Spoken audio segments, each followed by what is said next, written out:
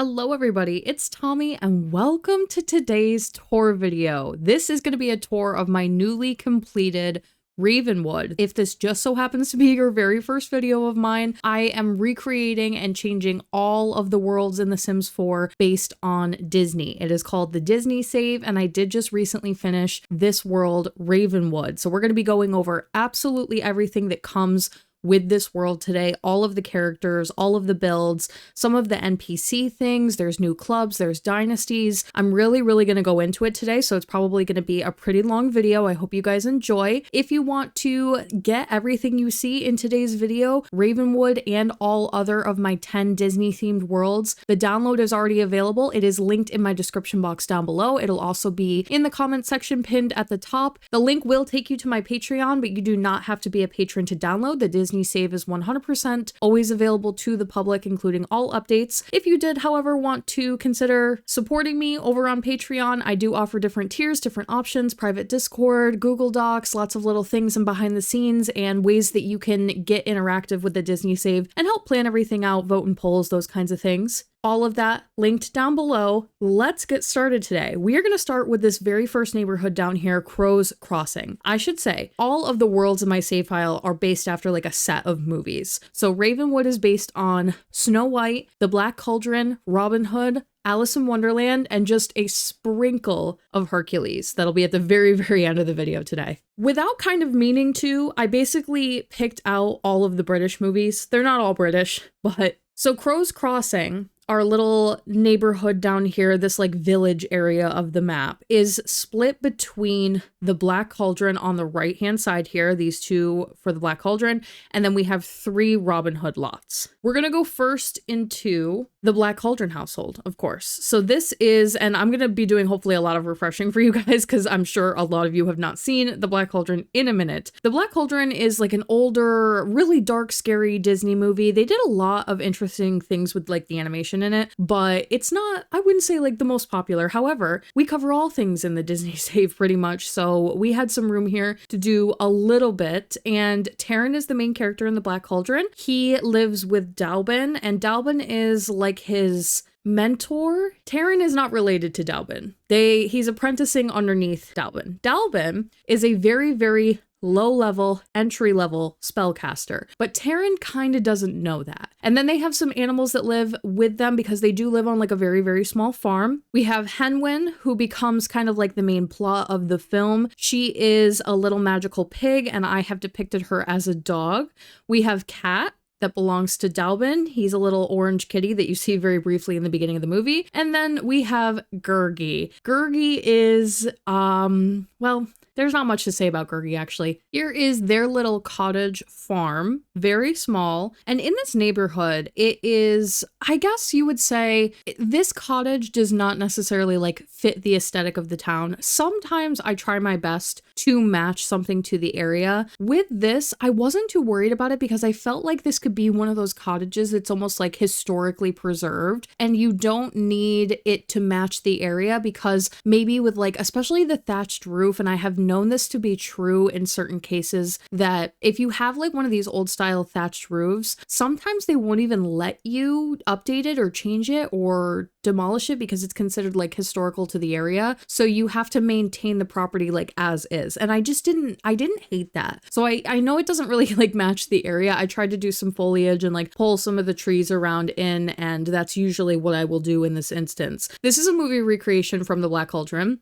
This is pretty spot on, if I do say so myself. I've had to make it a little bit smaller. This area over here is where they keep all of their animals, and it seems like even though they are portrayed as farmers, they are more so like animal husbandry farmers. Like they're not necessarily growing crops as like their main source of income. It might be like eggs, milk, that sort of a thing. Taryn specifically is supposed to be he's like a pig keeper. That's his job in the movie, and he hates it. So he wants to like go on a big adventure. Now this barn over here, I don't believe I have stocked anything in here. No, I do. I have one cow here. So we'll pull the cow out. Basically, if animals are like named in the movie, I will give them a name. I felt like for this household, they wouldn't maybe like name all of their chickens and all of their cows. Like I wasn't pressed to go ahead and put those details in. There was nothing really like to pull into it. So it's just like the chickens maybe don't have a name, the cow they could really like care less about. But Henwin, who lives in this little hut here, is very special. So she has a name, she has her own little area. This is her space. She's got her bed in here because she is technically a dog. We do not have pigs in The Sims 4. She's a little cutie over here. She goes inside, she hangs out with the fam. She's a little bit more privileged. But she does sleep outside here in the barn area, and she's got her toys and her bed, and she loves it. No complaints from little Henwin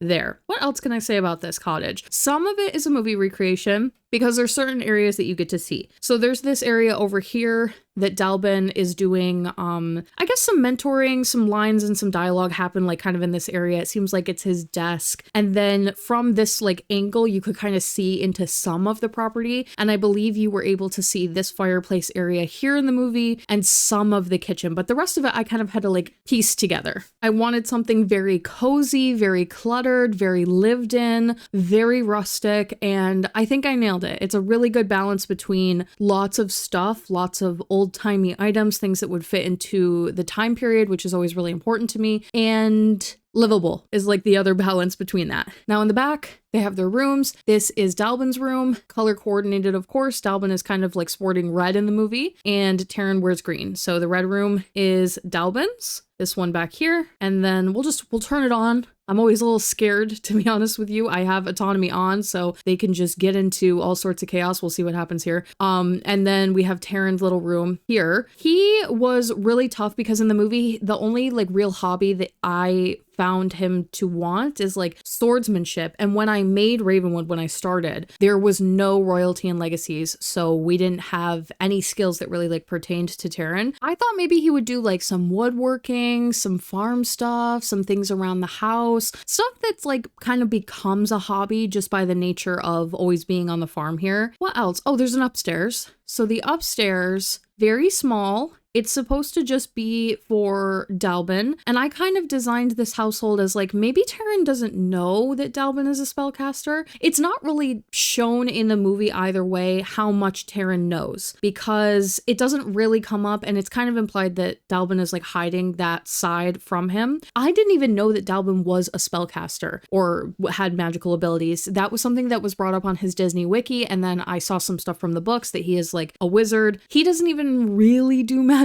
in the movie. At one point he uses poor little Henwin and like shoves her face into a barrel of water, and that is the magic that is portrayed. But I thought the magic was coming from her, not from him. Turns out he is a spellcaster. Now Taryn is late for school. He is 18, and unfortunately, no matter what I do, I can't get these kids in my Disney save file out of school. So he does go to school, and it is what it is. You could have him drop out of high school, but I've never been able to get that to stick in my save file. I'm not really sure why that is. It just is. He wants to be an admired icon because he's all about like adventure. He wants to go on a big journey. He wants to be more than a pig handler. He wants to do something and fight and go and fight Mr. Horned King, whose castle is way over there and we will be visiting shortly. He wants to be a little bit more than like a farmhand. I do need to add in some skills that come from the Royalty and Legacies pack. You will see that like half of the stuff in this world in Ravenwood has Royalty and Legacies and the other half doesn't, because I bought it like halfway through doing the world and I haven't really gone back and updated everything just yet. So he doesn't have like a the swordsman skill, and there are some missing items that I probably will put into this house in regards to him. All of the characters in the Disney save that are supposed to know one another,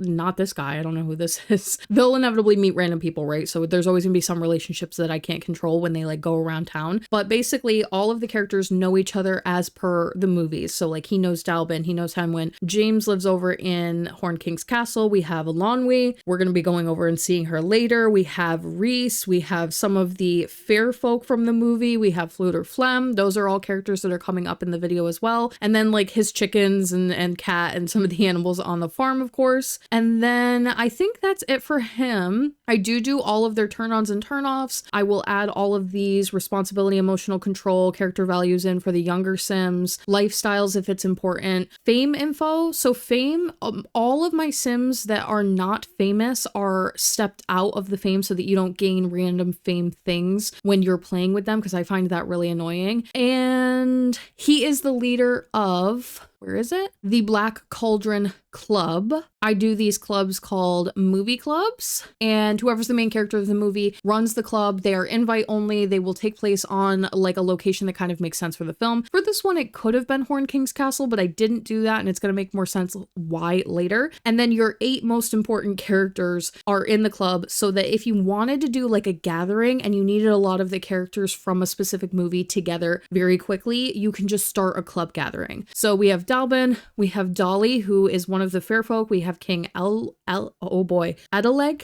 hopefully, Alonwe, Fluter, Horn King, and Creeper. There are more than that for the Black Cauldron in the Disney save, but this is all I am able to fit into the club. And then I will put some of these like club activities, and they usually pertain to whatever the movie is kind of about. Use fairy abilities, build natural living skill, care for animals, craft apothecary. The activities that you're not allowed to do are really difficult for these movie clubs. Sometimes I'm stretching it a little bit, and then other times it's really natural. It just depends on what the movie's kind of about. I do actual clubs in the Disney save as well if they make sense, but a lot of these characters are going to be in movie clubs. Dalbin he's got the master mentor aspiration where he's like kind of mentoring the character here, and that would obviously be Taryn. What else is kind of important about him? Oh, he has a custom career for farmer. You don't always have the option to put a character in like the correct career, but I don't want them just not having a career, because they'll end up going and doing random jobs around the town, and I don't want Dalbin to show up and be like working as a mailman. So in order to try to avoid that as much as possible, I have to put them into jobs, even if there isn't anything that matches. And for one reason or another, we don't actually have a farming job, weirdly enough.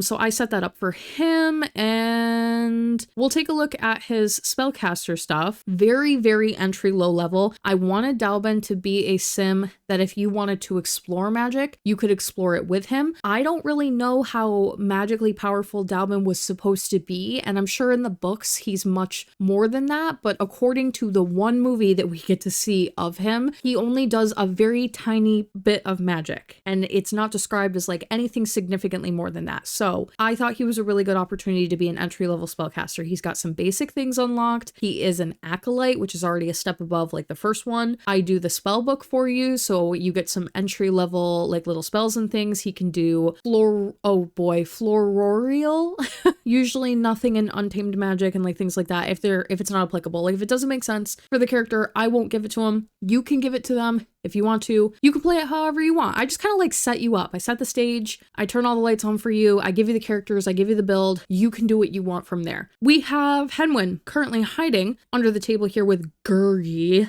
Henwin is a cute little dog.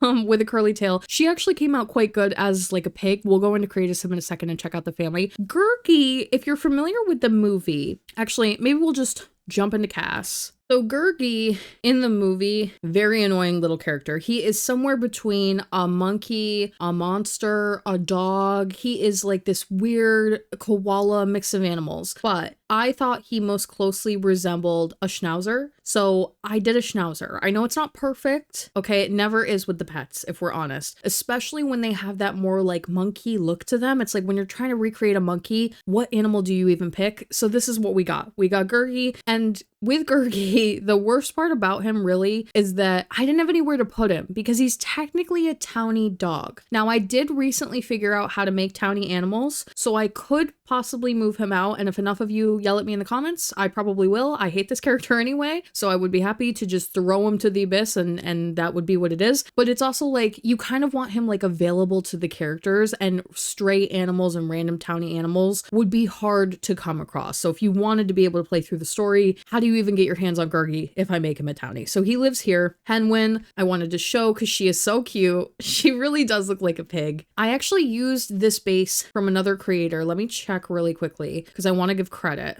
I do like 99.999% of the things in the Disney Save myself. I build all the characters, all the houses, all the townies, everything like that. But I think where I lack in skill just a little bit is pets, especially if it's supposed to be like an exotic animal of some kind. So this creator, I always pronounce it the Kalano, has some of the best pets that are available at all. These are CC free. You can get ones that are custom content, but you don't have to. I don't use custom content at all with the Disney Save, so it wouldn't have worked out. They just make incredible animals. Like you wouldn't even be able to tell that this is probably a dog, right? Yeah. It's a dog. Amazing. So once upon a time, somewhere down in this list, they had made, I think it's this one, a pig. So I started with this as my base for Henwin. I did change it. I changed a little bit of the facial structure, the eye color, repainted it so that it looks like Henwin. But I just wanted to give credit there. Everything relating to this person will be linked down below as well. They have a Tumblr page and they're credited on my Disney Save Patreon download because I do occasionally use some of their animals in my work. This otter, you're kidding. I love otters. So all credit of course to them. But we have little Henwin here. She came out so cute. There's no real way to make her magical,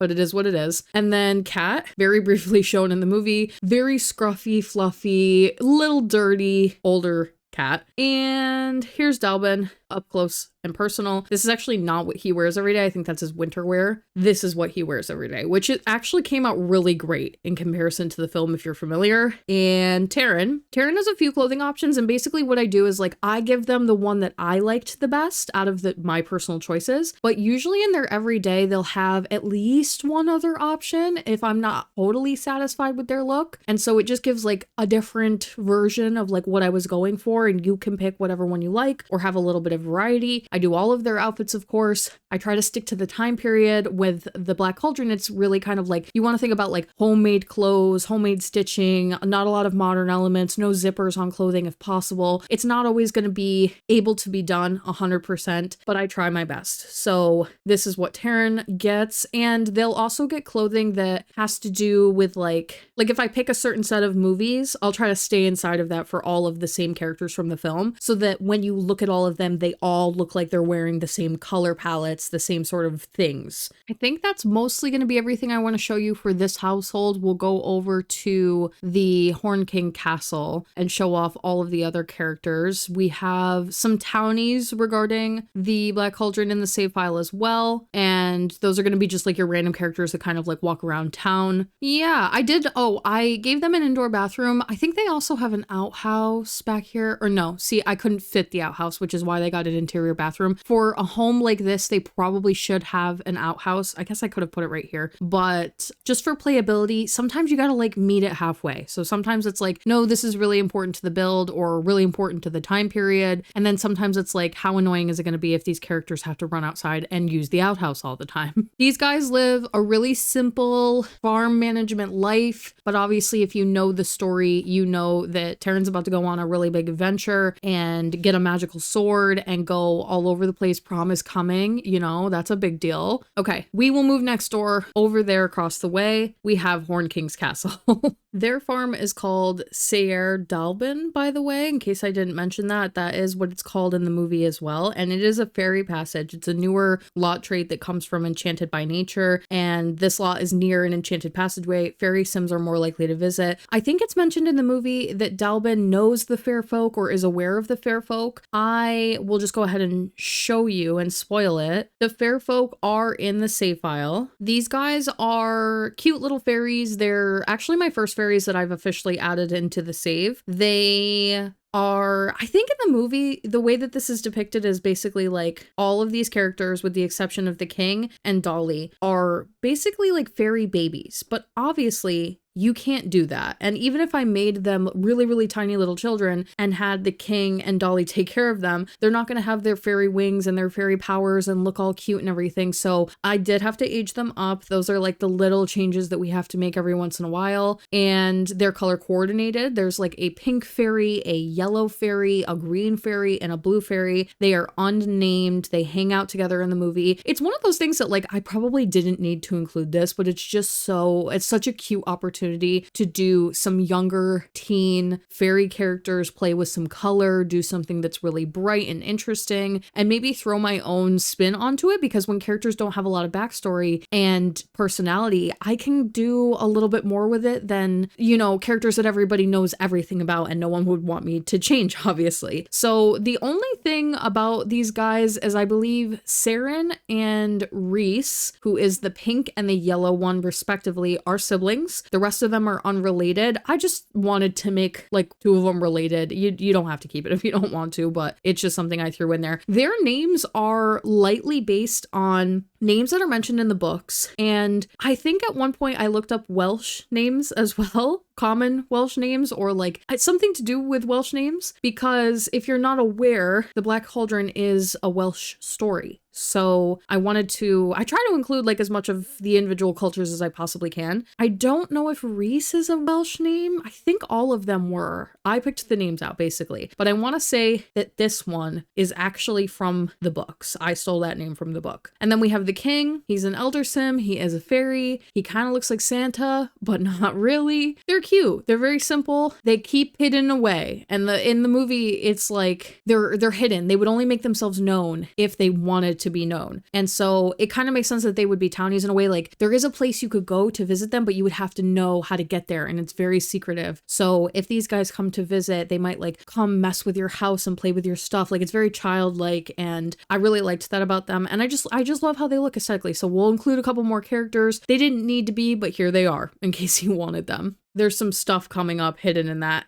household manager, so you're seeing spoilers of the future in there, but it's okay. There are no more Black Cauldron townies. There are no Black Cauldron extra bonus sims. I don't think there's any bonus sims for this world. Bonus sims are my extra sims that I throw on the gallery only for just additional characters and things, but I don't think I did any for this world. Now we have the Horned King, this terrible, crazy, nightmare, monstrous, classic sort of like ancient castle. I named it the Ancient Castle. I think that it is sometimes referred to that in various, like when they're kind of depicting this castle amongst Disney media. I found that name somewhere, so we're going with that. Now, we have Horned King. Horned King, really nasty. I can't wait to show you guys him and Create a Sim in a little bit, because he got an update. He has existed in the Disney save for a long time, but we used to have very different rules in casts, and so he's gotten some changes that really, really helped. And we have henchman characters. These two that live with him, their names kind of unimportant. We have this one right here. He is the dog handler in the movie. He's the prison guard. I think he might be an executioner.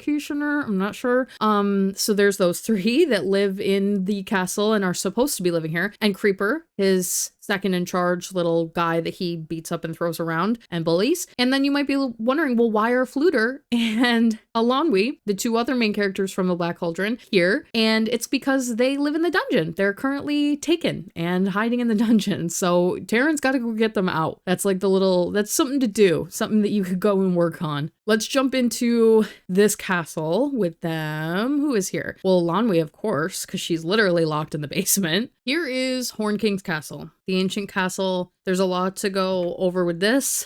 This is a huge build. I'm going to take it into build mode for a minute because I kind of want you guys to see this castle, especially like at night and in the afternoon. Very spooky, creepy, old, glowy.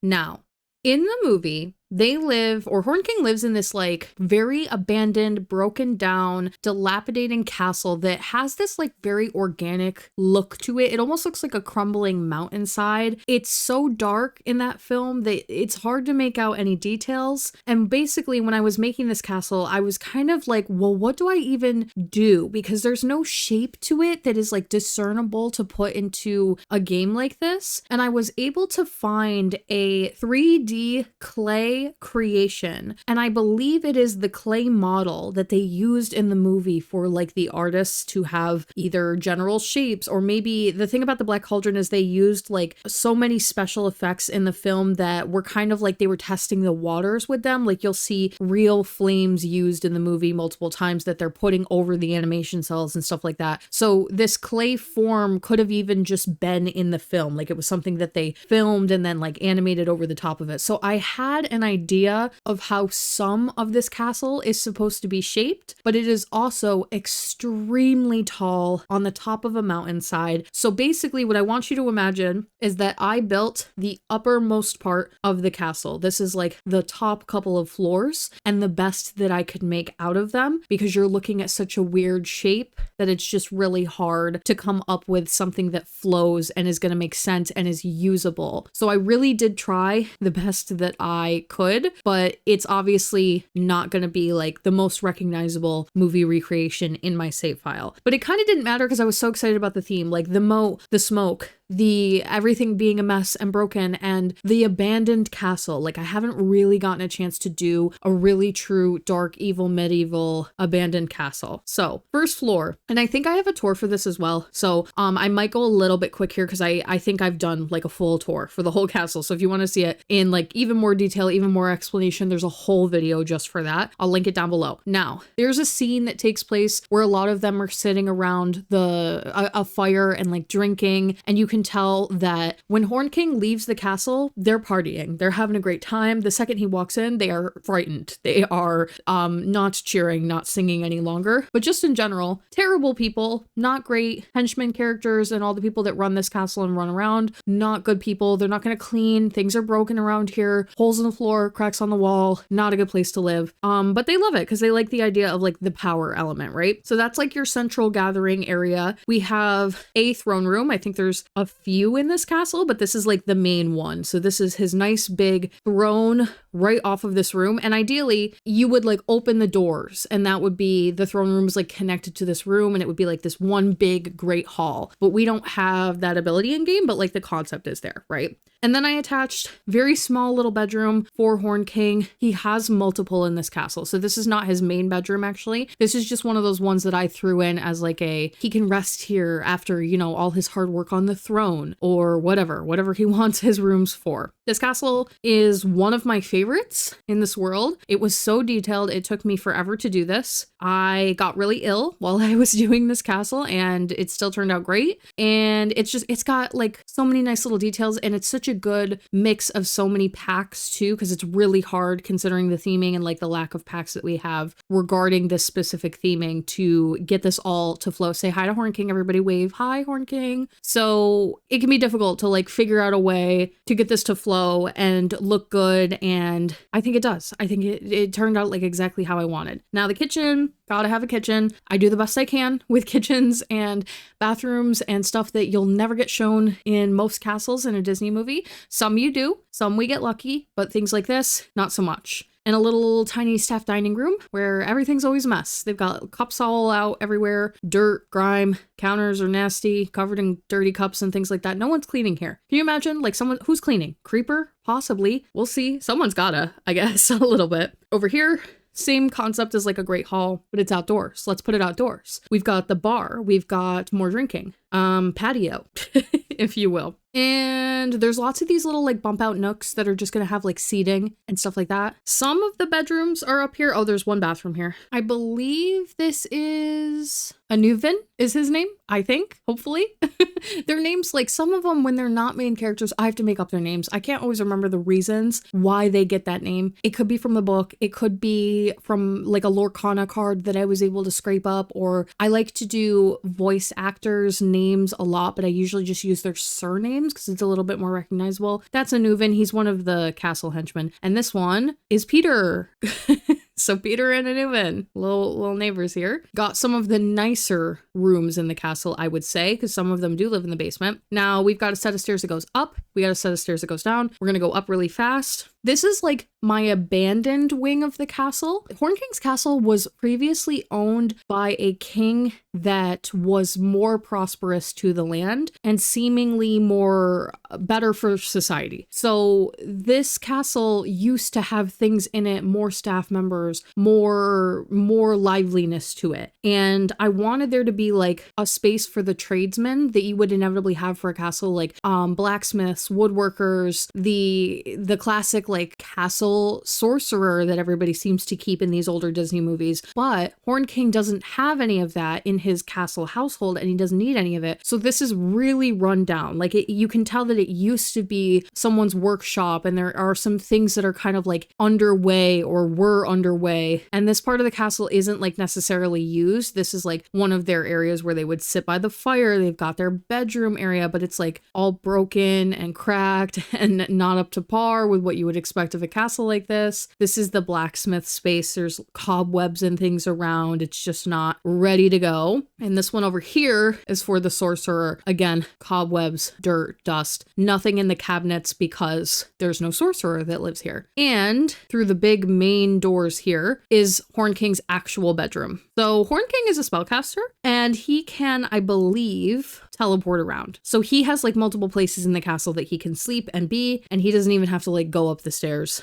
I think he can just bop around. Now there's 2 more levels technically here. With a castle like this, there is a moat, but you're gonna have like your guard towers. The guard towers are located on the top, not on the external wall like you would see in like Arendelle Castle, for example. So you've got some places where the guards hang out. They play some gambling games. They watch the windows. They patrol the walls. And I think there's even one more here up top. Guards can be staying up here, they can rest up here. This is also like your classic sort of concept of person in a tower. Like if you wanted to lock someone up here, you could do that. It's also just for lookout purposes. Now, if we go downstairs, these long, horrible stairs, you have some of the things that you're probably going to be like more familiar with from the movie and the scenes that you're going to remember. So Taran and his friends are chained up against or near something similar looking to this. And then you have the cauldron itself. There is some magical things that happen here. I can't remember the scene exactly, to be honest with you guys, but I do know that I was using like movie screenshots when I was doing the space, more or less. And this is the dungeon. There's lots of things in here that have to do with storage. So we've got like some kegs and some drinking things for storage. We've got a storage that is pantry stuff. This is where the previous king is being laid to rest. Taran finds the sword on the king's or in the king's casket. So it needed to be like available to get to and grab, and is in the castle. And I did like these flags because it's the former king's colors. Like this is his burial. It's supposed to be guarded off and maybe not so accessible, but I also need it to be accessible so that you can play out the story if you want to. I made these. These are functional. I'll bring a sim down here. These are functional boards. What would you call these? Dart boards. So you'd have to click on the top here. Do you see that? How it's like lighting up? We'll practice darts. Stop reading books. Who reads? Yeah, come down here and play darts. Okay. So you can play darts. It's obviously supposed to be archery the way that I've done it, but I'm also trying to disguise the modern looking dartboards that we have in game. I will do that like occasionally when I can, if it's possible, come in here or find a way to like cover up items. It doesn't always work because it causes like some functionality issues and things like that, but this did work out. Now that we have archery, because when I was doing this, we didn't, I will probably change this, but it depends on tiling and space. It's also kind of fun. Like it's a really unique way to do this, and it is supposed to be archery, but darts are also like somewhat applicable. I just noticed that the dog is sick, which is very, very annoying because these dogs get sick so much. Like if you go back and watch all of my tour videos for all of my worlds, every video you're going to see like one animal that is just sick in every single one. So here they are. We'll go in with them. I think these two are brothers, by the way. I'm not sure though. They could have just looked alike, possibly because they're, you know, from the same region of the world or whatever it is. They are both designed based on Lorcana cards that I was able to scrape up that show off some of the like details in their facial structures and skin colors and things like that. But they're also just shown in the movie in general. So I do have like some point of reference. They're not just like completely made up characters. They're just like in the very background of the Black Cauldron. You're not gonna maybe immediately recognize them as characters. So there's that. What else do we have? Oh, okay. So we have like a second Great Hall dining space, celebratory area. Could have been like formerly a ballroom. And I think that's what I was thinking about a lot when I was making this is like, maybe what did it used to be and how are we using it now? Because Horn King is not going to need a ballroom, right? And the actual dungeon bedrooms. This is the area where a guardsman would sit and protect and watch the dungeon, and this is shown kind of in the movie. Elanwi and Fluter are currently being held captive at this castle here. Now, the way I've done this, these doors are locked technically to the specific character. So everybody can come in and out of this door except for Elanwi, and then everybody can come in and out of this door except for Fluter. Fluter lives in this one that's like a double off. Don't ask me why they're connected like this. It doesn't really matter. And so the thing about this is, see, like she wants to chat with him, but she can't. She can't get out of her room. So maybe Taryn could come help save her. That would be great. She's got some marbles. She's trying to like live her best life in here. You'll recall in the movie that she actually gets herself out of here and escapes. Why was he running? That was so scary. He's sprinting through here. She escapes all on her own. She climbs through like cracks in the castle itself and gets herself out, but I digress nonetheless. When they go to work, when they need to go to school, when there's a respawn or a redo of the lot, they're probably going to come out of the basement and spawn out of the basement. There's nothing I can really do about that, but the concept is there. And if you can't figure out like why they can't get through the doors, that's why, because it's locked. And not to go upstairs, there's a couple of additional bedrooms here that are supposed to be dungeon rooms. This one, there is a dungeon bathroom, and we've got, this is for the dungeon keeper and his bedroom, who is this guy right here. His name is James. Yes, James lives here in the basement. He is the owner of this dog. This dog is aggressive. He's stinky. He's mean, and he probably needs a new owner because this man is terrible to him. Now, this is kind of like the castle treasury. Almost every castle I do has a treasury. For Horn King, his treasury would consist of like not gold, because that's not what he was looking for. He literally was keeping, see, look, he loves it. He's like, let me come in here and look at all my, oh my God, I didn't even know you could use those if they were sized down. That's crazy. Okay, well, he came in here to use it. See, this is why I do not turn autonomy off. You can imagine that he had a room, and I think this is actually shown in the movie, where he's just throwing cauldrons into it because he keeps trying to find the Black Cauldron, and they're grabbing the wrong cauldrons. They're going all over the town and like taking everybody's cauldrons. And then there's like skeletons and things in here because that's also part of the story. It's a treasury. Okay, I think that's it for the castle. We'll go over the characters as they go about all of their things. So we have Fluter. Fluter is late for work because Fluter is technically, he's a bard, right? So he's supposed to be in the music career. He's got musical aspirations. He is in the entertainment space, like leaning more towards music. Fluter, if you didn't want him to be in like a career, you could just take him out, because obviously this creates a dynamic where like he has to go to work. But I always try to put my characters into roles and into jobs that they should be filling. But maybe for game mechanics, it's not like a perfect lineup, obviously. Like him going to work is not perfect. What else about Fluter? Fluter has skills that are relating to singing, music, musical instruments. Here's his relationship, similar as the others. He's got at least one musical instrument in his inventory because he does take it out in the movie several times and play music for everybody. We've got, what else? I don't know if there's anything else to say about him. We'll jump over to Elanwi. I don't know where I got Elanwi's last name. It might be the voice actress, or it's in the books. Elanwi is also a teen,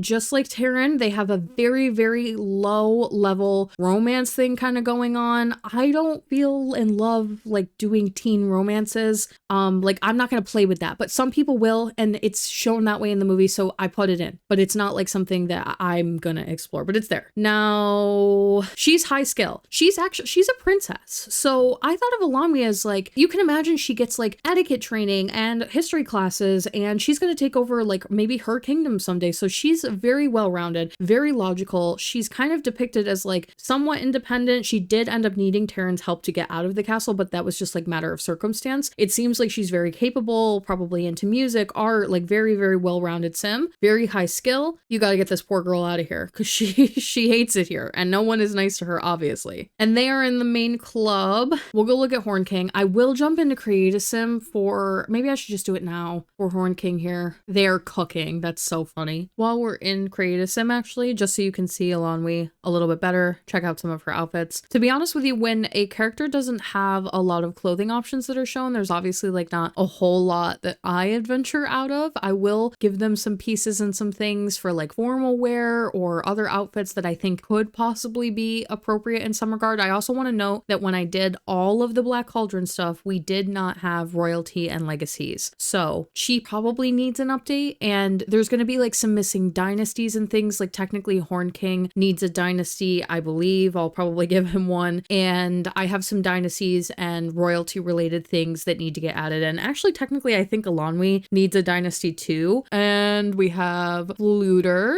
Fluter pretty much always just kind of looks like this, but that's how he looks in the movie, so it's okay. He is a musical genius aspiration, a music lover. He is squeamish and cringe. We have Horn King. Horn King is a spellcaster. He got a huge makeover, and I just think he looks so much better than how he used to in the Disney save. He is sporting some Star Wars stuff. I know that that is controversial, but it really is that pack to do some of these outfits that are like layered fantasy clothing, things that we just don't have a ton of in the Sims 4. You might be thinking Horn King wears his horns. Well, yeah, duh. Problem being, Sims cannot wear hats and headpieces. These little head decoration things, they can't wear a hat and a head decoration. So I don't know which looks better or worse, to be honest with you. Like, to me, this is more recognizable. If you take the cloak away, the headscarf away, it's kind of like jarring to look at him like this, no? But also Horned King. So both options there if you want them. Pick whatever like you like better. Some new fancy eyes. We have all these new eye options now. They've unlocked all of the occult and extra unlockable eyes finally, so I can make these fancy Sims that don't coordinate with necessarily like the eye options available. He's kind of like a skeleton or someone that's been alive for a really long time, like very frail, but also just this weird brownish green color and very sunken in features. I gave him a new tattoo so that he could have his missing nose. It's not perfect, right? Like, stand back a little bit from your screens and it definitely looks a lot better, but it's better than how it was before, which is basically like when a character doesn't have a nose, I just push their nose as flat against their face as possible. And now at least he can have the representation of what it should look like. Like, that looks much better, does it not? And that's how you're going to see him in game most of the time anyway. Horn King, not super,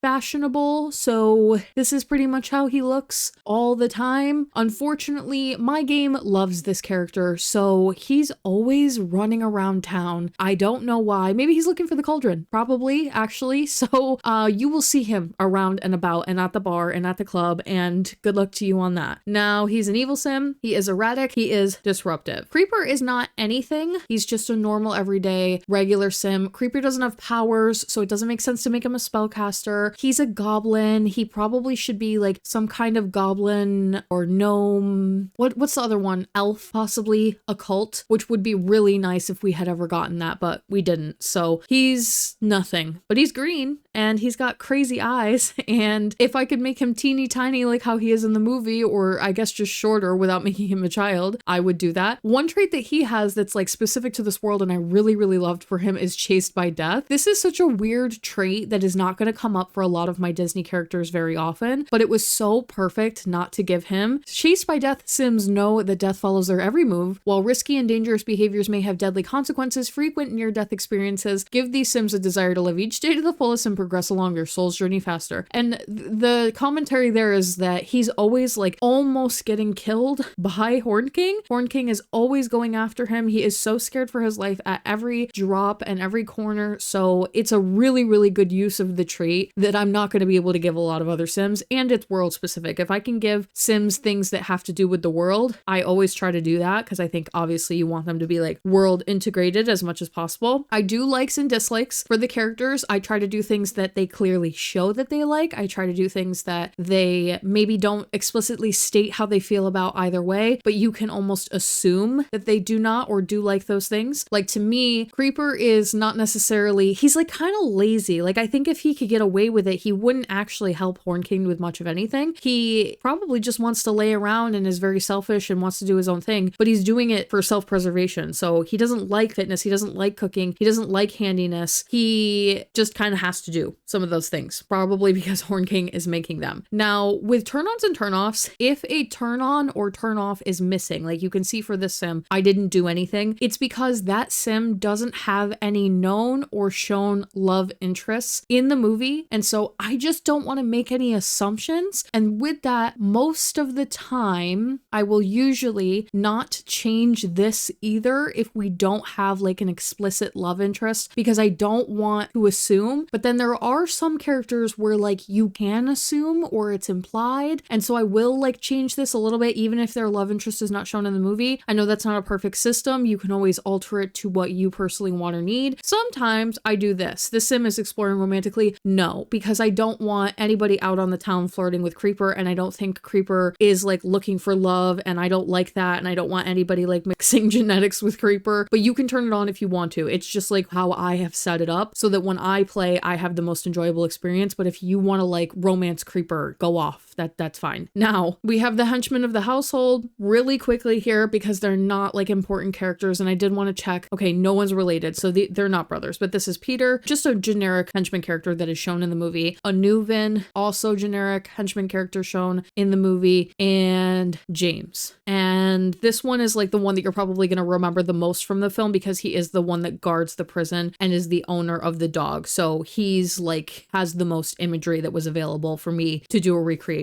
The dog's name I cannot pronounce. I am so sorry. I'm sure it is a Welsh name, so I'm just not going to butcher it and scare everybody. But the dog's name is actually the dog's name according to Disney Wiki, and I came in and made sure that he had all of his appropriate spots and everything. I think he's a shepherd mix or a mixed breed of some kind. He's mean, horrible, aggressive, needs a new owner, like I said. And that's these guys. Look at that. The dog healed himself, so gonna be fine, basically. I think that's everything I want to show you guys with this. The moat on this lot, by the way, you should not be able to swim in it. I thought because of the size of this build, it would be really distracting to have Sims trying to get out here and use this pool. It is a pool. If you want to be able to get into it, just move a couple of these rocks away. I think if you click on it and ask them to swim here, they're probably not going to be able to get in. I just thought it was too much. This lot is absolutely huge and really, really intense on computers. By the way, just in case I don't think I need to say this, but if you are a laptop user and you're trying to use my save file, it's probably going to run really, really heavy and loud fans, and maybe some things won't load. I do not know because I don't build on and use laptops, but I've had people like throw comments my direction before that are like, yeah, this castle's huge, I can't even use it. I don't know what you want me to do about that. Like I try the best that I can to be chill with everything I do, but also I'm recreating things for movies and there's a lot of details, and I'll also get yelled at if I miss the details. It's an intense save file, so keep that in mind, please, with your computers when you try to use especially builds like this. There are going to be things that come in today's video that are going to run super peachy smooth, easy peasy. This might not be one of them. It runs fine for me, but it's not a light build by any means. There's pool, water, flowing little bubbles and things, fire everywhere. There's cauldrons, there's interactable items. It is 4 levels and 1 down in the basement, full household. It's just a lot, right? So we get it. I think Taryn's here. Very funny to get the stinky dog out of the household. Oh, the bridge works, by the way. Oh, there's a fire. Perfect. Exactly. The bridge is functional. Your Sims will walk through this part. We're going to ignore the fire. Not a big deal. Your Sims will walk through this part because it's debugged, but the bridge is functional. Let's go see who did what, because no one in this household can cook. So, I mean, that was a given. All right, put the fire out. It's okay, everybody. Extinguish self. It's okay. Every single time I do a tour video with autonomy on, they start a fire. So this is why I usually have autonomy off, but it does create some fun for the build, I guess, or for the video. We're gonna move along.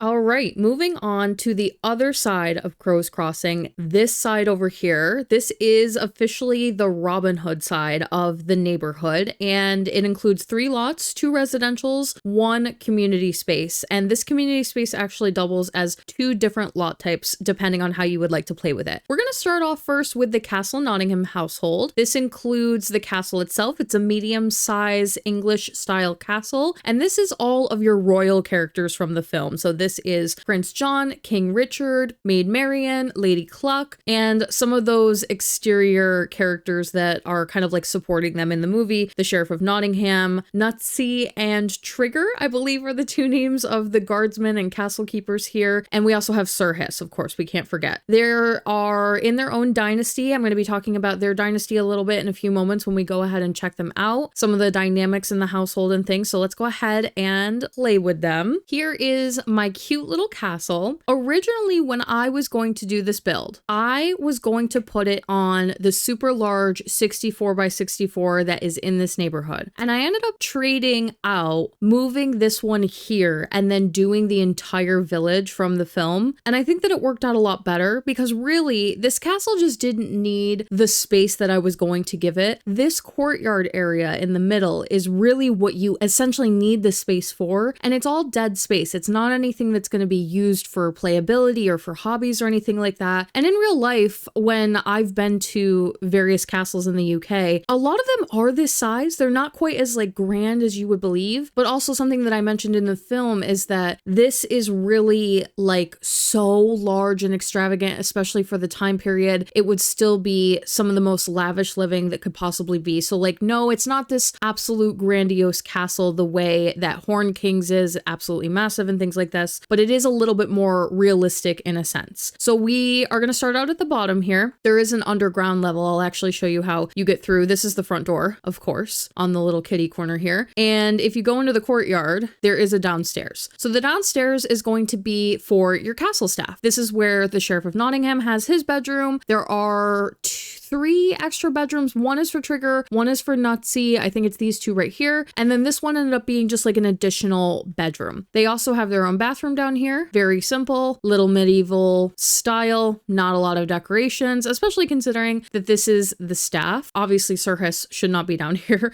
The thing about The Sims is that they all like to use each other's stuff and go in each other's spaces, which I think just by the design of the game, they really should have programmed it where characters are gonna like by default go in their own bedrooms and use their own things. Like Sirhis definitely has a mirror in his space. So I don't know why he's down here, but that's just not the way that it is. So you can always lock doors. In case you're not aware, you can do like lock for individual or lock for. So when I was playing this, I found that Maid Marian and King Richard and Prince John were coming down here quite a bit. So I didn't like that. Now the entire downstairs is pretty much locked to them. Here I say as King Richard is down here. I locked the doors to a lot of the characters. So maybe I missed King Richard, but the royal characters shouldn't be coming down here. This room on the end is for the sheriff. He is a werewolf. We'll go over all of the characters individually and I'll explain some of him later and why I made that decision. He gets a slightly larger room. He's got a little bit higher status, if you will, at the castle. He's got his own bathtub. That would be such a luxury. His own big fireplace that's like nice and wooden compared to these ones, or nice and stone compared to whatever these are made out of. I guess these are stone too, but they're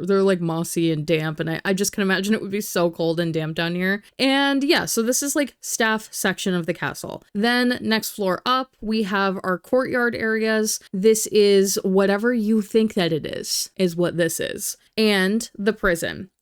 This is the 2-level prison that they show in the film. Now in the movie, there is a spiral staircase right in the center that goes up to the 2nd level. And obviously we don't have that, so I kind of had to make do. I did put stairs in here and it just wasn't really working super great. I ended up having to opt for the ladder, which is not great, but sometimes these are the things that have to happen. The prison is very bare bones. It's got a couple of chairs here and there, some buckets, and nothing to do. The only thing that I want to just note and recommend, obviously nobody living here is currently being held in the prison, but if you wanted to use this for a prison, you're going to have to replace this doorway with an actual closed door. It's set as an arch because I wanted something with the grate, and if they had included a door in this kit, this is from the castle kit, that you could close the door all the way down, like it was just the grate all the way down and that was a closed door, I would have picked that instead, but they probably didn't want to animate the mechanic of the grate coming up and down. I get it, it's fine. So I've chose that, but obviously it's not going to like work as a prison because of how open it is. Just replace it with something else when you actually utilize it for storytelling if you'd like to. Really fun to do this. It's very medieval, chains on the wall, scary. Don't always get to do like such a focal point large prison area in a build, typically speaking. It's not going to come up a whole lot. Now, the actual entrance to the castle, when you go through the courtyard, there's this little door over here. There is an outdoor area where in the film, Maid Marian and Lady Cluck are playing a game on the net here. This is non-functional, obviously. It's just kind of for show, but that's okay. And actually, if you walk all the way around the path here behind some of these trees, there's a couple of exit points to the castle. There is some gardening plots and some things that you can play with over here if you want to, just some little extra activities to do, or just like a walkway to generally get you around the castle, and it loops back around onto this side. The castle itself, before we go in to the first floor here, if you watch the speed build, you're already going to notice that it's a little bit different. I did add this room over here. Originally, King Richard, who's probably upstairs by now, yep, was not living in this castle because I didn't want to put him in, considering that this is supposed to be John's room, and John is currently staying in this room according to the movie, but he's kind of like he is a regent. He's ruling in place of King Richard. So King Richard is off doing another thing, and John is ruling while he's gone, but he wasn't actually there in the movie. So I didn't want to put him in the household. And then when I was making the dynasty, I realized that it wasn't going to make sense if I didn't put him in, because he is technically the head of the dynasty. So he was originally going to be a bonus sim. He is no longer a bonus sim. He's in the household, which means if you want to play through the story, you kind of got to get rid of him or move him somewhere else or throw him in as a townie, but he's there. It's just something that's like optional for you to be able to do. And again, it would have just made John the head of the dynasty, which I didn't want to do because technically he is the heir, and that's like one of the points of the whole thing. So we're not going to go over the dynasty yet. In a few moments, I definitely will, but I just wanted to explain why Richard is here. And then downstairs, we have this new bedroom that is John's bedroom. Very simple, going with the bright red, which is what he wears. The castle's colors are actually purple, and I would have loved to have utilized purple all over the castle in their bedrooms and in their spaces and things, but purple's not one of the colors that comes with the Royalty and Legacies pack, unfortunately. So you're going to see a lot of red and gold, and I guess just general jewel tones in place of that. This is a entryway to the castle. You can go over here to the right and kind of like go through and up the stairs. But if you go to the left-hand side over here, this is the area of the castle that belongs mostly to Maid Marian. This little, I guess living room, that's usually what I just call these. I know that they're not living rooms, but whatever you want to call it, like a gathering space, is supposed to be for Maid Marian and Lady Cluck. That's kind of how I designed it. There's some guards on staff keeping things secure for them. And Maid Marian's room over here, very cute. A little bit small, but like I like that for this castle. I really do. I think that there are going to be castles where everything is just these big, grand, open ballroom spaces and large places, and it's just not this castle. Like that wasn't the vibe even in the movie. And she's got her own bathroom. Lady Cluck's in there practicing some acting. I think that comes possibly from this dynasty. They're always like wanting to do it. Yeah, I think this has to do with building charisma or something. It has something to do with the dynasty. They're trying to work on their dynasty stuff. Anyway, if you go this way, John's room and Lady Cluck's room. She gets a little bit smaller of a space. Still cute though. Storage space off back here.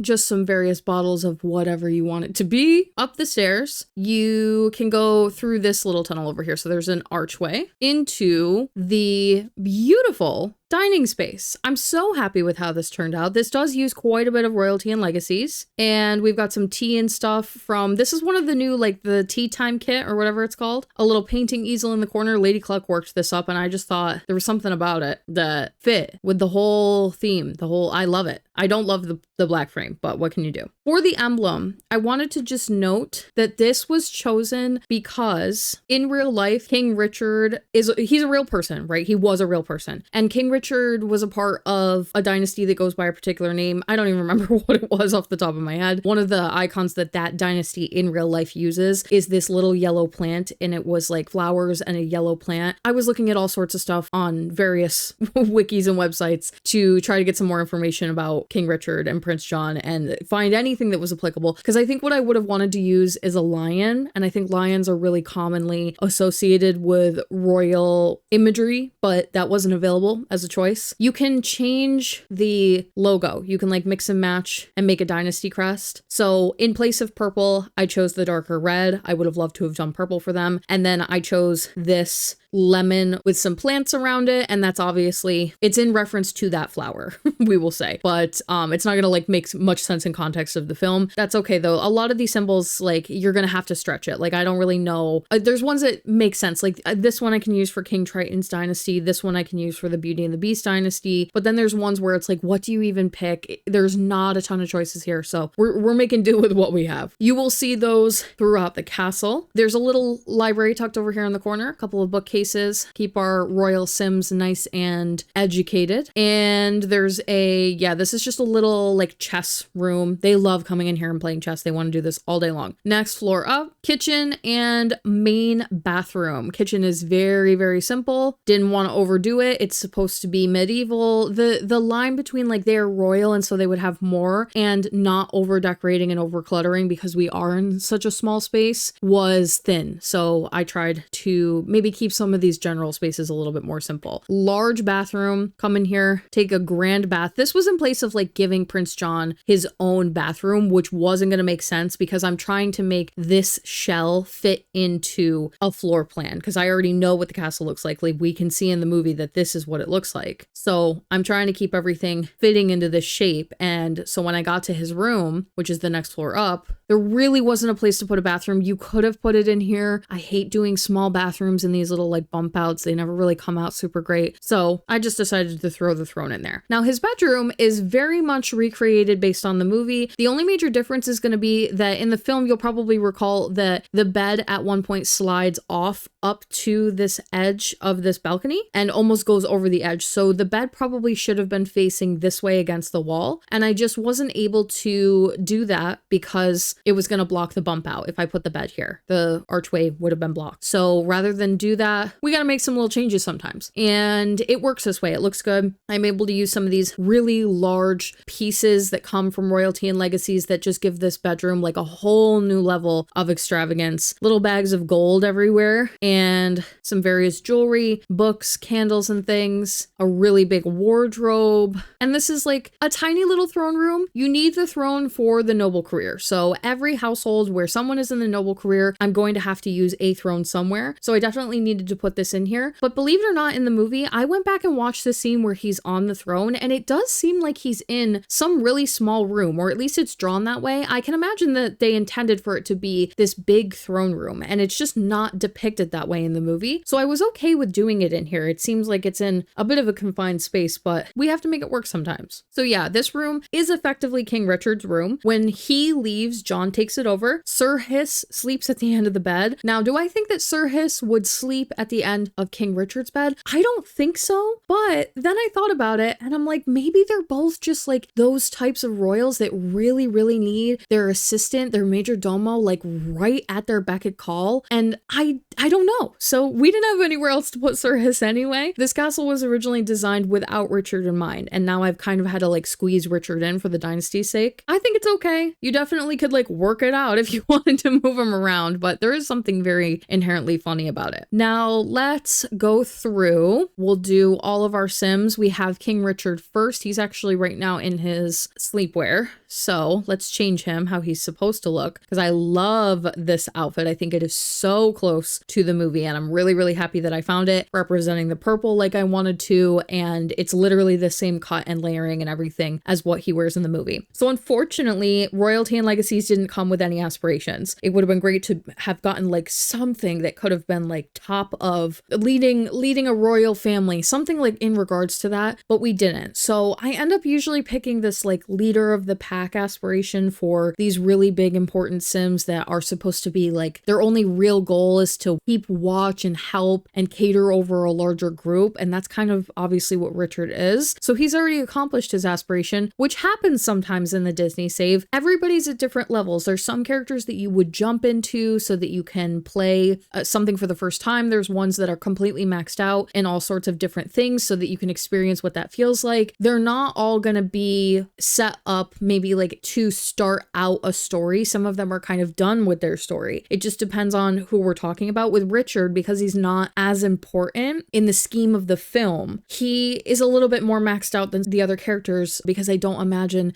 everybody will like want to play him all the time. Now, he is the king of Ravenwood. Okay, so we're gonna go over some of the dynasty and noble career stuff. Basically how this works, this will be like a very light introduction to all of this kingdom stuff if you've never seen any of it before, but you can change all of these. These are kingdom titles. They apply per world. So everybody in this world goes by this system. This will probably be an issue in the future, but in this world, I didn't have any major problems. One of the ones that I changed was, where is it? Right here on rank 6, I changed this one to Maid because this one is Maid Marian. So we'll go over her in a few moments, but you can edit all of these to be applicable for whatever titles you would like to give to people that are in the noble career. Now, King Richard is at the very top. He is the rank 10 highest that you can be, which means that he is the king of Ravenwood. By nature of how this pack works, you cannot have more than one rank 10 sim in a world. The other sim that is rank 9 and wants to be rank 10 will try to fight you for the rank, or vice versa. Now, with that being said, in the Disney save, I can't have that. We are going to have worlds where there are multiple kings or queens ruling at the same time. There's just no way around it. So with a little bit of MCC, and this does hold and stick without MCC installed, so you don't need to have any mods to use my save file. I use some mods to like put certain features in, and then once I take it away, everything is still there. The queen, the evil queen, who's going to be over at Snow White's castle, which we will go to later in the video, she is also a queen, and she also is rank 10. And so there's like controversy. She wants to be like queen of the world, he wants to be king of the world, and they have like a little bit of like built-in animosity towards each other. I don't really do cross-movie relationships, so that's neither here nor there for me, but that's why this is here for him. When we go over to the evil queen's household, I don't believe this will show for her, which is kind of fair, because if I had to pick like a ruler for each world, I probably would pick the evil queen. I think she's a little bit more culturally, historically significant to Disney, so she just kind of like wins the spot, but that's why that's there. Now, the noble career is separate from the dynasties themselves. Noble careers, like not everybody who is in a dynasty has to be in the noble career. Noble careers are tied to titles. So Maid Marian is in the noble career. She is technically, canonically, the niece of King Richard and Prince John, but I believe it is on her mother's side. However, the game doesn't recognize marriage relationships downwards, so I did have to make her genetically related on their side. It's not like it really matters all that much, and I'll show you why later. And then Prince John is in the noble career as well. You can see it says King Richard Lion, a noble rival, is an adversary at court who blocks the path to promotion. So this obviously makes a lot of sense for him because he's a prince. He is rank 9 and he would love to be rank 10, but he has a brother who is very high skill and very much still alive. Lady Cluck is in the noble career. Anybody that is basically going to like kind of want a title, so even technically knights are a part of this career, because all the way at the beginning, rank 1, you'll see knight. So knights of a household also would be technically in the noble career, but then there are some where this kind of doesn't make sense. Sir Hiss is one of them. He is not noble technically. He doesn't have a title. I guess Sir is like technically his title, and he would be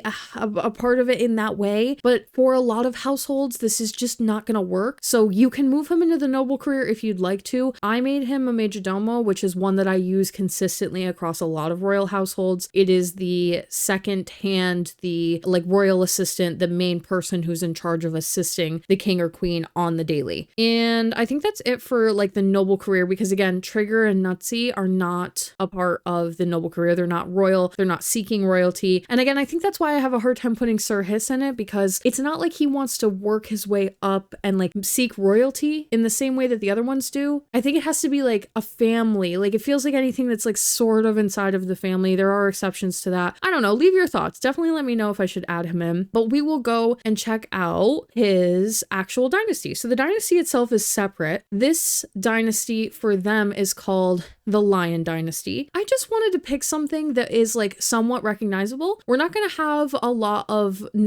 any known dynasties in the Disney universe for the most part. Maybe with like things like Mulan related, I can pull out some actually like technically correct ones. There was a historically accurate name for this dynasty that King Richard was a part of, but I was worried that people wouldn't recognize it, and I'm trying to just keep it recognizable when you go through the list, because you will will see, if you go to view all dynasties, you can see which ones are in the game. So right now, the ones that come with the game are still in here. They will slowly get deleted over time as I add in more. And I haven't, as of this video today, put in all of the dynasties. There are only 2, actually technically 3, that I've made for Ravenwood specifically. I will be doing a huge royalty and legacies update to the Disney save in a few months, and that will include all of the dynasties. But we have the Lion Dynasty. This is for the Lion family, all of the Robin Hood characters. We have the White Dynasty from the Snow White family, and then the Dove Dynasty is Prince Florian, Snow White's love interest, who is a part of his own dynasty, household, everything. So, the Lion Dynasty. The Lion Dynasty includes Richard, John, Sir Hiss, Marion, and Lady Cluck. Their ranking number-wise in the system, as far as I understand, has to do with like how many things and activities they are doing to like almost like change their number within the dynasty. They do this autonomously, so I can't force it, and I can't make Maid Marian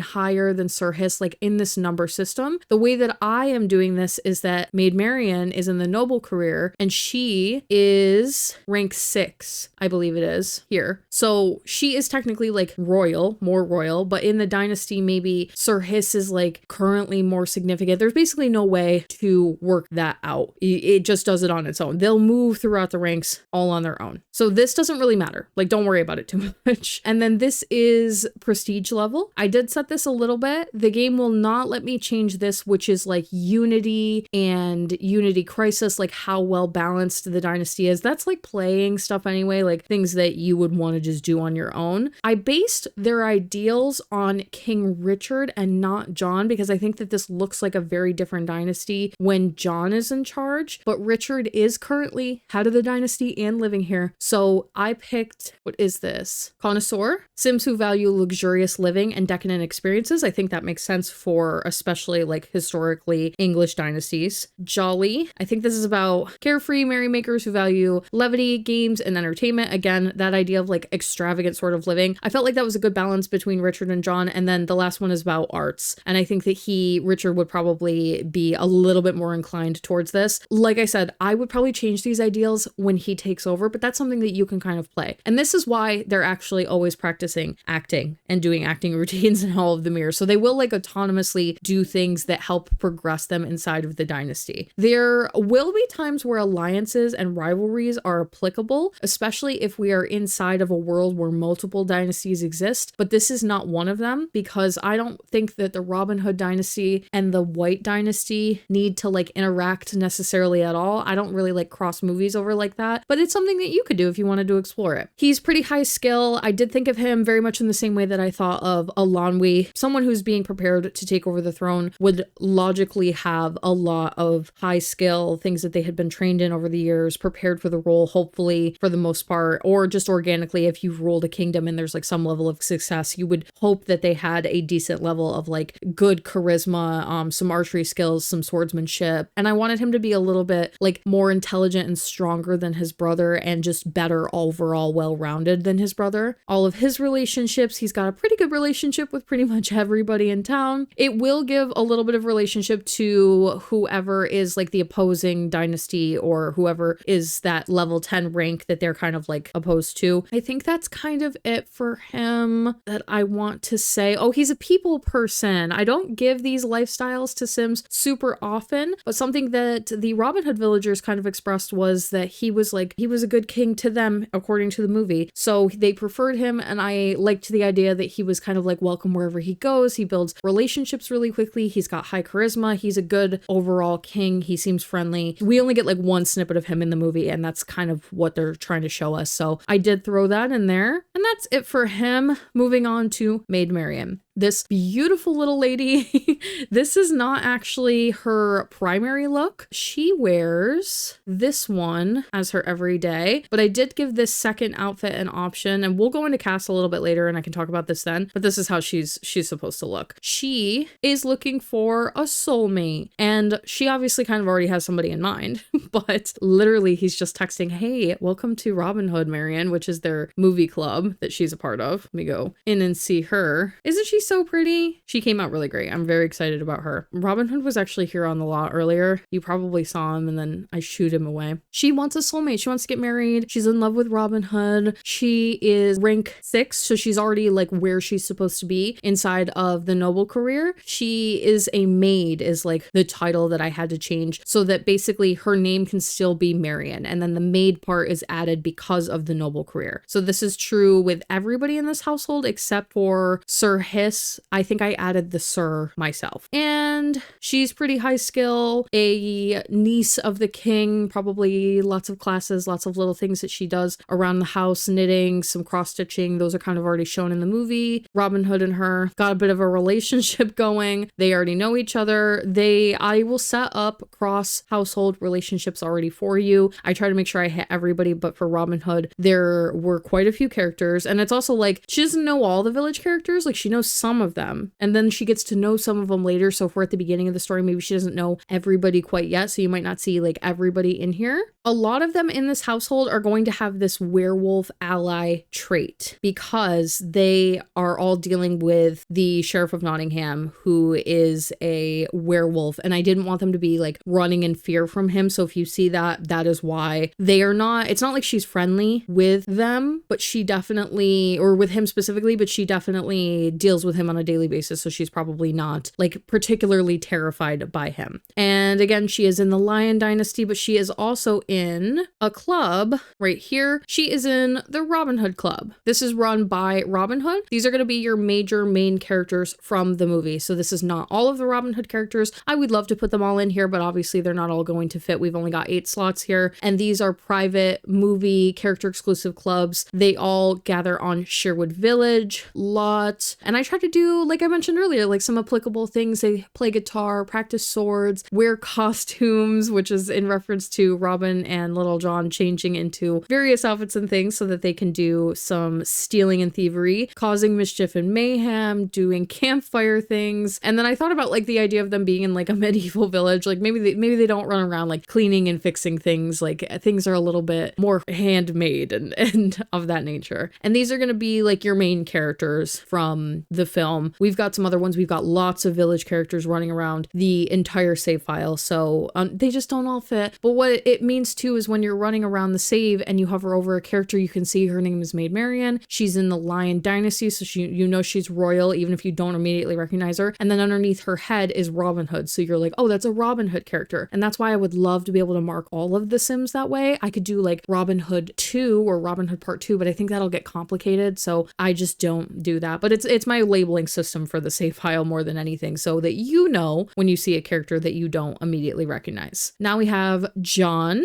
John is terrible. He is rude, annoying. He wants to be wealthy. He's already like fabulously wealthy. He's already maxed it out because of the nature of this household, but he still wants more. He wants to steal the throne in a lot of ways. I don't know that he would go so far as to like harm Richard, but I think that he would love and thrive if he just disappeared on his own. And very low skill, some mischief, some mixology. He doesn't do a lot. He's a lazy sim. He lays around. He's in his bed a lot. He's got pretty negative relationships with a lot of the townsfolk, obviously. Pretty good relationships with a lot of the characters that the other characters do not get along with. I would say he probably, at this point in the story, gets along with his brother. I have this idea that his want for the throne is like sort of hidden in the beginning. He probably is not trying to make it seem that he like cares too much either way. So he would have like a somewhat decent relationship with his brother, but you can change that. And what else can we say about John here? He's got a bad reputation. He is in the dynasty as well. And yeah, I think that's actually it. We'll go into cast and like check out some of their outfits and things from the Royalty and Legacies pack. We have the Sheriff of Nottingham. Let me see if I can get him to change so that you can see what he normally looks like. Because right now he's raging, I think. I can't figure out how to do it, so we'll just have to wait and go into cast in a moment. He wants to be a mansion baron. Again, we don't have a lot of things that have to do with, like, I just feel like royalty and legacies really could have added a couple of aspirations that would have so helped me out in the save file. So it's kind of hard to know what his general wishes are. He doesn't really explicitly state that he's after money. He just kind of likes, I think, the power and like being a part of maybe helping the king, but he doesn't really say either way. But I thought we might as well put him actually into the sheriff career, the detective police work career. So he is in that, and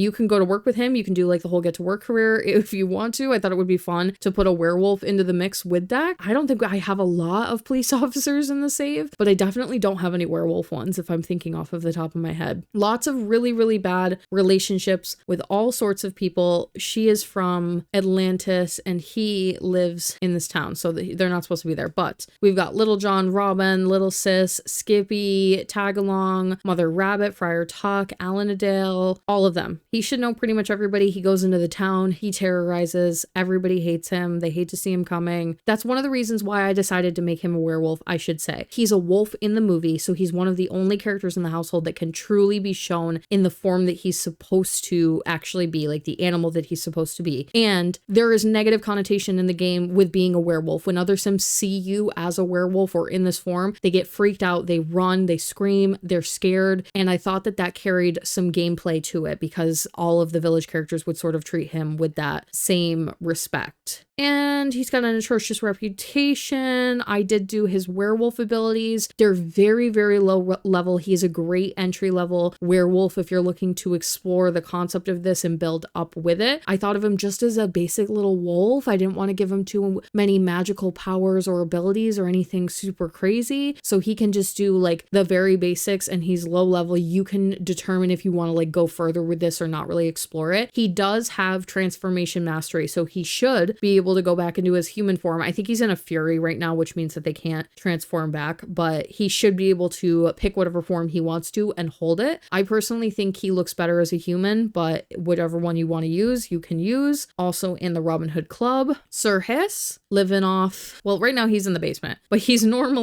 does live with Richard in his bedroom, so sorry to him. Some of you, I think, wanted me to make Sir Hiss a vampire. I didn't want like the chaos of, I don't even remember if I explained this or if I told anybody what I thought about this, so I'm just going to preface. I didn't want the chaos of lots of occults amongst the Robin Hood characters. I even considered not doing the sheriff as a werewolf for this reason, but I felt like it was too good not to. For Sir Hiss, I didn't feel like he had any real moments in the film of like using magic in any regard. There's one that I can recall where he tries to hypnotize Prince John, I think, and I don't even think it works or it doesn't work for long.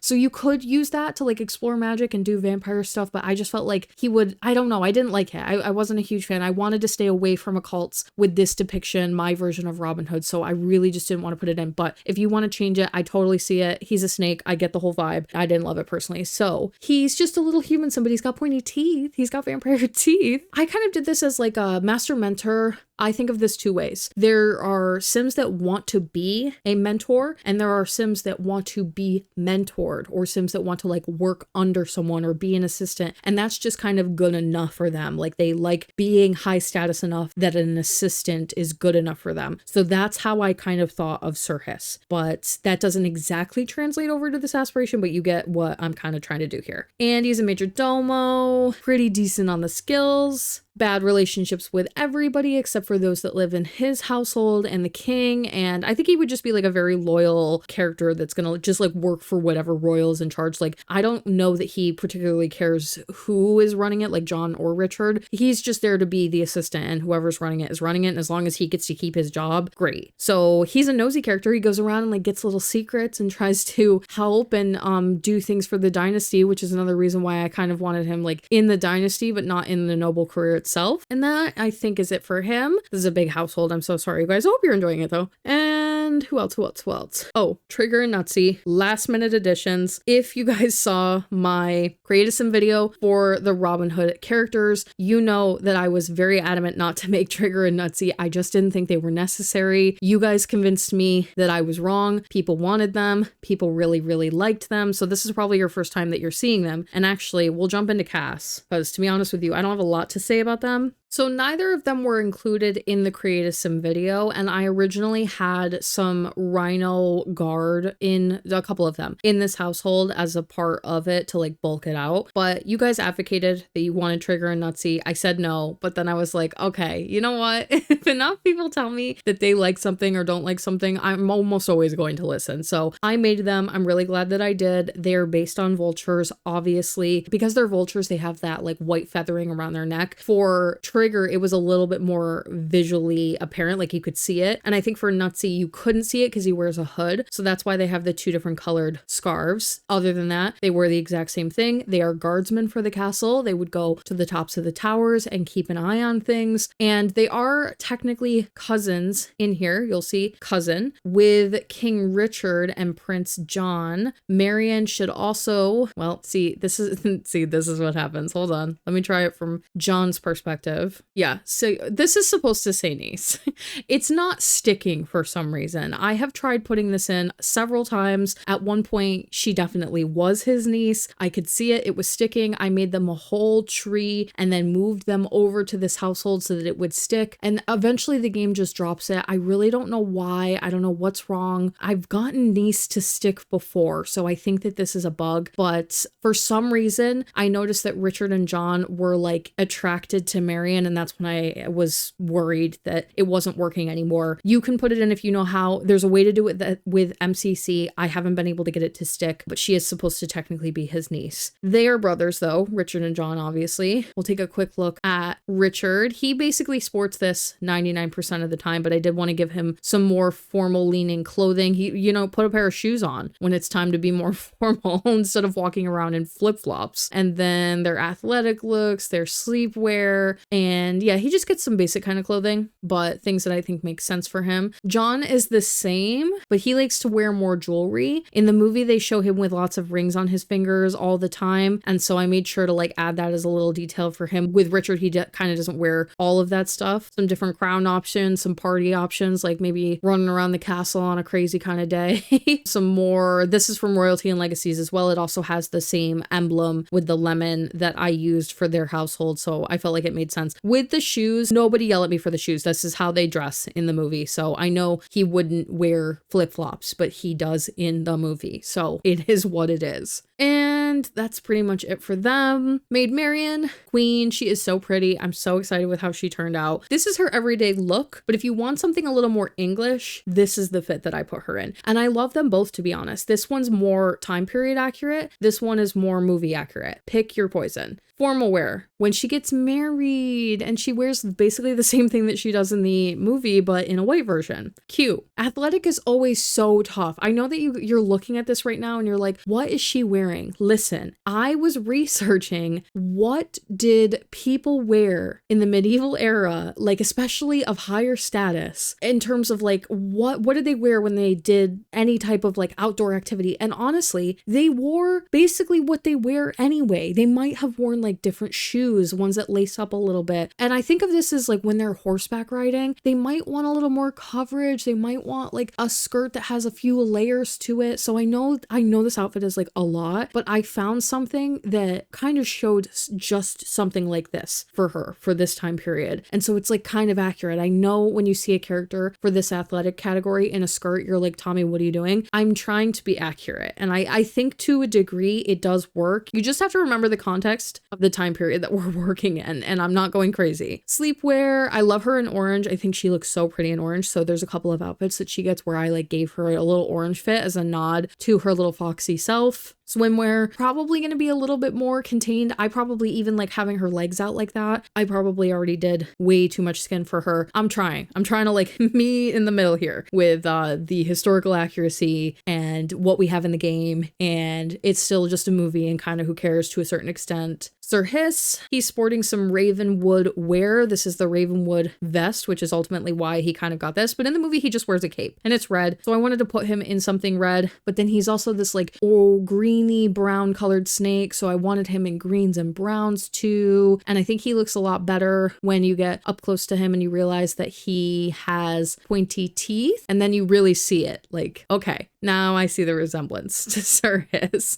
This is kind of what he wears pretty much all the time. He's a little bit snooty, and I think would be like making sure that he wore lots of, I don't know, higher end clothing. Like I could see him spending his money on clothes. So I tried to put him in like nice clothes for the most part. Lady Claw came out also so amazing. Very, very excited about her. I also just want to state for the record, I know her dress is outside of the time period. I know, I don't care. She looks so amazing in it. Her hips and how wide it makes her. I love it. I love it, love it, love it. I think it's so good. So she gets this dress. Plus, no one else in the save file, literally anywhere, wears this dress. Comes in the right colors for her. It's flattering on her. It's lovely in every single way. So she gets that. This is like a second choice that I gave her that is a little bit closer to like what she wears in the movie. So again, we've got your maybe more historic leaning and then your movie accurate version. You can pick whatever one you want. Athletic wear, sleepwear. I just love how she turned out. I think she's like one of my favorites in this household. I don't know why. I'm very attached to her. The Sheriff of Nottingham in his wolf and not wolf form. He's going to be jumping all around because very annoyingly, this is what werewolves do in this game. I just think he looks a little better in this form. I think it's because I'm able to like more accurately depict everything. In the Creative Sim, I didn't give him hair, and I realized later that was an error on my part, and he gets the full outfit in this form too, because when you switch to werewolf, he can't wear the hat and he can't wear shoes or tights. So I think that's why it like sort of takes away from the whole thing, and he looks a little bit more movie accurate in his human form, but then you lose the movie accuracy with the lack of wolf form. So we're always trying to find what the right choice is here. I tend to just provide options, and then you can pick whatever you like. That way nobody yells at me in the comments about how I picked something wrong. Trigger Nutsy. And then yeah, King Richard. So that's everybody. That is everybody. I think that is it for this little castle. In the Robin Hood section, we're going to be moving over to, sorry, I hope I don't give motion sickness to everybody. That's the church across there. But over there is the village down the street. So we'll be going over to check out this huge build. I hope you guys are liking the longer format I'm taking with these, or if it's too much detail and I'm talking too much and you don't really care. So please let me know. So in the future, we can do it whichever way you prefer. But let's go over to the next household. Let's check everything out. Moving on to the next residential, we have the main Robin Hood neighborhood. These are your main two characters, Robin Hood, Little John, the village characters, Friar Tuck, Alanadale. And basically what I had to do, there is about half the village living in this household. You could do this as a residential rental, or I think that's the one that comes with the Sims 4 rentals. You could do it as that and use more of these houses. There are definitely plenty here. We're going to go check it out momentarily. I put more villagers into the save file. Here are a few more. I probably won't jump into cast with these guys, but this is the dog Otto that lives in the village. Matilda and her husband, these are the two owl characters. And then Toby is the little turtle boy that the other bunny characters play with. So basically you can mix and match the characters between the two households. You can pick certain ones or whatever you want to do. Those other ones are townies. They will come over to the village and they know all of the children in the village as well. So they already kind of have relationships and things, and they'll definitely play all together. This is Mother Rabbit and her 3 children. She has much more children, many more children in the film, but obviously we're kind of limited here. So I just wanted to do the main 3 that you're probably familiar with. This is Little Sis, Skippy, and Tagalong. So lots of dynamics, lots of different things that you could do here. You might be wondering why Robin Hood and Little John even live here. And I just want to say this was a little bit for like ease of access to the characters. Maybe so I don't have to split it into 2 different households and do 3 Robin Hood residentials. We can just do the 2 and then have a community lot to play with as well. And they do still technically, or probably prior to the film, live in the village, and they had to leave because they're wanted. So I think that you could still have them in the household, and I'm going to show you how I laid out the town here so that it makes sense that they live here, but they don't actually have a technical home here either. So let's go ahead and jump into it. Here we have Sherwood Village. This is a really big build. There are tons of houses. So many different possibilities, lots and lots of ways that you can utilize the characters, do storytelling.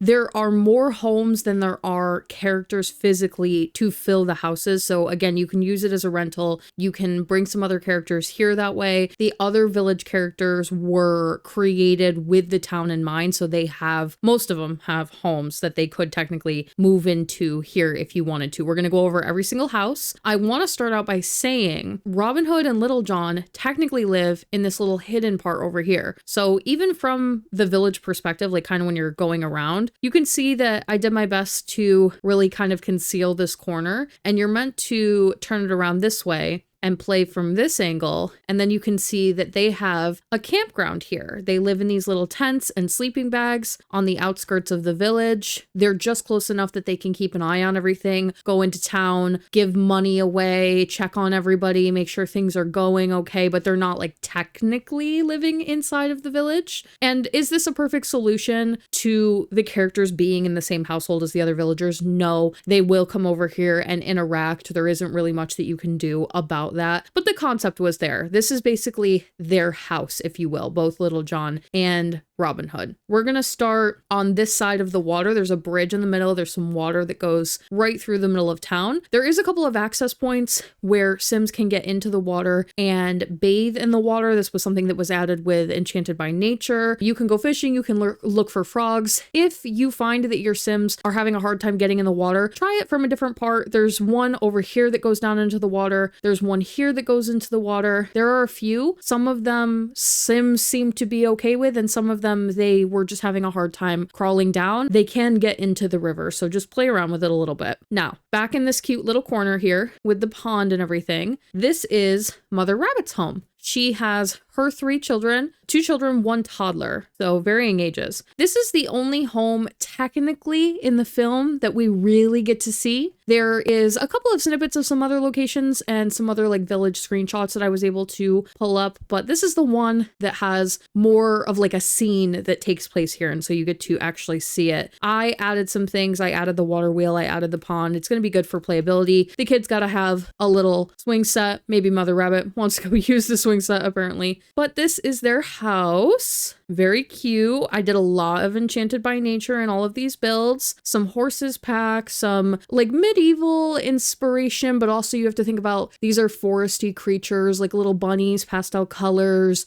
things that make sense per like the animal that they are. There's some carrots on the table for our little rabbit family here. Very cute. This is the only technical family home. A lot of the other homes are going to be single sim homes. This is their bedroom. Mother Rabbit's got a lot of laundry to do. I'm so sorry to miss Mother Rabbit. If you don't want laundry spawning all over this lot, because it can be a lot, get rid of these laundry day or laundry kit pack stuff, whatever that is, and it'll stop happening. But I just thought it was like realistic. I don't really mind it. Toddler bed for little tag along. And then they all sleep in here together. It's like a den sort of environment. They do have their own bathroom interiorly attached to the home, which is a bit unusual for the time period. But I figured because she has a small child, like tag along is a part of the household, they were going to want a bathtub to be able to bathe her. So just to make it easy, but then there is also an outhouse around the back and a little toddler bathroom for the baby. I was playtesting and realized that that was going to be an issue. So you can pop it in here somewhere. It's just a little crammed, like all the tiles and things. And the door needs a lot of space here for some reason. This door was having an issue. So there wasn't a lot of places to put it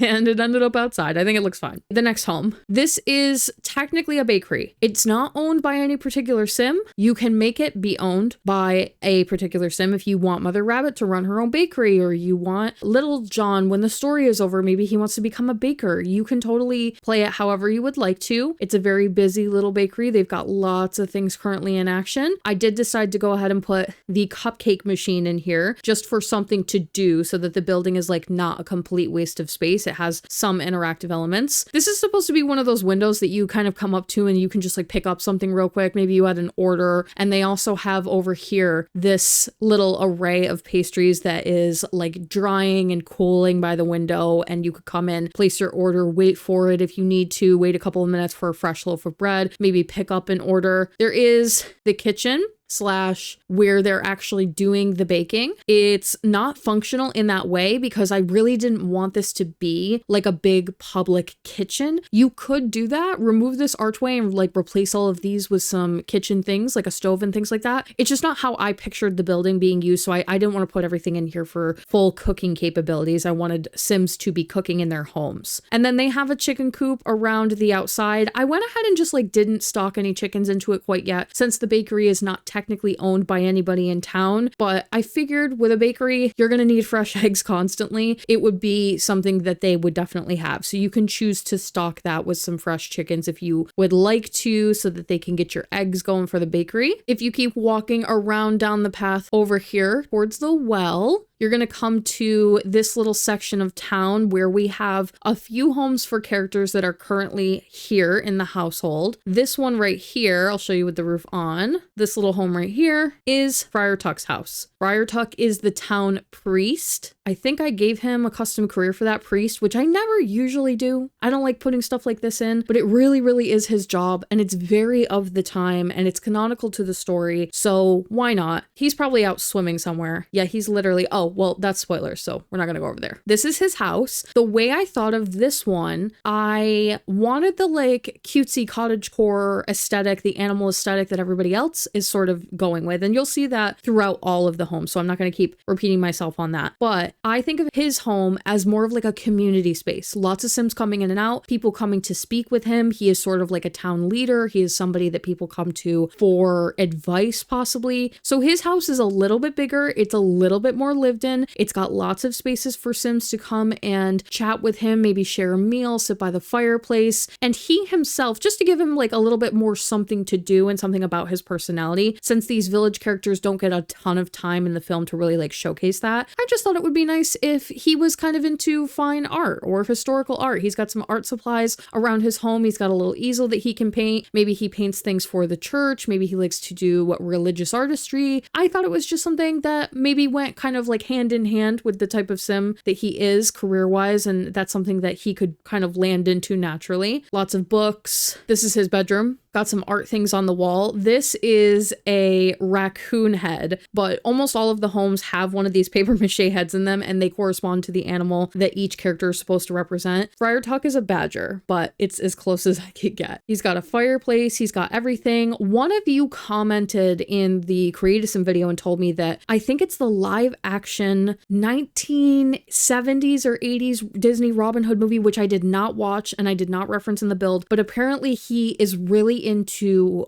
nectar making in that. So he has some of that built into his character now. He's got a press outside of his house, but I also, in the garden over here, replaced one of the gardening plots with the nectar pressing station, which is obviously a little bit advanced for the time that we're probably in, but something to do and a good use of it, an item that I don't really utilize a whole lot. And apparently it's something that he had liked, so I went with it. So yeah, that is his home. His neighbor next door, and this is canonical to the film, he lives right next to Otto, the blacksmith, who is the dog that I showed in the other village household. So he's not included in this, and he's one that you could throw in if you wanted to like take Alan Adele out. It just depends on how you want to do it, but he's a single Sim. He is a little bit older. He is a blue collar, like hard worker, always in the blacksmith shop that's attached to his home. It is his primary job, obviously, but if he could not do this every single day, he would prefer to be out fishing. He likes fishing. He has some traps that are like in his house, and he has some traps in the river right outside where he has like his river access over here. I really like his home. It's very heavily decorated and it feels very much like a man's home. Do you know what I mean? And it's got little fishing bits and random wood piles and in progress projects kind of around in the workshop. The workshop is very open to the public. People can come in and request things, whatever they need. Maybe he helps go around the town and fix things up. He's kind of like the local repairman, all in one. Now this building across the street here, this is a 2-in-1. The buildings are attached to one another, but they are technically two separate things. This first one in the front is the town store. It's mostly a grocery store, but there are definitely other things for sale here. There are clothes, there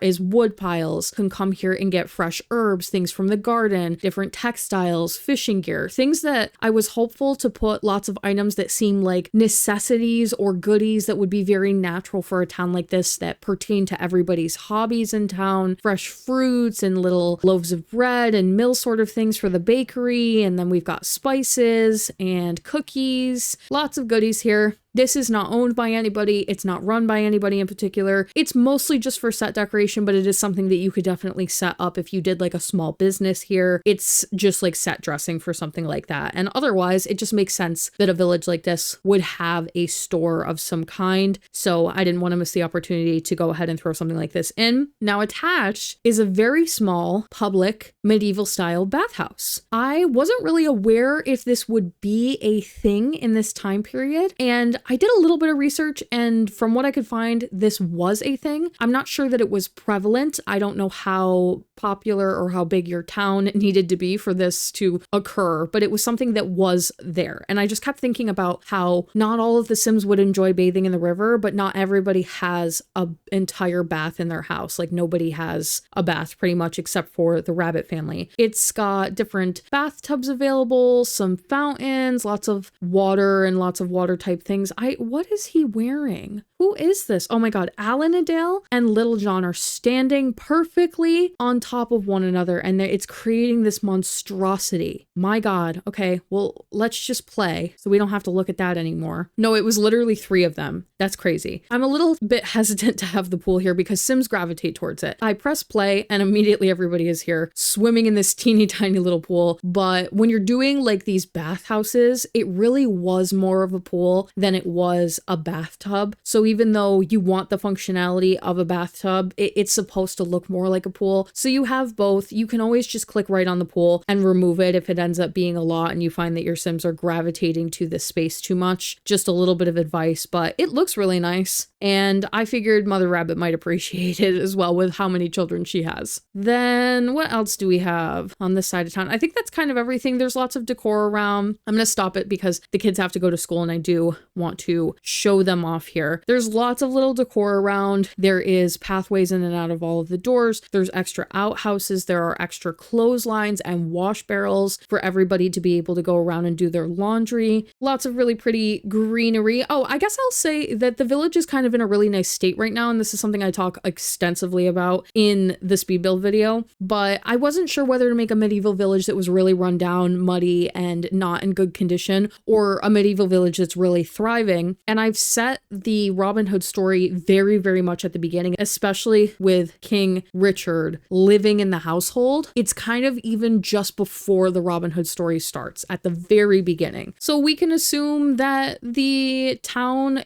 was once in really good shape and thriving and lots of florals everywhere and everybody's got a lot of stuff and is happy and doing well. So this is kind of like the beginning of it all and what it looks like at that point. That's why it's so nice, is my excuse. Now on the other side of the bridge here, three more houses and then a public garden. We'll take a look at the garden over here. I figured it would be really good if not only the rabbit family had a place to come and do some gardening. Anybody could come here and garden if they wanted to, but you can just sort of picture like the rabbit family coming here. They've got some carrots going. I think they've got onions and some different sage going. And now I've added this little nectar making station for Friar Tuck. There's water. There is a little flower table, things like that. Lots of activities and things to do here, but it also just makes sense that maybe a close-knit village like this would have a system of like trading, or you kind of contribute a little bit of your hobby and then other people contribute a bit of their hobby so that everybody can get by. You leave the garden this way, and if you go out this way, you're going to be leaving town towards the campground over there. If you go to this little house right across the street from the bridge, this is the town pub. It is also a home. This is technically the home to that old owl family, that old owl couple that I showed you in the other villager household. They are shown in the film, but they are unnamed characters, so you probably don't remember them off the top of your head. And they don't really have any like real purpose in the movie. They're just background filler village characters, but I thought it would be cute if they were like the long-time local pub owners. They've ran this pub for as long as anybody's ever known. They kind of know all the tea, all the gossip in town. They don't have any children. They really just enjoy running their business. The wife is very much into sewing and knitting, and she's got all her little sewing stuff throughout her home. She sits and knits all day, and the husband is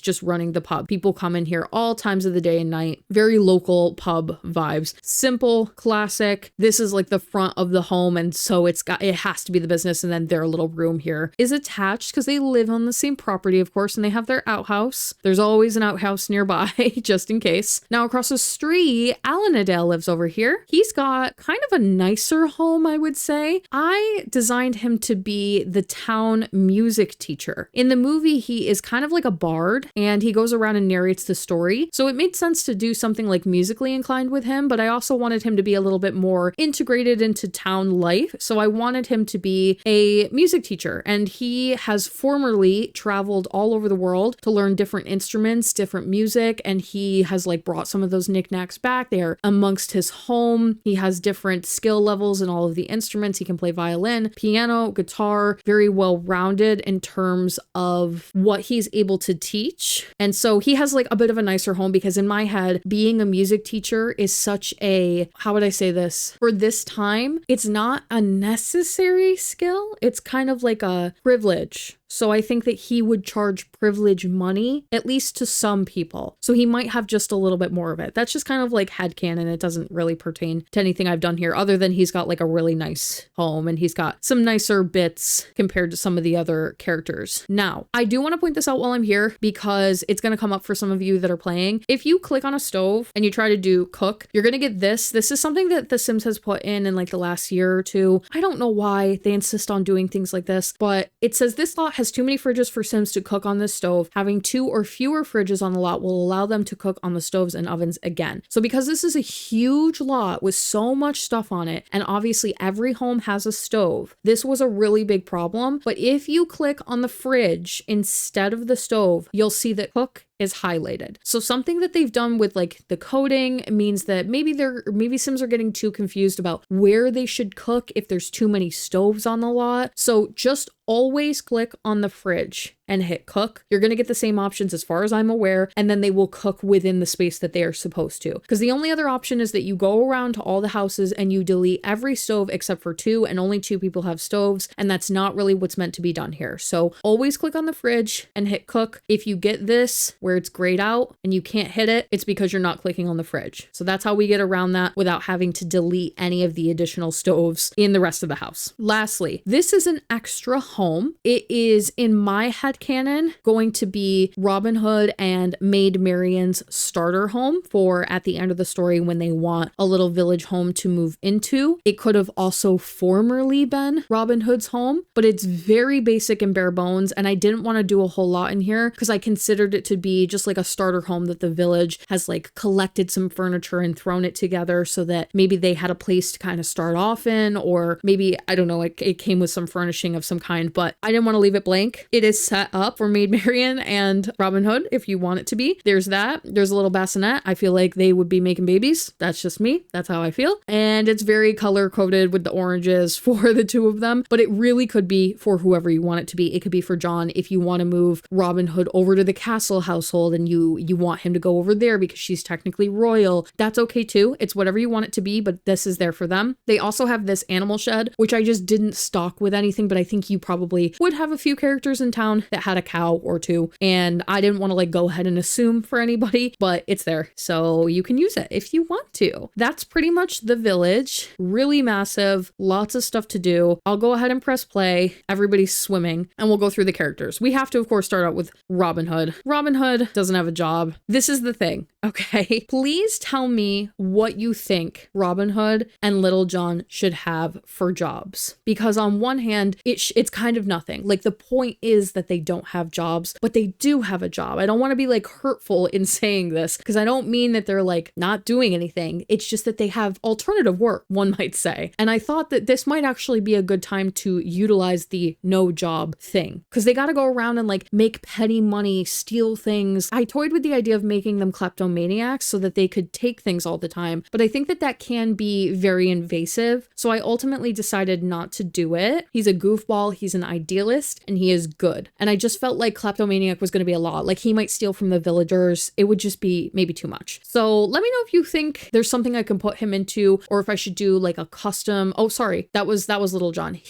Robin Hood is an idealist, generous, cheerful. And then I added some extra little bonus traits for him, which I do occasionally do. Let me know if there's anything that you think I should give career-wise for those two. It might just be one of those cases where it actually makes more sense if they don't have a job, but not 100% sure on that. Friend of the world aspiration, jobless, very, very high skilled, high archery skill. Technically, I think the archery skill has been added into the base game, but I don't think there's a way to practice archery if you don't have adventure awaits. So I was able to like put that in, but I don't think you can practice or play with archery, and I don't have adventure awaits, so there's no archery things on the lot. I know it's very important for Robin Hood, but I just don't have it right now, so you'll be missing some of that if you do. All of his relationships. These are some of those other characters that I was mentioning. This is Otto Old Dog. Basically everybody who lives here. Matilda is one of the owls. Her husband's name is Sexton, and then who else? Toby the turtle. So he should know pretty much everybody. He doesn't like John, obviously. He doesn't like Sir Hiss a bit. He definitely doesn't like the Sheriff of Nottingham, who strolls in here to collect taxes on the regular. He does have some bonus traits. I just give him like a couple of things, like always welcome, so that he can kind of like come right into homes and everybody's really happy to see him. He's super compassionate. He's beloved. I think that's very applicable to his character. All his turn-ons and turn-offs. What else? Oh, he's the leader of the Robin Hood movie club. I think we did kind of go over this with a previous character, so I won't go into it too much, but he's the leader of this club. Obviously, we have Little John and Marion and everybody. This will be cute to play around with. Then we have, I promised I was going to play and then I keep on pausing it because I'm so scared. We have John, who is currently swimming in the local bathhouse with Alan Adele and Friar Tuck. Why not? Maybe he came in, needed a bath. Same aspiration, very similar to Robin Hood in a lot of ways. They are very similar characters. I think where they potentially differ is Little John comes across as possibly a little more maternal, likes cooking, takes care of the camp, and I think that Robin Hood is supposed to be the slightly more skilled, a little bit more witty, quick thinker, but they cross over in their generosity, their compassion, their wanting to help the village, their sense of like justice. So they have some similar things between, this is crazy with the pool. They have some similar things between the two of them, but at the same time, I tried to make sure that there were some elements that helped them stand out a bit. I don't think anything else really too much to say about Little John. He's going to town on this pool though. It's crazy. Friar Tuck. I'm gonna get Friar Tuck out of this pool and coming over to his house to maybe just like relax a bit. He needs to come sit in his house. And I'm gonna jump into cast because obviously you're seeing them all in their swimwear, but this is not what they're meant to look like most of the time. He has the expert nectar maker, which doesn't really pertain to the movie if you don't count the live action one. Obviously, I know that, but this aspiration it never comes up in Disney media. So if he really loves doing this, and I didn't watch that movie, so I really did just take someone's word for it, then you know what? Let him have it. Let's utilize the weird aspirations where we can here and there. So you can go through and do the expert nectar maker aspiration with him. He's a good sim to run through that with if you've never gotten a chance to play with it, especially because it's not going to come up super often. He has a custom job. This is called custom freelance career. So every time I show one of these in a video, somebody asks me how to do this. I'm just going to show you very quickly. You go to the business spot on the phone and you're going to get an option in here that says register with the Ministry of Labor. I've already done it for this character, so it's missing. But once you do that, it'll give you a box to put in a title for the career and then a custom description. And then they are technically self-employed. So you can see here it says remove self-employment because he's a self-employed priest. So that's how you do that if you need to do it. Skills here that kind of pertain to anything that I thought would cross over really well given the nature of like who he is and being a priest. Good relationships with everybody in town, of course. And that's kind of it. A lot of the characters, they're very open books. Like you can kind of self-insert, you can put some things in, you can really story tell, you can do things that you would like to do because these are very blank slate characters. Alan Adele is late for work. He actually has a real job. He has the musical genius aspiration. I zoom in on him a little bit better here. He is in the entertainment. No, he's a writer. He's a writer. I thought this was a really good spin on, instead of putting him like in the music career, which I think can only really be done by doing entertainment, and then there's a branch branch off for music at some point. I thought because he's like the narrator of the story, it would be better to have him be a writer, which again doesn't come up super often for me in the Disney save. So why not? He's got to go off to his little writing job and leave some laundry around town for Mother Rabbit to deal with. Lots of skills in the various instruments, of course. And that's it for him. Who else? Mother Rabbit, this cutie over here. She looks elderly, but she's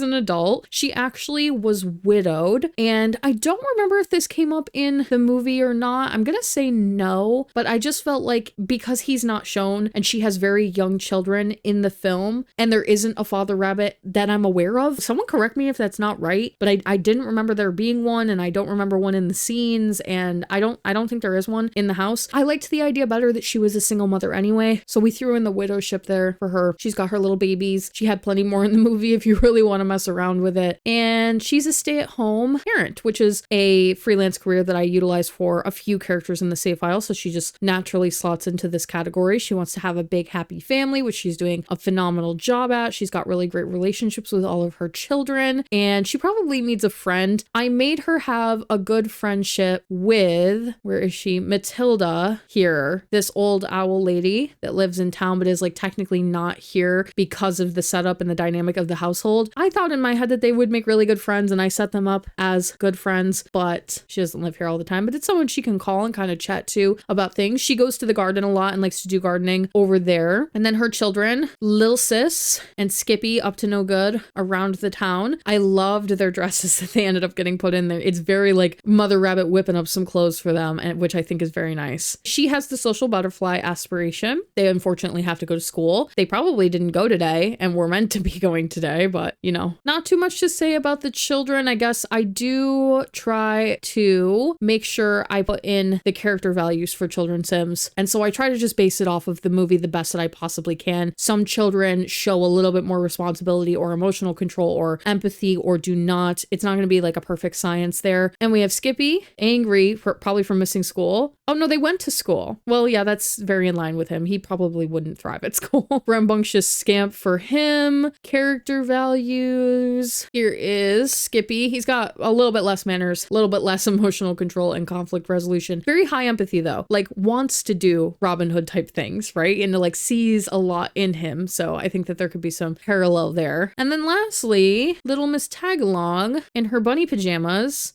So cute. Couldn't miss the opportunity to use these. No one's in here taking care of her. We're going to jump into cast really fast, actually. Here we have Robin Hood. He is, fortunately, very good looking. You're welcome. I know. Applause, applause. I took forever on his face to try to bring in not just the animal features, and you're going to see that across the board, all of these characters. I tried to bring in the animal side and the animal looks that they do in the film to the human characters, but also you just know with Robin Hood that he's good looking. You know he's incredibly handsome. They mention it multiple times throughout the film, so he had to be, and there was a lot of pressure to hopefully do him right. Hopefully you agree. I'm sitting here like, yeah, he's handsome, and you're like, no, he isn't. Couple of different outfit options for like depending on what you like, and then a lot of you had asked about doing costumes, like things that he disguises himself as and changes into so that he can trick Prince John. I did include two. This one is specifically referencing earlier in the film when they go into John's little, what would you call that, like royal carriage, and they trick him by dressing up as, I think, women. And then this one is when he is pretending to be a completely different animal and participating in the archery competition. He's like a, oh god, is it like a stork, I think is what he's supposed to be, or something similar. So I gave him the full bird mask and everything. I know it's funny. I know it's a little weird and cheesy, but it's fun. It's really fun. Now, formal wear, you have to think about, first of all, medieval characters, handmade clothing, hand stitching, lack of zippers, things that look like a little bit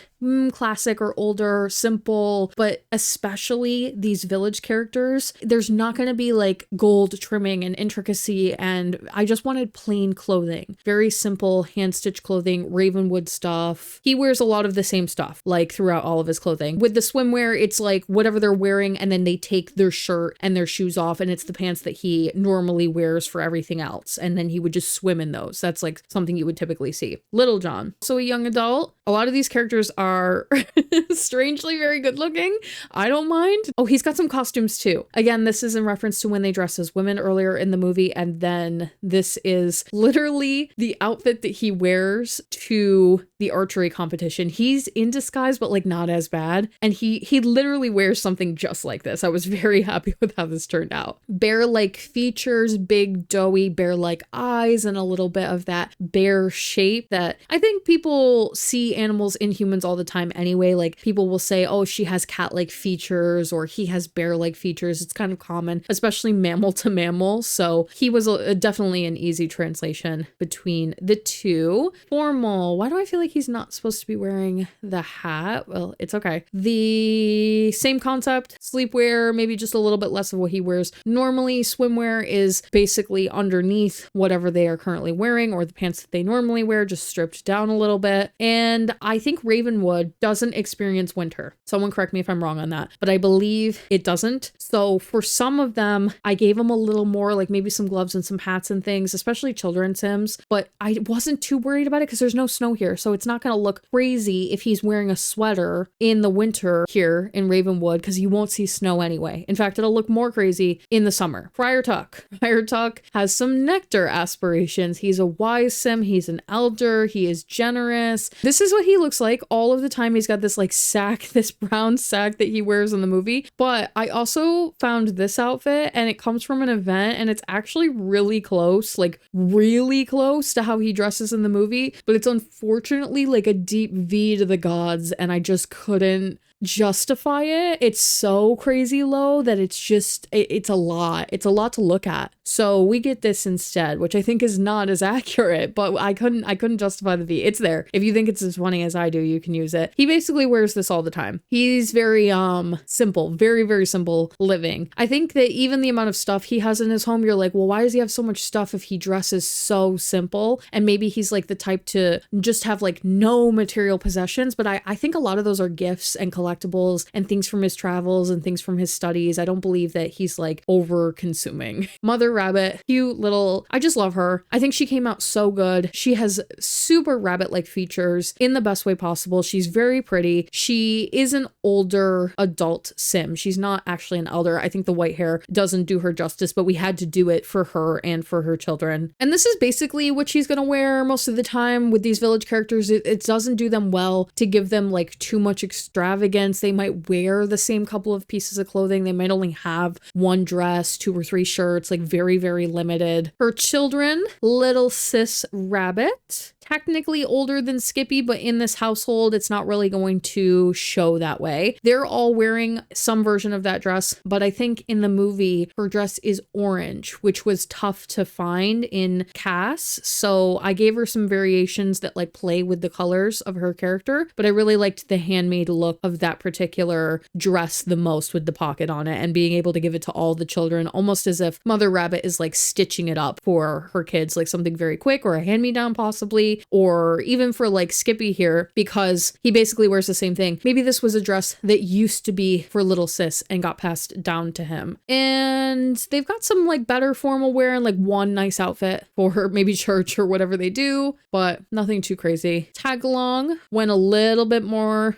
intricate with some of the outfits. She is a fresh little baby. Maybe some of the townsfolk gave her, pulled together, bought her a new dress. I couldn't not do the white rabbit dress. You know what I'm saying? Like, and it came in the purple, which I believe she also wears in the movie. I think this one's a little bit more accurate to her movie, to what she actually looks like. But the other one with the rabbit on it, I had to do it. Little rabbit pajamas, some party wear, some swimwear. Couldn't find any purple, weirdly enough. I also do like to give some variety, like just because the one outfit is a color doesn't mean all of their outfits need to be just those colors, because it gets a little boring. And then lastly, Alanadale, very rooster coated, rooster face here, rooster nose. I love it. And little chicken legs with the chicken shoes. This is actually based on what he wears. Like a lot of these characters are not wearing a ton of clothes. Robin Hood and Little John are wearing clothes. Some of the characters in the movie don't wear a ton of clothes. He actually has a full outfit. So this is more in reference to his outfit rather than what I think a rooster a village rooster bard might wear. I think he would be a little more classy, a little more preppy, a little bit more money. It's just sort of the vibe he gives. I gave him slightly nicer clothing. Maybe he's a little bit more traveled, a little bit more well-read than some of the other villagers. And that is these guys. That's it for the village. We're gonna take Robin Hood over to the community lot that I have that's Robin Hood themed. It's right next door. We'll see what shenanigans we can get into. I should take Maid Marian too, shouldn't I? Just for the kicks of it, just because of like the ambiance. It's like very much their thing. So he's gonna call it Maid Marian and we'll head over there. The lot is called, if it loads, St. Mary's Church. It's a cute little cemetery by default. I did cemetery because this is the Ravenwood world, so it introduced cemeteries with life and death, and I wanted to have a few in this world, but it doubles as a wedding venue. This is the church in Robin Hood that Fire Truck runs and works at, and it's the wedding venue that Maid Marian and Robin Hood get married at. So we'll go there with them. I just want to show some of the chaos that has spawned into this lot here. This is crazy. This is why I love doing this. Okay. Robin Hood. Obviously, we brought Maid Marian over here. This is King Triton, apparently a mourner. This is Mole from Atlantis. This is Trigger, Nutsy. This little ghost girl is actually a spoiler for later on in the video. This is the dad from Luca, Massimo. And this is not my sim. This is one of the ones that I haven't worked out yet. You're going to occasionally see some non-Disney sims because I don't delete everyone quite yet. They'll get deleted eventually, but we're not there yet. And here's our church. I'll just jump into build mode for a second so that we can see what it's supposed to look like during the day, because I know it's nighttime here, which is good for church things or good for cemetery things, but not good for our wedding venue. This is a movie recreation, so I know you're like, well, it's kind of busted and dusted. Yeah, I know that, but that's how it looks in the movie. It's not a nice church. It's an old church. It's a church that doesn't have funds. It's a church with holes in the walls, and that's okay. We can put some money into it, fix her upper, help get this tower some support beams so that we don't have to prop up wood against it anymore. It's very simple, very classic. I've never built a church in the save before, so it was a good opportunity to do like a classic wedding venue. A lot of people get married in churches, but also old cemetery with like attached to the church with lots of little headstones out front. Very common, something you're going to see a lot of in real life, and also a movie recreation. So it brings a lot of ideas to the save at once. Here's the inside. Very simple, very pretty though. Here is where our priest would be able to stand. This is a podium so that you can give speeches here. It's not going to work in like the capacity of what I'm describing because it's not in the game, but you can play pretend. And all of this is shown in the movie. There's a bell tower over here that leads up to, I have put in a little bell. See it in there? Oh, we're bouncing around. See it in there? See? Very nice. And in the film, there's a little donation box that one of the mice throws their very last coin into to help the church get by. And the sheriff comes in and takes the single last coin from the church. So that box is in there. It's a cute little build. Let's go into live mode with it. See what people get up to. Now, it's a cemetery by default because we had all these gravestones out front anyway, and this is how it's shown in the movie. So I wanted to just go ahead and put it in the way that it would be shown. If you were going to get married here, you might want to clean things up a little bit. You might want to maybe weed a bit, but I'm not judging. Like whatever you want to do, there's something very beautiful about like nature just running its course and coming through and taking over the gravestones, and it's just a part of life. So it is what it is, but they can come here and plan out their little wedding, decide what they're going to do, what they're going to wear if they love it. Friar Tuck has to put everything together. I think cemeteries are so funny in this game. You get such a random, like mourner is an NPC role that is out of my control. I can't attribute it to any particular character. So you will get everybody, all sorts of people coming to cemeteries to mourn, which I guess is something that doesn't matter, like shouldn't necessarily be in my control. You'll also get ghost sims that appear here and they'll be random from all different movies. But then you get this role, which is lounger. Okay. And they always wear this outfit with the dirty shirt and the dirty pants. They come in here and they sleep various furniture on the lot. And there's some kind of,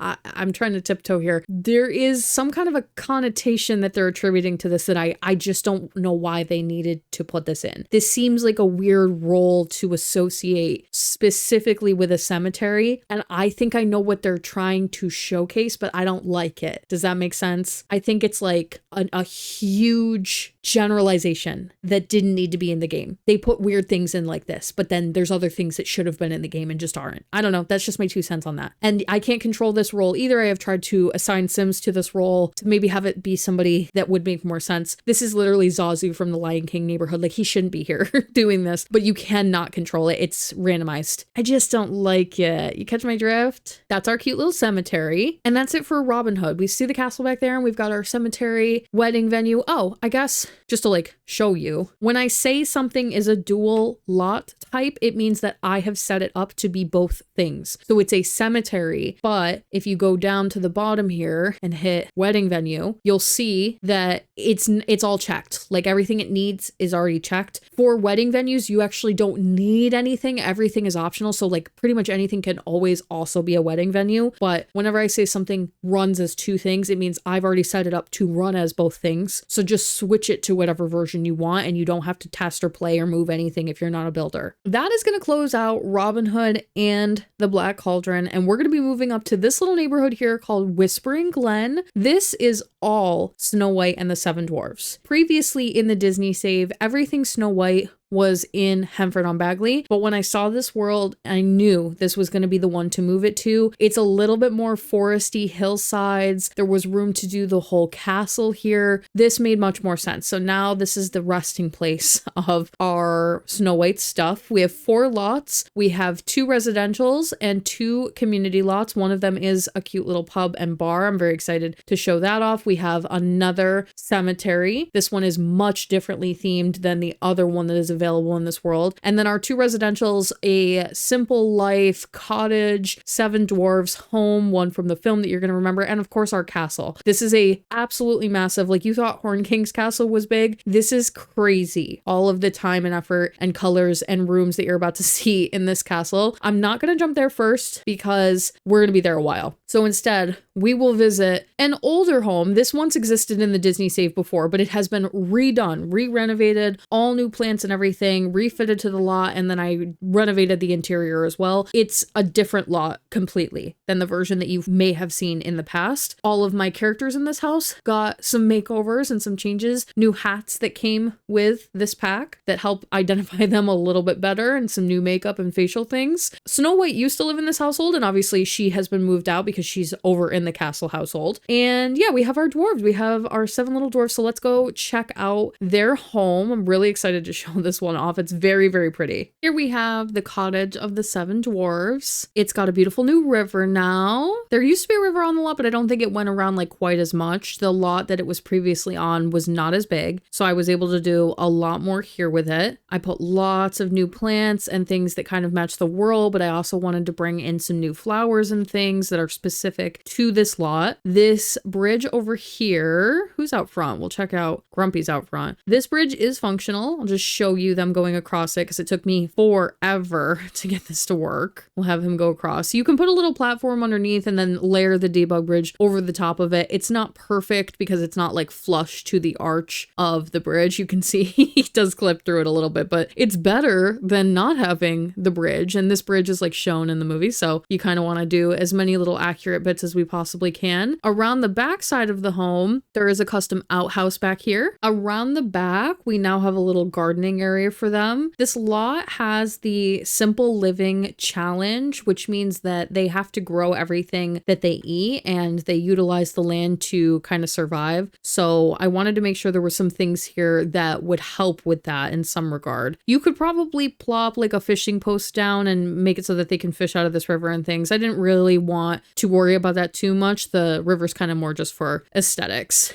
And we'll jump into the interior too. This is a pretty big cottage, I'm not gonna lie. It's probably much bigger than how it actually is in the film, but there are so many Sims living here that I just felt like to do like a full table with all of the seats and a nice big fireplace with lots of chairs around it and have room for basically everybody here. We probably had to stretch it just a little bit. Here is their kitchen, very simple. The living room, made sure to do one chair in every single color that like corresponds with the various characters. Dopey gets kind of tucked in some corners. He's not as welcome as some of the other Sims in the household. You'll notice that his stuff is kind of like pushed to the side a little bit. This area that you'll remember in the movie where they're playing the piano and they're singing and dancing, I wanted there to definitely be a little piano nook that they could get into, a nice big table for them to all share meals together. This bedroom back here ends up sort of being a spare bedroom. It was previously Snow White's room, and I've redone it to simplify it and make it a little bit more of just like a generic cottage bedroom. I think they might want this for guests potentially. Not that they have them a ton, obviously, in the movie, but I also wanted a place to be able to put one of these jewelry tables in. So originally when I designed these characters, we didn't have jewelry making. And I think that with them being minors, this is something that correlates enough. Like obviously they're not jewelry designers in the movie, but sometimes I just have to pick things that are like close enough or in the same zone as another skill so that we get something that I can apply, or ways to apply things that are already in the game to characters that best relate to those things. There's also an interior bathroom here. It's probably something that they wouldn't have had, but I had the little bump out, so why not? And then the upstairs is all just one giant bedroom, which is shown in the movie. In the film, their beds are all pushed together into one basically like giant bed with all of their names at the end, but this wouldn't have been functional. So I had to separate them out. They are color coordinated. We have Grumpy's bed, Happy's bed, Doc, Sneezy. This one is Bashful. This is Sleepy. And then over here, but it's kind of cool, right? It's like a lofted little patio area for Dopey, but he is in the corner by himself. Some very, very simple hobbies and things. The like knitting and sewing. I did put another jewelry table up here for them to be able to do some work on any gems that maybe they bring home from the mines. I think it would be good to have them like be gem collectors, go out and try and see if you could find all of the crystals with them. I could have put them in the manual labor career, and it's not a career actually. I think it's like one of those like lower jobs that they don't go to Monday through Friday kind of a vibe, but I don't know. I didn't love it, so I did give them all this custom mining career. It's going to give them a little bit more flexibility, I guess you would say. And with that being said, they probably all have to use the bathroom, so I'm going to fix that really fast. These guys have, unfortunately, just because of lack of, this is a very early Disney film, they don't have a ton of personality. They have like traits that are associated with them. Like obviously Doc is kind of their leader, and Happy is the happy one, and Bashful is shy and maybe has a crush on Snow White. So there were little things that I was able to pull from it, but I also don't have a ton of things to pull from it other than what is obvious. So I tried to link over some different aspirations. We have wherever Bashful is. Let's see right here. He wants to live fabulously filthy. They all have this mining career. They do all already know Snow White. They have for a really long time because they used to live with her, but technically I guess where the story is set, they haven't like technically met her yet. So you could take that out if you didn't love it. Sleepy is a slob. He is lazy. He loves the outdoors. And something that has changed for the save file, these guys used to be in a club with Snow White, and it was called the Snow White Movie Club. But now that I have a ton more Snow White characters in the save file, not all of the dwarves have made it in. I think like Grumpy has. Yeah, see, I didn't have room for everybody. If you think I should do like a 7 dwarves club, leave me a comment down below. But the reason I didn't is because they already live all here together. Like living here is the club. I kind of felt like it was overkill. It's like they all just already live together, so maybe why do the club? But maybe there are other reasons that I should do it. I don't know. It didn't like fit every box that I was looking for. So definitely let me know if you disagree. Some of these characters ended up in the Snow White Movie Club. We have Snow White, Grumpy, hold up this way. We have Snow White, the leader. We have Grumpy, Doc, and Dopey, which I personally attributed as maybe like the 3 most important characters. Regina, aka the queen, the evil queen, who we will be seeing later. Sydney is the magic mirror, and he's actually a really big part of the movie, despite the fact that he doesn't like technically have a name and isn't like technically a person, but we'll talk about him more later. Heinrich is Prince Florian, so he's obviously a big part of the movie. And then Humbert is the huntsman. I know you're seeing some of these names and you're like, who are these people? I promise they're the most important characters from the movie, but that didn't leave room for everybody. So Sleepy got cut out, Bashful got cut out, Happy, Sneezy. Bashful is tucked over here. That's not Bashful. Where's Bashful? Oh, he's in the bathroom. Look at that. He has the soulmate aspiration. He, in the movie, and the way that some people sort of like look at him, some people believe that he might have a crush on Snow White. He's seen as like maybe flirting with her a little bit. So I kind of leaned into that. Maybe he's a bit of a love bug. Maybe he wants to find love. Yeah, see, he is attracted to her. So I didn't do that. The game did that. Happy has friend of the world. Yep. He obviously like very high charisma, really happy-go-lucky, jolly, spreading joy, wanting to see happiness in the world. Doc is like sort of their leader if they kind of need one, I guess. Some of you probably would disagree that he's the leader, but I did leader of the pack. I think I said this earlier, but this is kind of my plug-in aspiration for like wants to be head of group concept. So that's what he gets. Grumpy, our mean little sim over here, has Renaissance Sim. I think this is one where I'm like really stretching it. I didn't really know what to put for him. There aren't a lot of negative aspirations, and there definitely aren't aspirations that are like, oh, he's awful, that are very strictly or very lightly negative. Like he's not an evil sim. I don't want to give him like a full evil aspiration, but I don't want him to, yeah, I think you know what I'm saying. So he gets Renaissance Sim. Like maybe he wants to be like kind of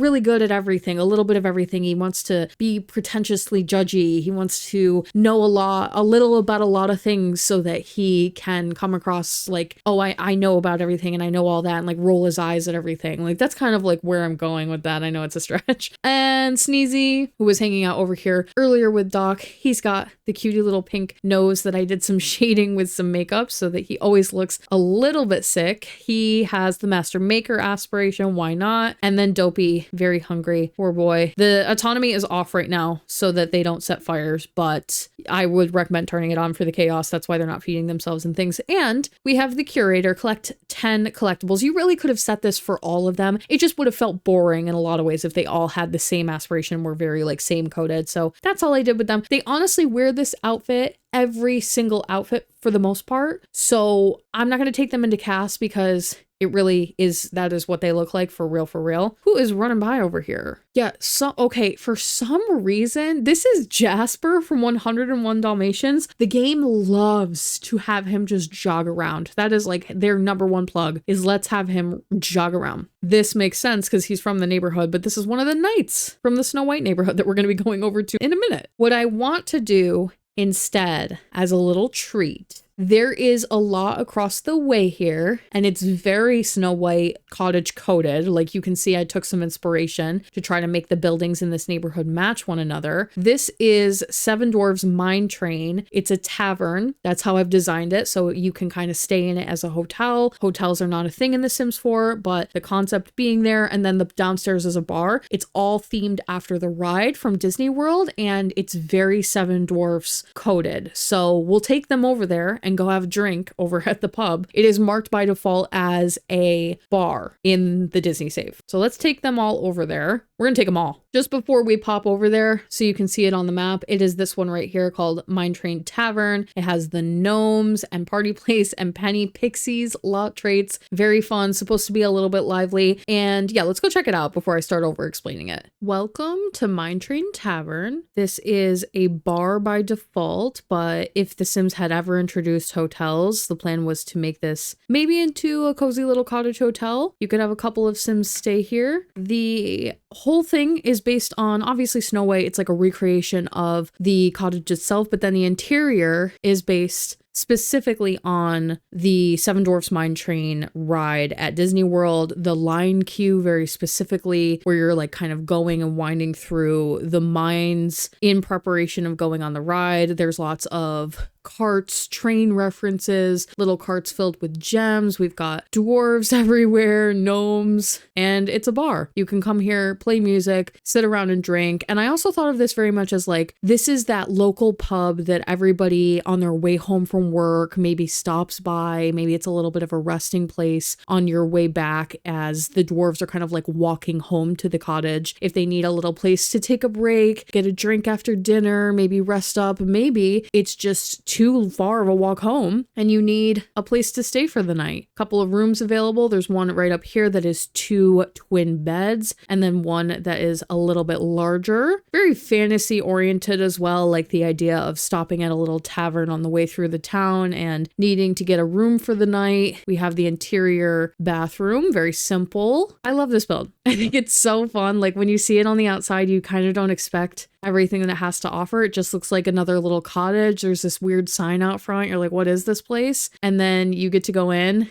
and be totally mesmerized by the theming and totally taken over. And I know there's a lot of stuff in here, but it is functional. We're gonna show it off right now. Let's take a look at who decided to show up today. We have Prince Eric, of course, and this is Aphrodite from Hercules. She is a crazy little sim. She's got like tons of powers and she's immortal. That's why she's glowing like that. And we have all the dwarves here. I don't know who this is, but she is so pretty. I love them. Anyway, come in here and have a little drink or two. Looks like Grumpy's pretty mad about something, so we'll have him come in and take a drink. It was so fun to do this build. It was so complicated to get it all to work, if I'm honest with you, with the train carts and just like getting everything from debug to sit in just a way where nobody's gonna freak out about the pathing. And I loved the idea that they get to come in here and sit and like chat after work and maybe plan up some new mine things. Oh, also, there is technically a little mine entrance over here. You could, if you had a high enough handiness skill, break it open, and I think it will take you to the hidden lot in Oasis Springs that's like sort of tied with this item. This item, I believe, comes from that. I'm not 100% sure where it'll take you. Maybe you can figure it out, but that does work and interact there. I thought it would be a nice little shout out. Yeah, very cute. Oh, I didn't say, but when it started, it said that it was Knight's Night. So you're gonna see lots of little knights popping. Ada Louise, no way. This is my Bugs Life Ada. Princess Ada, that's so funny that they'll just put random characters in knights. I thought maybe they would pick like my characters that I already have in knights costumes, which is a few, not just like random sims. That's so funny. But that's why I like this little naming system, because if you're like, well, who's Ada Louise? Like, I'm sure a lot of you probably don't immediately recognize that name. She's a Bugs Life character and it gives a little bit more context. We have Moana's mom popping in.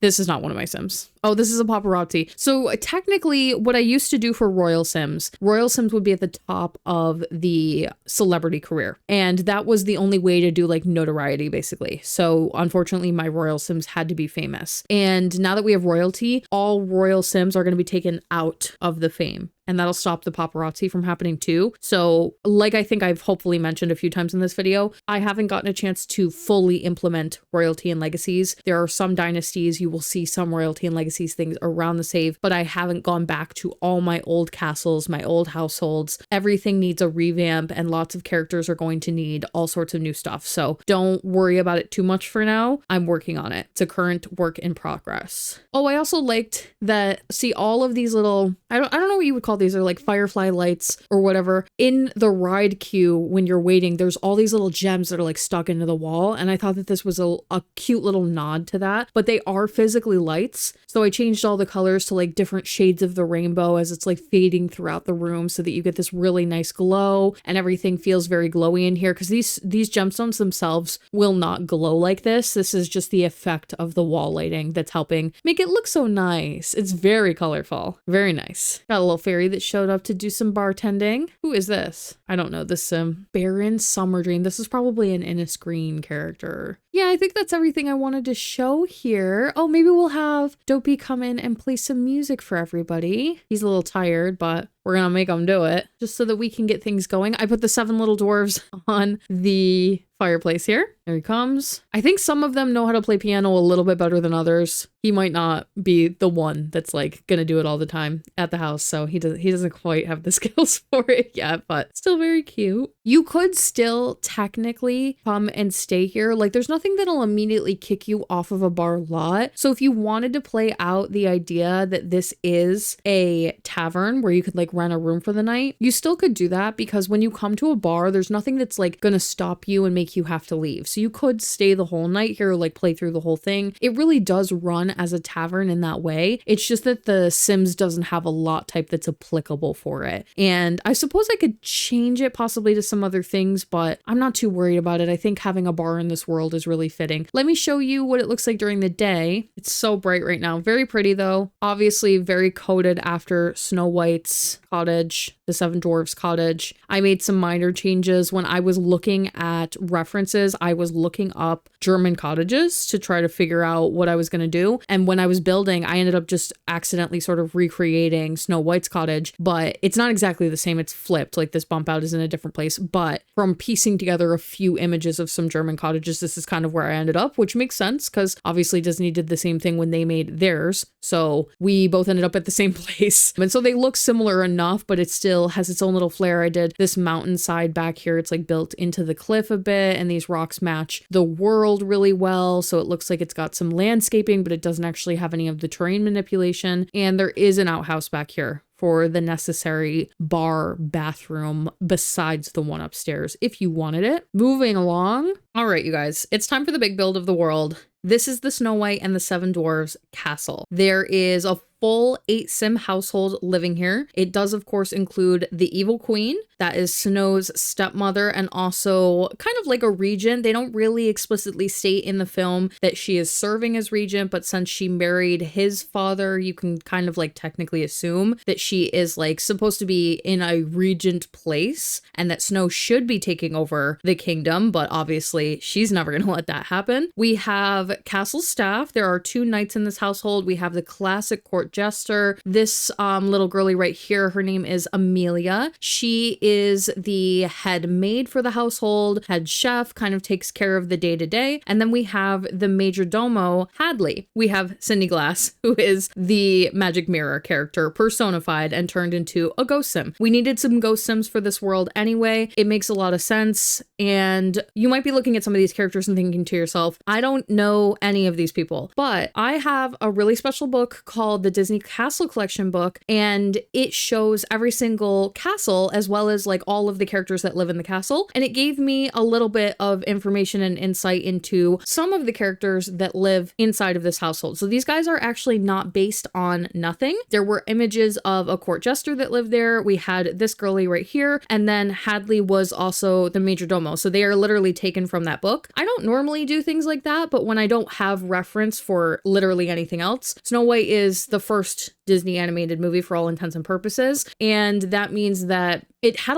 a really low roster of characters available. So when I'm doing a castle household, especially one as big and as important as this one, I wanted to bulk out the household and really fill it up. And other than doing the evil queen and creating a version of the magic mirror and Snow, of course, who had moved out of the Seven Dwarfs household, there really wasn't anybody else to put in the household. And it would have just been kind of weird to have such a big household in, or such a small household in such a big place. So let's go check out the castle. We're going to talk about the dynasty that was created for this. We're going to talk about Miss Evil Queen here, Regina. She is a spellcaster herself. We'll go into cast, look at all the outfits, talk about some of these extra characters and some of the things that I put in. Here is Snow White's castle in all its glory. This is a very big, very colorful, super fun castle to do. I love doing these like classic princess castles. Believe it or not, this was one of the first ones I was able to do. I do have Jasmine's Palace in the save, but that's more, it has like a very certain aesthetic to it, and it is more palace oriented. This is like one of your most castle-y castles, if you will, that I'm ever going to do, other than maybe like Sleeping Beauty's castle, and Cinderella even is like very unique. So I was really excited to take this on. As you can see, the castle is sectioned off into basically like 2 parts. This is how, if you're ever trying to do a larger build like this and you want to get some height on the castle, but obviously we are limited to the 4 stories, you can build 2 separate foundations and pull that back foundation up pretty high and then connect them with a set of stairs. So a lot of my castles are built this way, where you have like a front section and a back section, and they're only connected by that one set of stairs because foundation pieces of different heights cannot touch in this game. This is there's so much to say about this castle. I'm going to try not to bore you guys too much. There was an entire tour video that I did where I go through all of the rooms. I have started to do some royalty and legacy stuff in this castle. You need a throne to use the noble career. So I did go ahead and like put that in here for the update. But other than that, I actually haven't really used anything royalty and legacy in here as of now. I will be coming back and doing updates. I'm going to update all of my princess castles. So you'll see that in there, maybe be a little bit confused, but it was just to get my character into the noble career. This is the first level. There is, I'm like, I don't even know how much I should get into it. We'll try to do a quick run through. This is the throne room. It is seen in the film. Sorry for the flashing. It is seen from the film, but my Disney Castle Collection book it's strictly for princesses. So one of the things that's really cool about the book, it does show characters, but it also showcases rooms in each castle, and it shows like very high quality illustrations of these rooms. So even if I only get to see this room very briefly in Snow White, it had a better quality image in my book that I was able to copy some details over from. That's where I'm getting all of the drapery here. One of the castle icons that I saw associated with this kingdom is Peafowl. It comes up a few times. It might be something that's more strictly associated with the evil queen, but you're going to notice Peafowl statue and banners all throughout the build because it is kind of the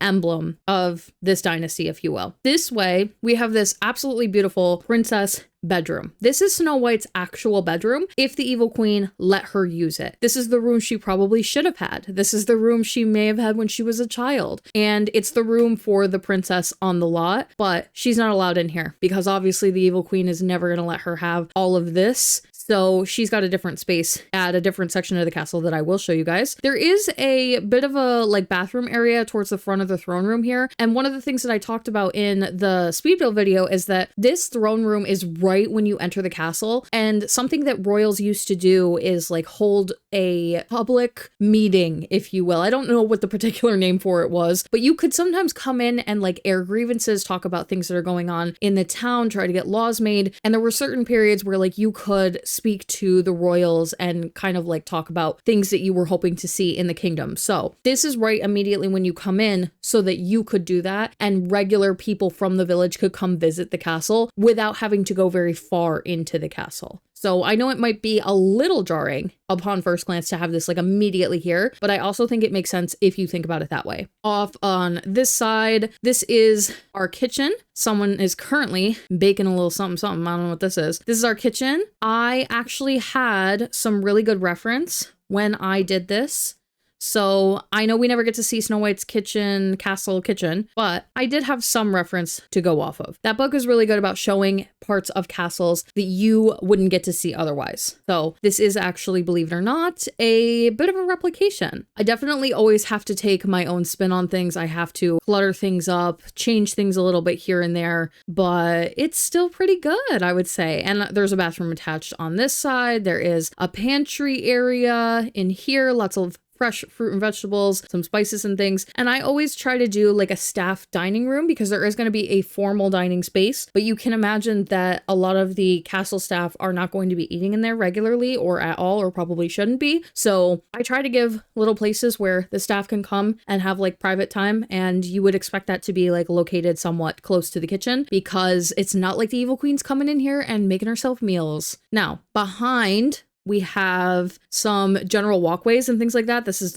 that Peafowl reference that I was mentioning. It's kind of like the emblem for the castle. We have an entertainment space. This is decorated specifically for the court jester, kind of in mind. I did an elevated stage area for him to perform, do different performances. You could remove the piano and have him do some acting or put a microphone here. Obviously, I don't want to put a microphone in because of the time period that we're working in, but you could plop a microphone here. He could do comedy. He has skills pertaining to that. I just put the pipe organ because it's musical. It's also something that he could possibly do. And I think it's like more appropriate for the theming. I also wanted to put in here a painting easel so we could do portraits and live painting. And there's even in the back here a seat that is specifically supposed to be for the evil queen because obviously she's not going to sit like down here with all of the other regular people. So she's got this elevated seating up in the back here, away from everyone else. And she loves to come in here and make the court jester dance and do all sorts of music. And when she's bored, you know, there is a very small little library bit and sitting area off of this tower or off of this room. And you'll see on both sides towards the back here, there are 2 sets of stairs that are going to take us up to the 2nd floor. But if you actually go this way, we have our formal dining space. This is also a bit of a gallery.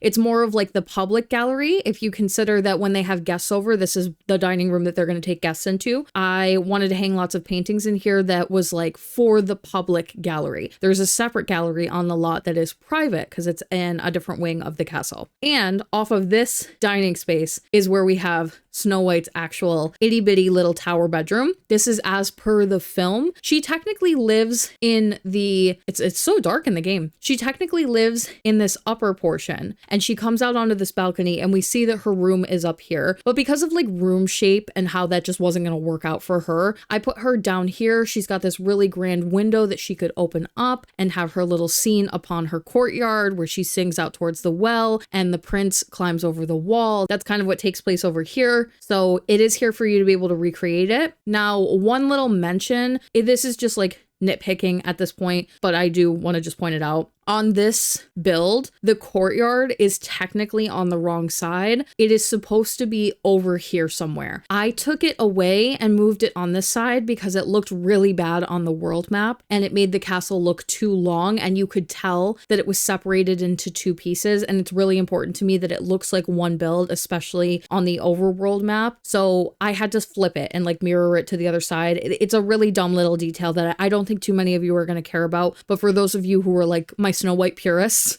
I know there's at least one person that's going to be like, oh, that's not supposed to be there. I know that. I had to move some things around to make the build look better, function better. It's going to work better over there. Moving on to the upstairs portion of this front end of the castle. This is the staff quarters. These are staff bedrooms, staff living room. The one on the end here is for the major domo, and it's a little bit of a larger suite. It has its own bathroom in it. You could also turn this into an office if you feel like this lot has too many bathrooms. I feel like you can never have too many bathrooms. And this is the knight's quarters. That's why we've got so many characters sleeping so closely together. But you can really play with it, arrange it however you want to. They've got their own little seating room in here with a fireplace. This is also meant to be like this upper tower here. If they wanted to like watch and sit and like look out into the courtyard, into their kingdom along the hillside, there's really pretty greenery and views this way with the mountainside and everything. I could picture the former king and queen maybe sitting up here and like enjoying their patio kind of a deal, but not so utilized anymore. This area also leads to these upper towers, this outside area. These are patrolling areas for the knights. Someone's got to walk the castle grounds and make sure that nobody is rolling up on the castle. So there's towers here. They've got various like seating arrangements and things that they can chill and maybe rest in between shifts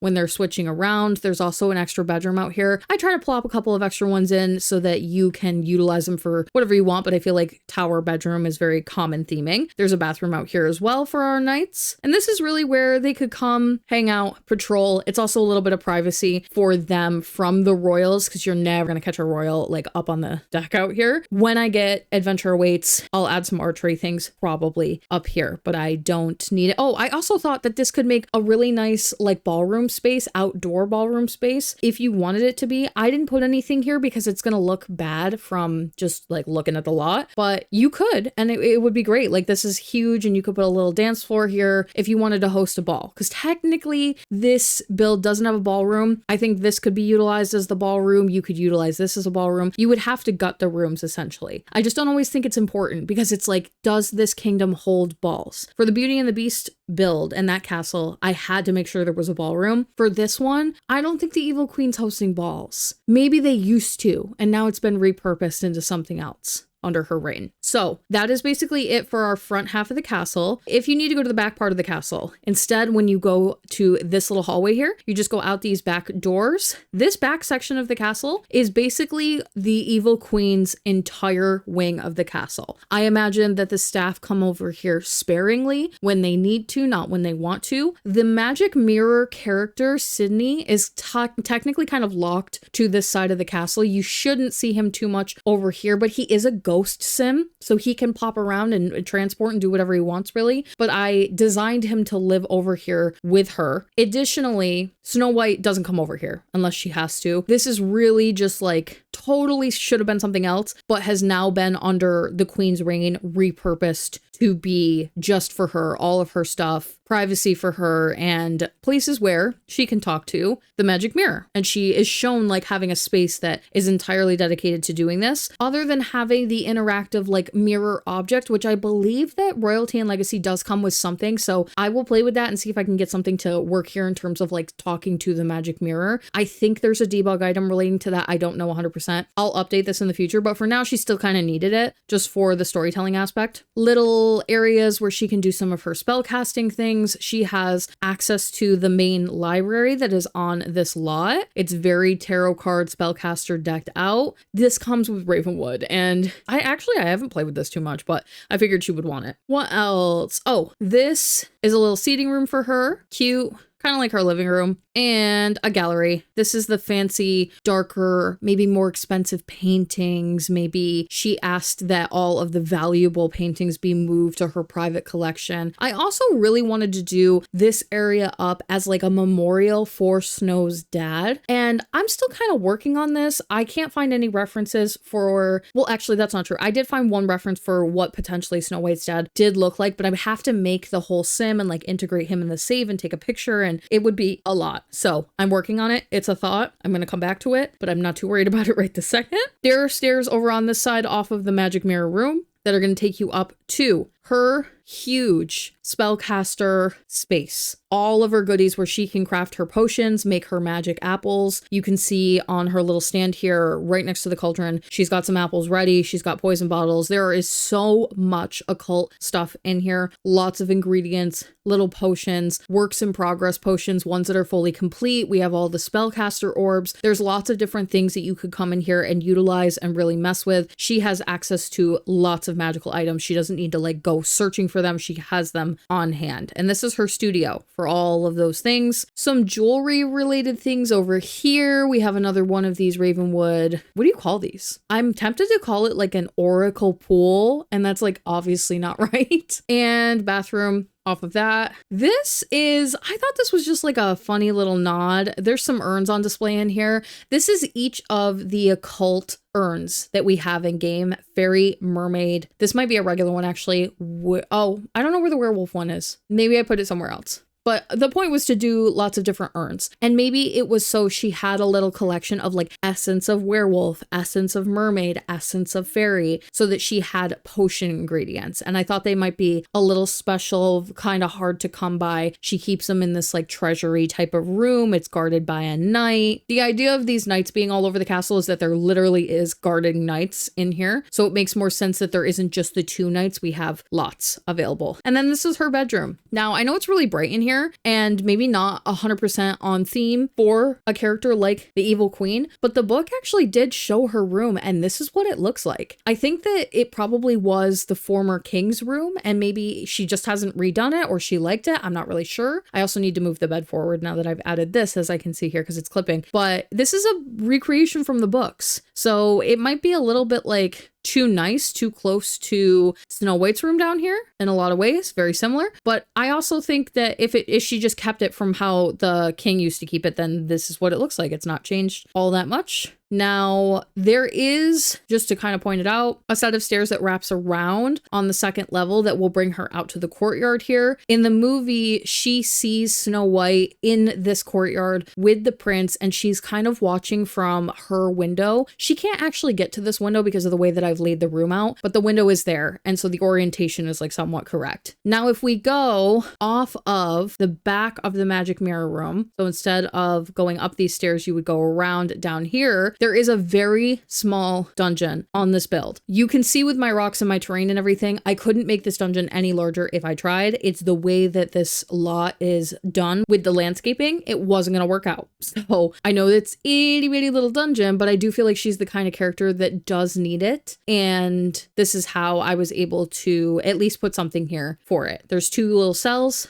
one that is very, very bare bones, and then one that you could probably keep a sim alive in for a longer period of time if you wanted to do that for whatever reason. That's the castle. Hope you guys love it. It's probably one of my best builds I've ever done in my opinion. All right, let's play a little bit and we'll run through some of the house dynamics. We should just start out with Little Miss Snow White. I'm gonna have her come sit here. I literally just had the queen knight these two knights, and it's something that you could do in the noble career. So this household was meant to be my first version of a classic castle staff. I have lots of castle staffs in the save, but a lot of them are characters you know. This is more like your roles that you would associate with a kingdom. You have your queen, your princess, your major domo, your knights, your jesters, all of those roles that I don't always get to put into the other movies. And so this was a cool way to like use knights costumes, make a court jester, a character. Like I haven't gotten to use any of these items and make something really silly like this. So even though they're not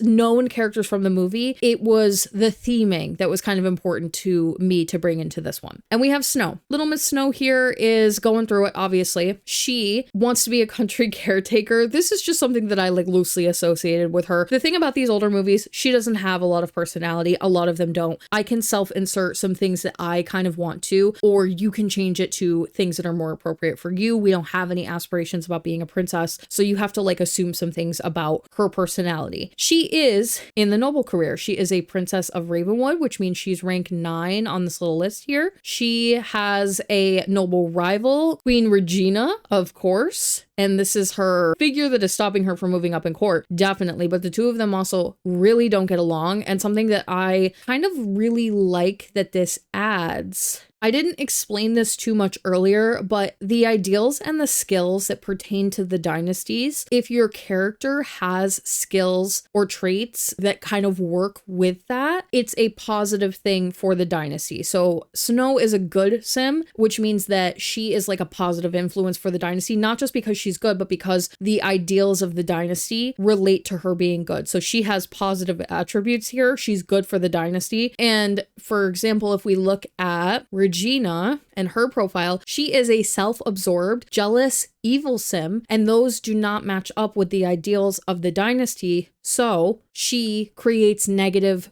things for the dynasty. She is not good for the dynasty. We'll talk more about the dynasty stuff in a second because I think some people are going to be confused, but I want to talk about Snow. She has a weird dynamic with the household because obviously the queen hates her. She does know Prince Florian. I'll show him off a little bit later. He's a townie, unfortunately, just by nature of kind of what's going on here. But the staff like her. It's just that she's maybe not allowed to be treated the way that a princess should be treated. They treat her very normally. She has sort of like gained good relationships with some of the other castle staff because she kind of works amongst them. She cleans, she cooks, she does things that like by birth she shouldn't be really doing and participating in. But unfortunately, this is what her life is. She knows some of the other princesses in the save because she is in the Disney Princess Club. I have movie clubs and then I obviously have real clubs. One of my real clubs is Disney Princesses. This is an actual functioning club that's meant to be for club purposes. Tiana was the first Disney princess in the save file, so she is now the leader. I might have to change this around in the future because we're gonna have too many princesses, but these are all the ones that are in the save right now, and so they kind of like know each other because they all exist in the save. One of the things that I just want to note that is going to be changing is, like I mentioned, my royal sims are famous because that used to be the only way to do it, so that's going to get taken away. They're all going to have their fame removed from them, and it's not going to be a requirement for this club anymore. It could be a requirement that they're royal, I suppose, if it'll let me do that in here. She is like decently good, like high skilled for various things, not just because she's a princess, but also because she goes around and helps cook, clean, do things. So I figured she would probably be decently well-rounded. What else? Oh, she knows all of the 7 dwarves, of course. Technically, where we have her in the story living here with the evil queen, she probably hasn't met him yet, met them yet, but she has known them for a bit because of them already being in the save file together before. So you could remove that if you want to. Other than that, she's really good friends with all of our dwarves from before. She's got a couple of extra traits and things. I give like some bonus traits to important characters. So she has animal enthusiast, good, and neat, and those are like her base traits. I added animal whisperer, compassionate, speed cleaner. This is added because she's in the noble career. She gets some things. I wanted her to be like animal-y and fun. She likes to sing to the animals, the birds. She likes nature. She goes out on her little garden area and enjoys the scenery, maybe dreaming of getting away, definitely. Really good sim overall, really sweet, doing the best she can in a really terrible circumstance. Now we have the evil queen. It was so much fun to actually finally make her. She's such a big important character to bring finally to the save file. She is missing her crown. We're going to go into cast and I'll show some of that off and talk about that. Mansion Baron for the aspiration. She is the queen of Ravenwood. She's the kingdom leader. Lots of skills. She's got high mischief. She's got tantology, I think is how that's pronounced. I'm not 100% sure. She's got really negative relationships with pretty much everybody except her knights and like her henchmen and things like that. The knights are in charge of taking care of whoever is head of the dynasty. So even though these two probably maybe don't like her, there isn't really a way to show that. They have a good relationship with her because they like working for her and they like being knights and they want the power of being a part of the kingdom.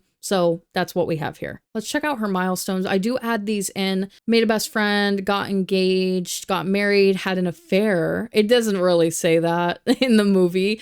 I just assumed that she probably was maybe, I just assumed. She has an atrocious reputation, obviously. Oh, she is in not just, oh, you know what? She is supposed to be in the Disney Villains Club. And I did forget to put her in that. So I'll make a note to update that as well. I was going to show you guys that club, but I mistakenly didn't add her in. She has to be. She's literally the evil queen. This is called the White Dynasty. Again, I just wanted to be recognizable. I know it's a little on the nose. They probably all will be like that. This is the emblem I made for them. I wanted to pull in the peafowl colors. So I did do the little symbol that has some blue and green leaves, feathers to kind of like bring that in. I was looking and hoping that they had an actual peafowl in here. They don't. So that's kind of like the closest thing, but I think it actually really works out. And we have all of pretty much everybody who lives here is a part of the actual dynasty. I think of these because you might be like, well, why are you putting these guys in the dynasty if they're not actually royal? I get that, but I'm also thinking of it in a club way. And when you see these characters walking around town, you want to be able to like hover over them and be like, that is a knight of which kingdom? Like, who does that knight belong to? And that's a court jester of which kingdom? So I'm thinking of it as like the kingdom group, and not everybody who's in the kingdom group needs to be royal or seeking royalty. That's why we have the noble career specifically. Anyone in the noble career is specifically seeking to maybe move up in rank, maybe not all the way to king or queen, but to seek rank nonetheless. And I think you can be in a dynasty, like inside of this group, but not seeking any royalty or rank. You just so happen to like be a part of it. Regina is the head of the dynasty. Snow is the heir. And then we have the knights and Amelia and Hadley. Now, for the ideals, this is always tough because I'm like, okay, do I do the ideals of the dynasty as Snow and her family probably had it? Or do I do the ideals under now Regina and how she would run it and what she would kind of transform the dynasty into? So I don't think that there's a right or wrong answer there necessarily, but I actually decided to go with what Snow is supposed to have for her dynasty. So her dynasty's ideals are bold, caring, and diplomatic. And the reason I did that is because now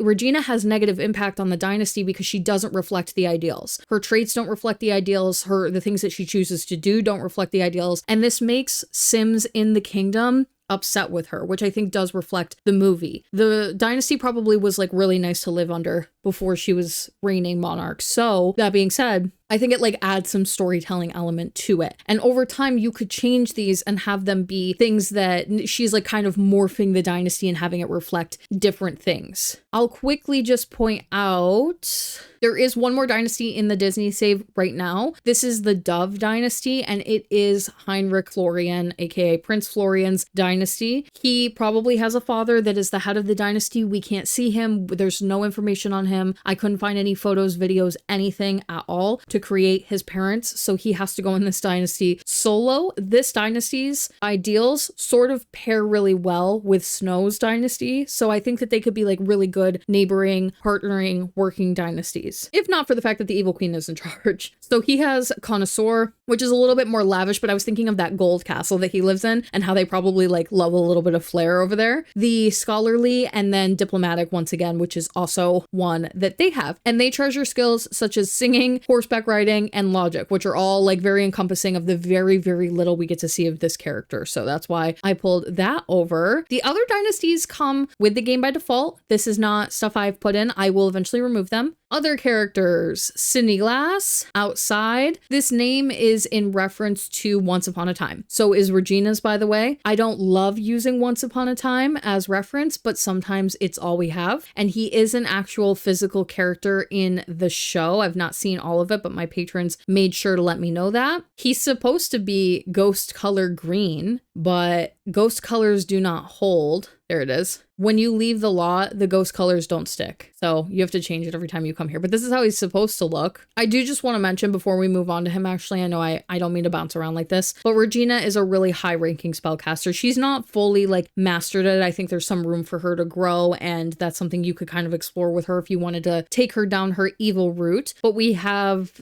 most of the skills and things unlocked in the tree. She has a lot of bad magic unlocked, if I do remember. Yep. We've got mischief magic, which is just like mildly annoying magic, and then untamed magic, starting fires, control another Sim's mind. Duplico is one that I don't give to anybody because they use it and they make clones of themselves and then they run all over the save, and I had a huge problem with that with Elsa. So nobody ever gets Duplico. Now, Sydney Glass. He's a spellcaster and also a ghost. One of the only occults that you can pair over. Little bit lower ranking. He is a indentured servitude type of character. He's got something going on that means that he has to serve the queen. I have a custom role, a custom job called indentured servitude. This is one that I had previously given to Meg for similar reasons. There's something about his life. There's a curse or something that has happened that means that he is in service to the queen. He can't say no. Even if he wanted to, he's kind of trapped there by matter of circumstance, and he has to work for her, even if he likes her or doesn't like her, because I think that you could argue he doesn't even really care one way or the other for her, but he helps her because he has to, and because she'll literally smash him and his mirror if she doesn't get what she wants anyway. I do, for my ghost sims, I do their ghost mastery things here. I'm a little hesitant with some of these, especially because he is kind of like a neutral character. He's obviously doing bad things in the film, but it's not, I don't know if it's by choice. So I went very mild with him. I unlocked a few things. He's not the worst ghost. He's not going to like go around and terrorize and be a wraith, but he's definitely like leaning more this direction of an evil ghost versus like a nice ghost, but you can really choose. You can build it up with him. We needed to have ghost sims in Ravenwood anyway. I might put all of my ghosts into, well, there's going to be more than 8, but I'd like to put a lot of the main ghosts into a club together. Let me know if you think that would be fun. And then castle staff. We have our court jester here. His name is Andrew Burnap, which I believe is the name of the guy who plays her love interest in the Snow White live action movie. I think, because obviously this book didn't name all of these characters. They just encompassed them as castle staff. I had to pick out the names. He's got Chief of Mischief. I had to do like the whole court jester thing, and he's a castle staff. This is something that I give to a lot of these characters that I want them to stay here on the law and work and be a part of it, but they also need something in place here. So you could put him in the entertainment career. You could definitely take that route if you want to give him something to physically do. I don't take it that way. I want a little bit more like on the lot gameplay. High mischief skill, or like decently high. He's got some painting skills, some pipe organ, some singing, some comedy and charisma. He's not like the most skilled court jester, actually. Pretty good relationships with the characters that are on the law. These are not like big characters, so I'm not going to spend a lot of time here, but that is what we have. We have Hadley. Hadley is the major domo. He's in here. What's going on with this? Resume oatmeal cookies. Let's see. You better be able to resume those. Okay, he can. I was worried he couldn't cook for a second. He wants to be leader of the pack. We've talked about that aspiration a few times in the video. He has a special custom majordomo career. He has pretty good relationship with everyone else in the household, even the knights. He takes care of everyone. He helps. He knows everybody. And who else? He might have even been here when the former king and queen were still reigning. And I think that he would kind of like watch over Snow, make sure that even though she's obviously in a really bad circumstance, she's still being taken care of in some regard. He can't treat her like a princess, but he can kind of like watch out for her. He knew her parents and her projected outcome in life, what she was supposed to be getting. And we have Amelia. Amelia takes care of everything else, all the cleaning, all the cooking. She is going to get the castle staff special career, but she is head maid, I guess is what you would pick for that, helping the queen get ready for balls and special events. She's super, super, super high skilled. I think Hadley is as well, actually. Yeah, they have tons of skills because they have to take care of everything. They have to know how to do everything. They are very like, they have to be able to do a little bit of everything as they go around. So very high skill Sims, but maybe just a little bit in everything instead of being like too highly skilled in one particular way or another. And that's kind of it. We'll jump into Cass. Snow White was created when I did Hemford on Bagley. That was originally where she lived. So she is going to be sporting a lot of Hemford on Bagley clothes. I didn't really feel the need to change or update that. I think the silhouettes are definitely in the right direction. Oh, I wanted to give her like her peasant look. Remember when she's wearing rags in the beginning of the movie? There you go. She's got something to wear around. You could make that her everyday outfit, but I want her to be like recognizable when she runs around town. This is probably what she should be wearing while she is at the castle, helping, working, doing things that a princess shouldn't be doing. This is a different version of her like rag peasant look. And the last option, 99% of the time for my Disney princess characters on everyday wear is going to be their Wreck-It Ralph sleeping party, slumber party look. Some of them don't actually wear slumber party clothes. They're wearing like literally real clothes. Maybe they just haven't changed yet, but that's usually what that slot is going to be for. If it doesn't fit, then I will put it in the sleepwear, or sometimes I'll repeat it in the sleepwear. She probably needs a look over just for the Royalty and Legacy pack, but I haven't done that yet. So it's something that is on my to-do list to come back and do. Oh, this is one of her, this is actually her Wreck-It Ralph look. This one right here is her Wreck-It Ralph look. That other one must just be a modern interpretation that I did. I don't do that with a lot of characters. I just try to do a little bit more for my princesses. I'll come back and give her some outfit updates and some different looks when I do my Royalty and Legacy update for the save file. So she'll get some touches, but this is kind of what we're doing right now. Regina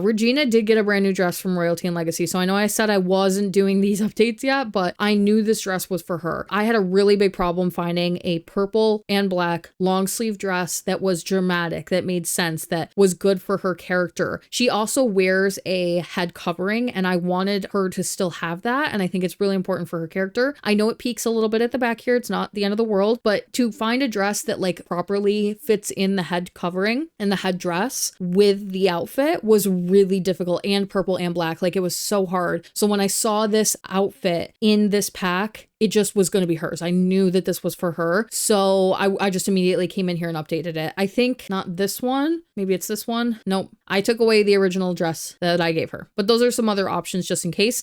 This one is a little bit more inspired by Once Upon a Time. I did look up some of the costuming from Once Upon a Time. I don't want to like pull from it too much or make anyone think that I'm using that as like general reference. It's just that she's such a big character in that show and they showcase more clothing and more things. So I felt like this might be a really good use for this dress from Get Famous that I don't get to utilize all the time, and it came in purple, and then I got to put her in a crown since she did take off her headscarf. So it was my way of like bringing them in, because you can't do the headscarf with the crown, right? Different dress for her as well. I believe I also gave this to Ursula. So if you don't like the duplication, it has something about it that's very Regina, the dramatics of it. Some sleepwear. This is actually new as well. Swimwear, hot weather. For hot weather clothing, you're going to notice that it almost always is going to match their everyday look. Sims change into this outfit quite frequently, to the point where I felt like it was really necessary to just let it be what I want them to look like most of the time anyway. It's always hot and Sims are always using this outfit, and I see them walking around town and they're wearing weird stuff for the weather. So they're just going to wear what they normally wear for the hot weather. Sydney Glass. I'll show you what Sydney looks like when he is not ghosty. He was designed not as a ghost. And the green and the purple, thinking of the flames, thinking of like the mask and everything, but he is a ghost. My ghost Sims always wear the same thing no matter what the outfit is. They just are stuck in that one outfit perpetually in the afterlife. So this is always what he's going to look like. He has death by urban myth, which is one of the ones that I thought might be the closest to some kind of a curse, some kind of a backlash that happened to him, something in his magic, something he did that related to his death and kind of like had him come here. Curses were added with Enchanted by Nature, and I kind of started to look at some of them to give him an actual curse, but I didn't feel like any of the curses related to his character and we're going to add to him aesthetically. If you're more familiar with curses, please let me know if you have any suggestions for a curse I can give him, but I didn't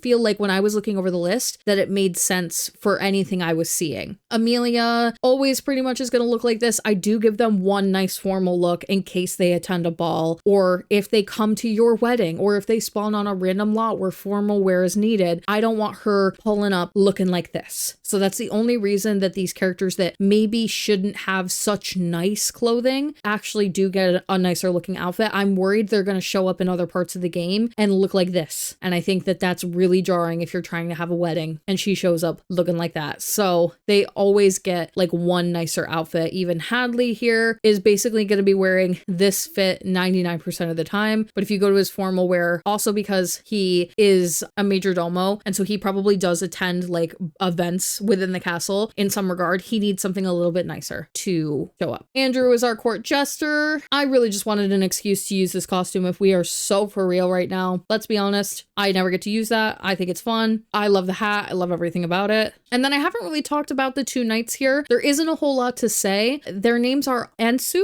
and Adrian. Ansu, if you take their helmets off, everything in the Disney save for the most part is themed, even if it's lightly off of something. So if you get to see them in their formal wear, his face mold and the person that he's actually built after is the actor that plays the huntsman in the live action. His name might also be relating to that person. That might be the name of the actor who plays him or the name of the character in the film. I cannot remember, but I never do anything without a little bit of theming. It's always loosely Disney related. You're never going to get like a random character unless there is literally no other way and I have to have that character. So he is knight number 1, and then we have knight number 2. This is another live action character. I want to say this is head of the knights in the live action, I think. Either way, it helps me from not creating the same characters over and over. I like to make really diverse sims when possible and try to make sure people have very distinct features, lots of diversity, lots of like, I don't know, I try. I don't want everybody to look the same. I know this is Disney and there's like same face syndrome sometimes, but we can try to sprinkle in a little bit something different when I have an opportunity to do so. And I feel like this household actually came out like really every character is very distinct, and that is nice considering the time that this movie was made. Please don't kill me, but for the sake of time, I'm going to go to this last lot, but I'm not going to take it into live mode. We're going to go to live mode a few times with my Alice in Wonderland neighborhood up here. This is Happily Ever After. It was created a while ago for Hemford on Bagley. It is an apple garden, and it is a themed lot that is based on Snow White and her resting place, her glass coffin. It's an apple garden. It has all of the cute little Snow White references. There are dwarves around. There are little animals and creatures running all over, but for the sake of putting it into Ravenwood, it has now been turned into a cemetery, and it's actually more of a royal cemetery. So it's still very garden vibes, very ethereal, very, very pretty princess, but it's going to be much different theming than St. Mary's Church Cemetery. This one is not as like ghostly, dark, creepy, very lovely. We'll go check it out in build mode. Here it is, very cute little garden, mostly a public area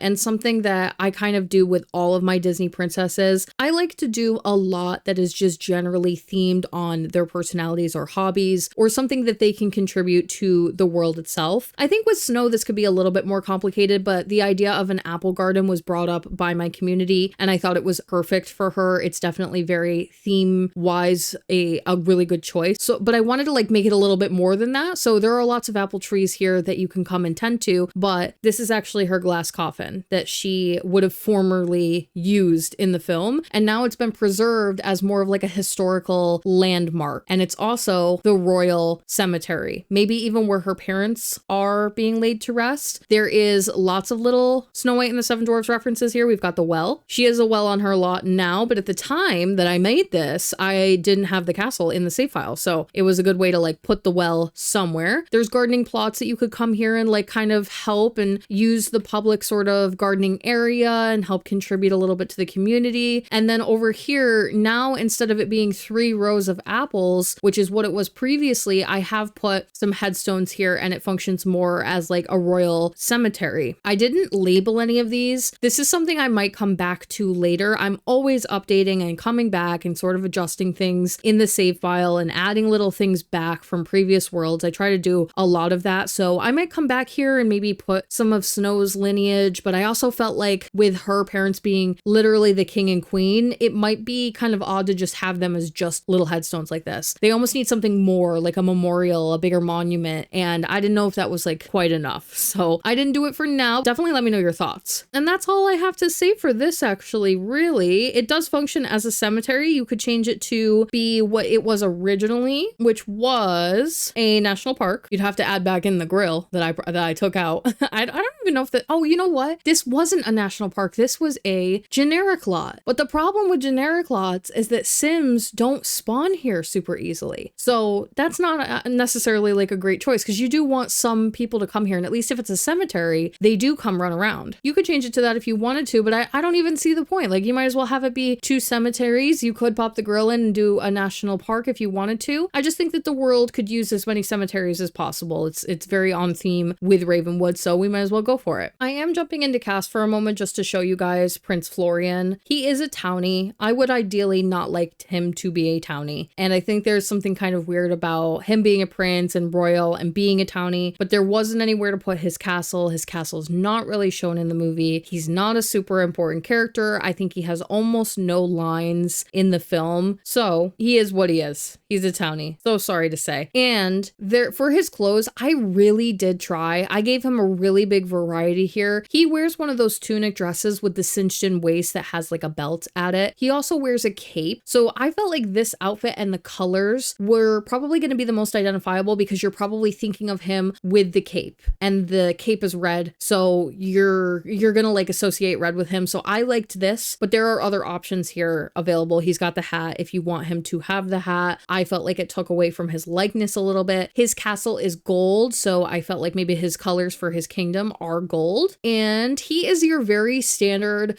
super nice guy. And I mean that actually for real, because I know that that is a little bit of a trope. Like, I'm just a nice guy. He actually is. He's supposed to be your standard Prince Charming. You're somebody that like everyone can fall in love with. Very, I don't want to say like plain, but more like agreeable. And some of the things I put into his character, he's a horse lover. Why not? He has a horse in the movie that he rides up on. It's something that we can kind of associate with him. He's very adventurous. He's in the woods by himself as a prince. And he likes music. He's singing. He rolls up and he starts singing with Snow White. So those are like the little bits that we know about his character. We can like kind of pull something in to his traits. But I think he would just be super uber duper sweet and take care of Snow and really be like an actual good prince, king, and future husband potentially. I think they do get married in the movie actually. Not a super important character, but we do have to include him. He's a love interest, obviously. For our final neighborhood of Ravenwood, in Morningvale, top left corner here, we have 4 lots, and this is my Alice in Wonderland section of the map. Now, I want to say Alice in Wonderland, huge movie. I'm going to be doing more with it in the future. So there is not just going to be these 4 lots. I have other things that I will be doing. So if you feel like something is missing, I'm coming back to Alice in Wonderland. It's going to get probably split into Windenburg. That being said, I want you to think of Morningvale as very much Wonderland itself. So anything that doesn't physically or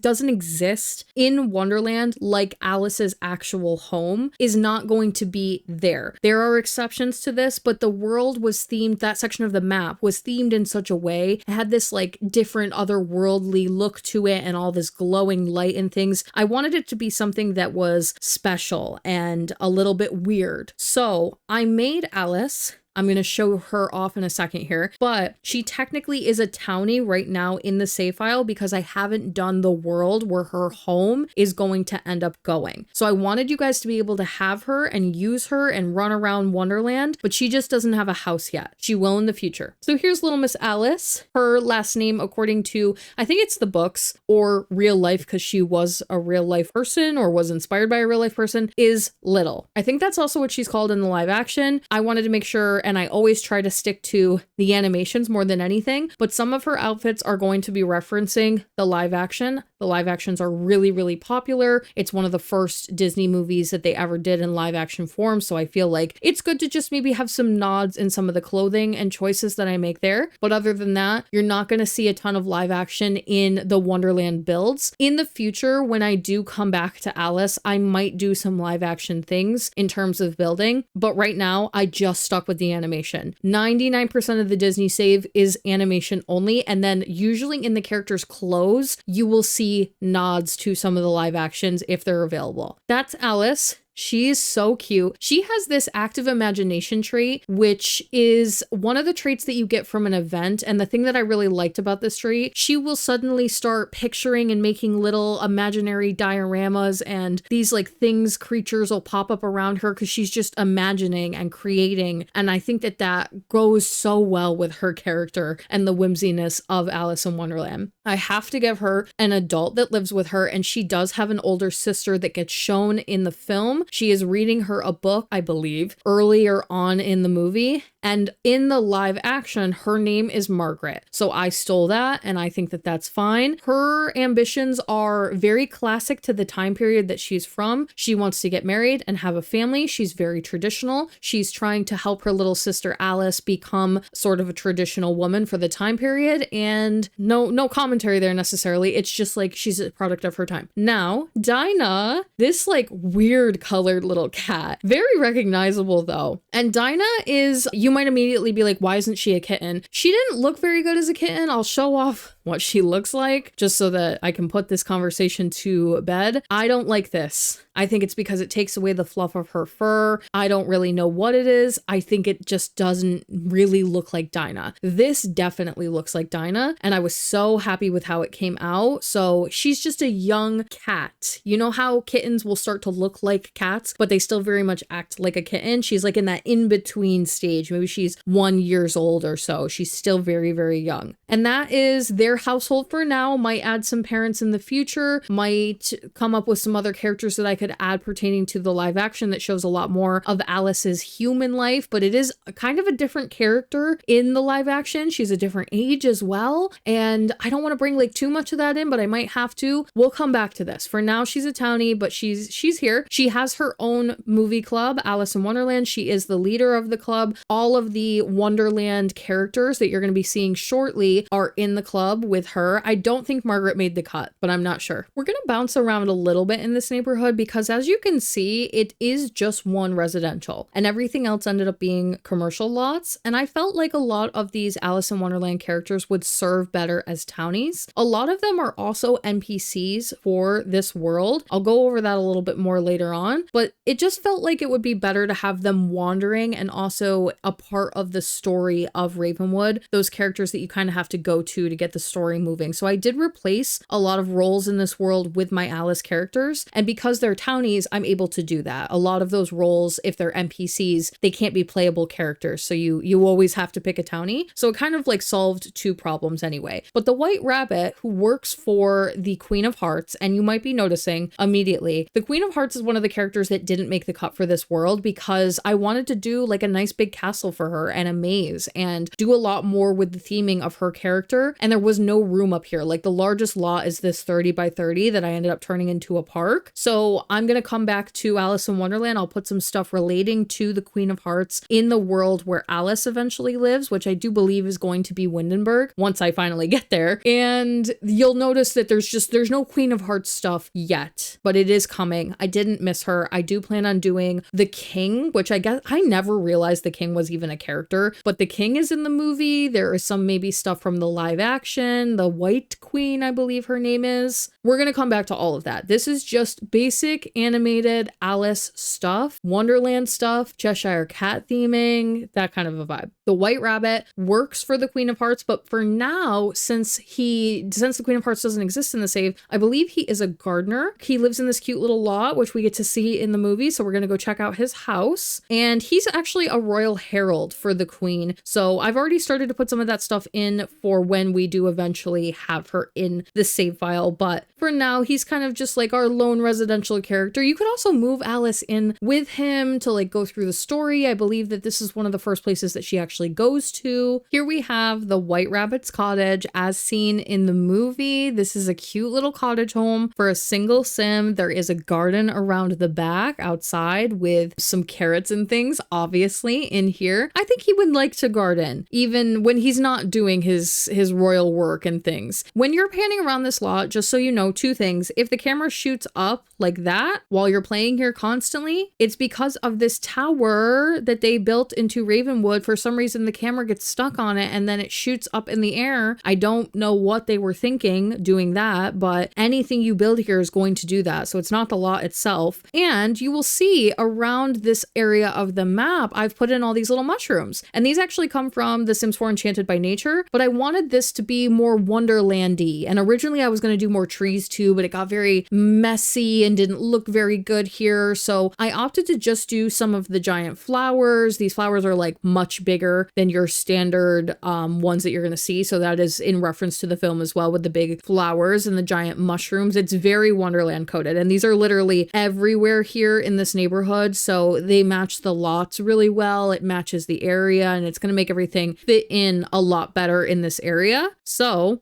those don't come here naturally. I used Tool to put them in. You do not need Tool installed for them to appear. They just come by default with the save file download. And we have a visitor here. He's a bit of an early spoiler, but this is the caterpillar, the blue caterpillar. He's going to be a fairy. He is a townie. So see, they're just like wandering around. And I think there's something really nice about that. Now, the cottage, really cute. Had to do like, it's very close to the movie replication. This is the cottage that Alice grows big inside of, and so she sticks her arms out of the two windows up here and her head busts through the top. But we also do get to see some of the interior, so I'll just come in down this way. It's all pink. It's very heavily coated off of the film. I really, really liked how it turned out. It's simple, it's cozy, it's got those Easter vibes, it's a little bit cluttered in here in a good way. I think that this sim in particular would be one that's a little bit more polished and refined and kind of keeps his house in a certain way, very timely and orderly, but maybe at home relaxes a bit. He likes to plant and garden, so he's got lots of little gardening bits around, lots of bunny references wherever I could possibly find them.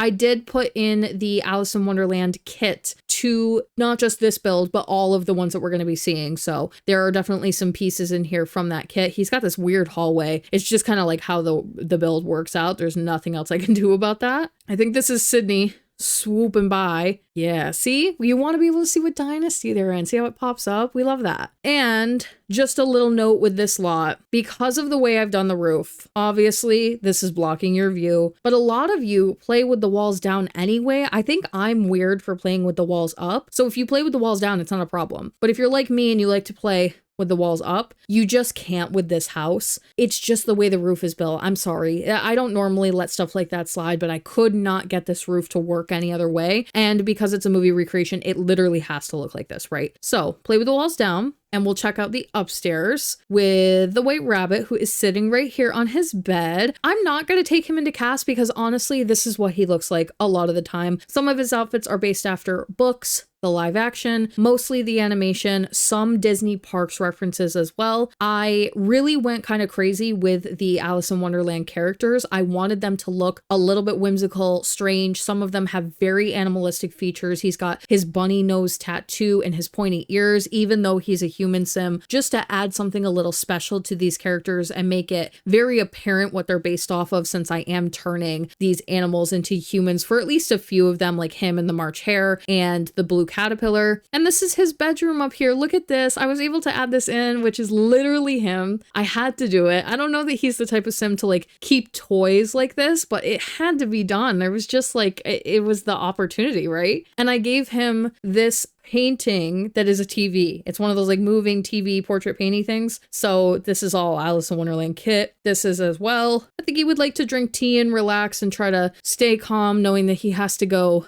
eventually to work the next day. So for the White Rabbit, because we don't have the Queen of Hearts yet, he is a little bit more focused on gardening related things. He's got a gardening aspiration. He is in the gardening career. He's got skills that pertain to gardening and wellness, and some things that like lean into possibly in the future with the Queen of Hearts, but not too much. These are the characters that he knows as of right now. They are all Alice in Wonderland characters. We have Alice, the Mad Hatter, the March Hare, the Blue Caterpillar, Tweedledee, and Tweedledum. And this one is a little bit of a spoiler, but one of the NPCs in this world has to be a ghost. And I thought it would be really funny to create Marianne. In the movie, he's screaming for Marianne, and he thinks that Alice maybe even is Marianne. So I was looking and researching who Marianne was, and there was an Alice comic that they did where they showed Marianne. She was an assistant for the White Rabbit, and I used the imagery from the comics to create her in a ghost form. So that's why he can't find her. You know what I'm saying? Like, sorry to the White Rabbit to break the news, but there's a reason she's not here. She's a ghost. So I had to do a ghost, and it was like one of the things that worked out. Some carrots and things in the inventory, and we're gonna take him to the other lots around us. We do have the Alice in Wonderland Club. I'll just show you this real fast. All the characters that were mentioned earlier, more to come in the future, I'm sure. We'll have a slot in here for Queen, or maybe remove Tweedledee and Dum and replace them with something else if we need to. Drinking tea, listening to music, using a bubble blower, you know? Be funny with everyone, watch live entertainment, do not cut the flowers and do flower arranging. Do not read. That's something that Alice says in the beginning. She's like, doesn't want to read the book or doesn't want to listen to the book anymore, I believe. We are going to take him to some of the surrounding Alice themed lots. So first and foremost, we will take the Mad Hatter and the March Hare, call them up, because we're going to go to one of my favorites from this world. This little lot over here, Very Merry on Birthday. This is technically either the March Hare's home or the Mad Hatter's home. Depends on how you look at it. We can talk about that more later. But it's the tea party scene, and I made it into a little restaurant that serves a classic English afternoon tea. Very iconic. Something so integral, I think, to Alice in Wonderland. And I love doing a restaurant, and this world just like needed it. So we're gonna go over there and have a little tea party. Here is Very Merry on Birthday. I absolutely adore this lot. It's so colorful. In the garden, it's everything, all the mushrooms around and the lighting. And we've got our tea table set outside, just like they do in the film, where all the tables and chairs are mashed together. You can actually sit here for the restaurant if you want to. Obviously, we've got all this stuff in the way, so it's not perfect. But if you wanted something a little bit less cluttered and you can actually sit down and enjoy your meal, there are some separate tables that are available that you can request. I'm just going to let them sit and enjoy and do whatever table, whatever spot they would like to. Now, with this building here, in some research I was doing, this house is probably the March Hare's home, but I also found evidence that it is also maybe potentially the Mad Hatter's home. And when I was building it, I thought it was the Mad Hatter's home. So I'm not too worried about whose house it is, to be honest with you, because just in general, I did Alice in Wonderland theming, maybe leaning a little bit more towards the Hatter. Like we've got the hat lights, and I did a little hat on the table up here. And this is someone's home, so it's set up to be a home. If you didn't want one of those characters, good God, that was scary. Is that Nala? Oh my God. Sarabi, go home. If you didn't want one of my townies to be a townie any longer, I wanted you to be able to turn this into a residential if you wanted to. So it is set up to be a residential. It's a 1-bedroom, 1-bathroom little cottage home, just like the White Rabbit. And the downstairs is a little modern with this dining station and everything. You have to have this for restaurants, so unfortunately that just kind of is what it is, but you could easily pop that out and replace it with some different counters and things. I'll have him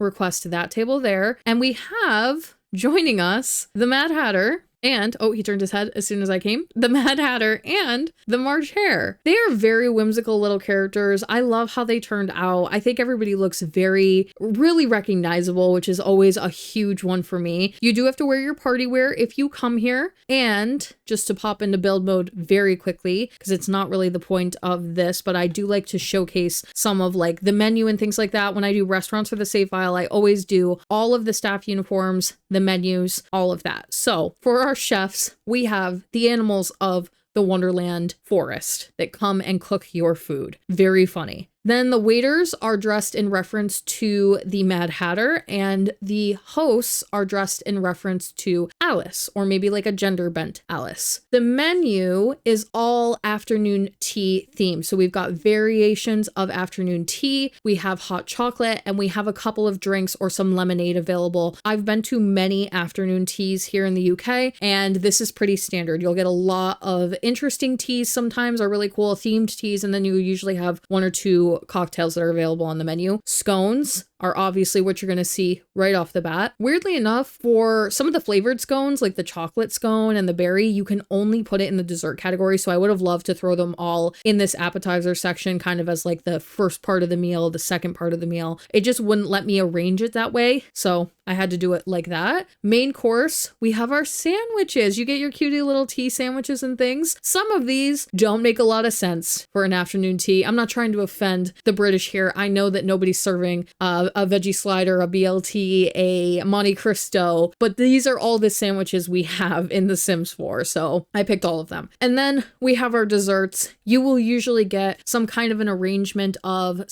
macaron, a fancy cookie of some kind, maybe a fancier scone. I put like the pumpkin scone on here, honey cake, something that is just gonna have a little bit more, like something not as standard that you could get like every day at a bakery. It's usually themed for whatever's going on, but I thought it would be cute to like do something very British. We've got a lot of British movies in this world, so it makes sense to like bring something like that in. And are these chairs not adorable with the little mice sitting in them, ready to do tea time with you? I thought they were so nice. Oh, Tweedledee and Tweedledum showed up. We've got Alice running around. The whole gang, the gang's all here. You guys, we can order for the table.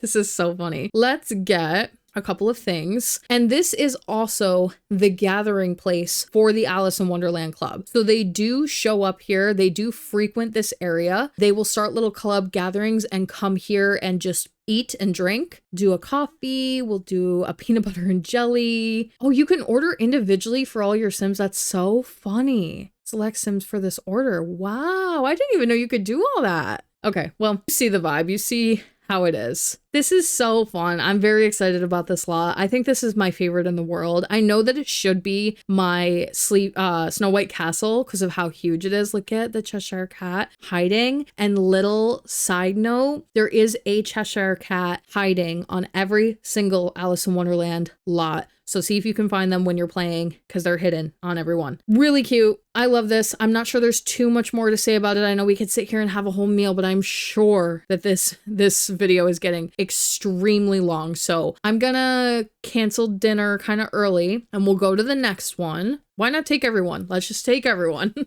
All right, we're all going to go over to the lot next door. This is Cheshire Cafe. It is a cafe lot type and it's based after the Cheshire Cat, the restaurant / little booth thing that you can go to in Disneyland Paris. And then there is the Cheshire Cafe from Disney World where you can get the famous like Cheshire Cat tail twisted dessert thing that they do there. If you're a park goer, you know exactly what I'm talking about. It's a lot of theming in one, but it all makes sense and it wraps up really well. So we're going to go there for maybe an after tea little tea. I think also because Alice in Wonderland and tea kind of go hand in hand, there is this thought that there should be a cafe involved and a place where you can come and get your tea, maybe a little treat. So this is a bit of a garden. It's kind of a chunk of the forest, but it really is supposed to be the part of Alice's story where she goes and finds the Cheshire Cat. So he is up in the tree here. It's going to disappear the closer you get. but you can see the tree that he sits in with all this near all the signs that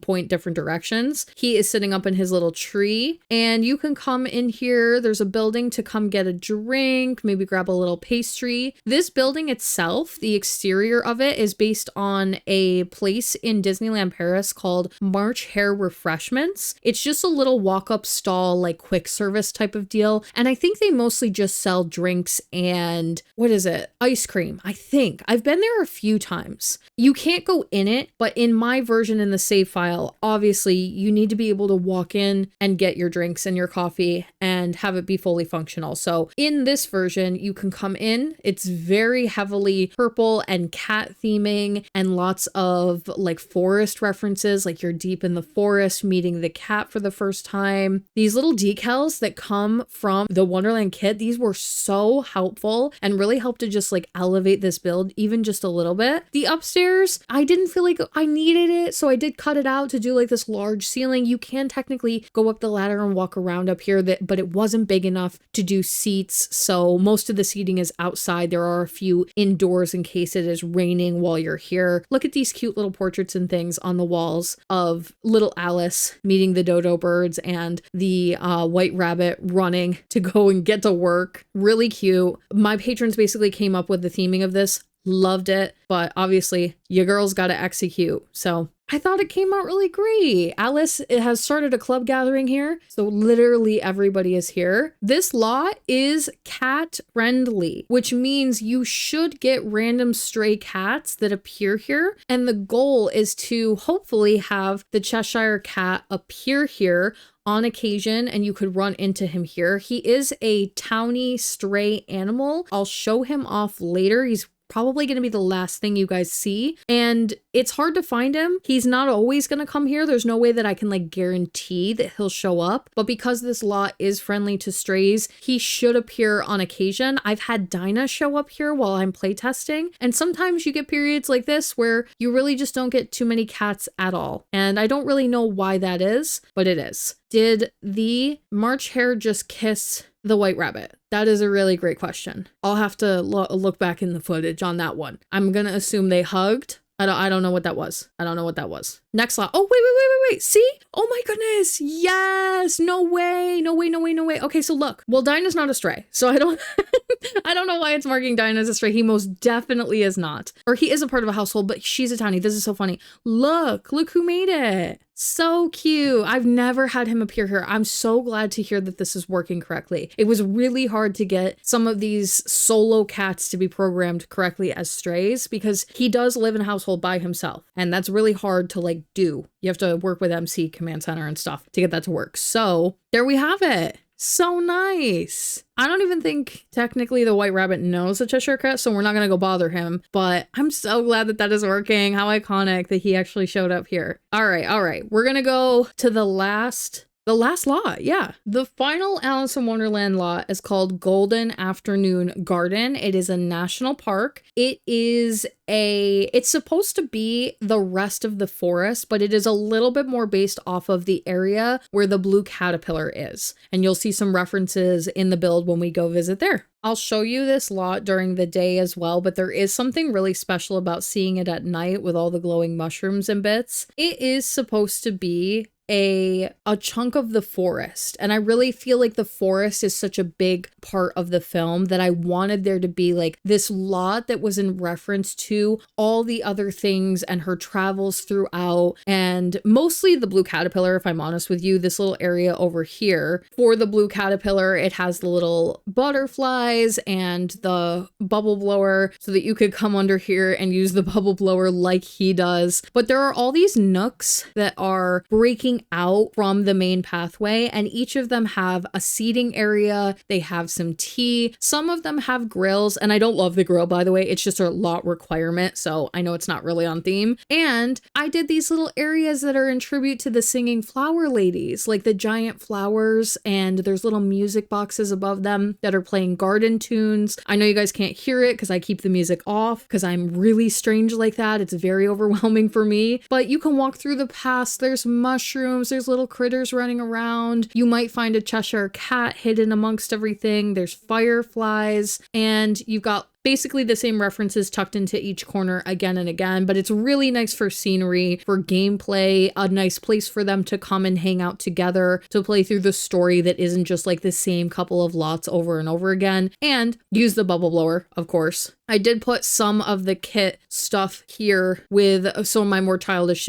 Sims can use like the doll, and Alice will be able to use the doll as well. Here is what it looks like during the day. See, isn't this so pretty with all the other mushrooms that I've put into this world as well? And I know that gardens in a lot of ways can be maybe a little bit boring. Like it is just a scenery backdrop type of deal. You're not going to come here all the time. You could come here and have picnics as well. That was something that was added in. So I don't always love doing these, but I felt like because of the forest and like what Alice in Wonderland is, I really wanted to make sure that something like this is included. And it wasn't a big enough lot to do anything Queen of Hearts related, or I would have just done that here. I want to do more with her and more intricate, bigger builds for her. So why waste it by squeezing it into such a tiny little lot when we could do something like this instead and then do more Alice stuff in the future? And I think that's going to work out much better. I'm not going to take any of these guys into cast. I feel like you've seen them quite a bit and you kind of get the vibe, and Tweedledee and Tweedledum are literally identical and I hate them, so we're definitely not going to waste our time there. The Mad Hatter almost always looks like this. He is not based on the live action at all. I think the live action one looks much different and has a whole different thing going on, so I didn't put any of that into his character. He's very much just the animation. And here is, like you saw earlier, the blue caterpillar. He wears this most of the time as well. He's a fairy. He's got his cute little wings that are based after his caterpillar look that he transforms into in the movie. And the March Hare, he's kind of a menace. He's a criminal, actually. He's in the criminal career. He is erratic and steals, and he's just a bit of a mess, but in a really funny kind of way. The Mad Hatter and the March Hare are really good friends. They're best friends, actually. And there are some dynamics that are built into their relationships, despite the fact that they are townies. I put all of that stuff in and then I release them as townies into the world. So you still have all of that. But I will show you one more thing before we close out today's video. This is kind of cool. Now, this is not normally here, but one of the things that you can do for Ravenwood is you can go around and collect tarot cards. And there is a thing that has to do with like the story of Ravenwood where you might at some point have to go around and collect tarot cards. You get all these little missions by different characters to go and collect them. And I thought it would be so fun if the characters that give you these missions to collect the tarot cards are all of my Alice in Wonderland characters. They kind of lean into the theming. I feel like it's very otherworldly. If you have to go to Wonderland to get your hands on these magical cards, and these are your kind of zany characters that send you on all these random missions. So we have the Mad Hatter, who is one of these people. He is, and these are very loosely related, by the way. Don't focus too much on the actual roles that they host. It's just kind of a part of like what I had available versus what the titles are called versus trying to keep it Alice in Wonderland themed. He is the widowed father, and correct me if I'm wrong, I do believe in the live action, he is widowed. So I thought that he was the perfect one to go ahead and fit that role. Then we have Marianne. She's the ghost host. She is the one that I had to make a ghost in order to get this to work. So I created her specifically for this role. Then we have Absalom. That is the name of the caterpillar character. And he is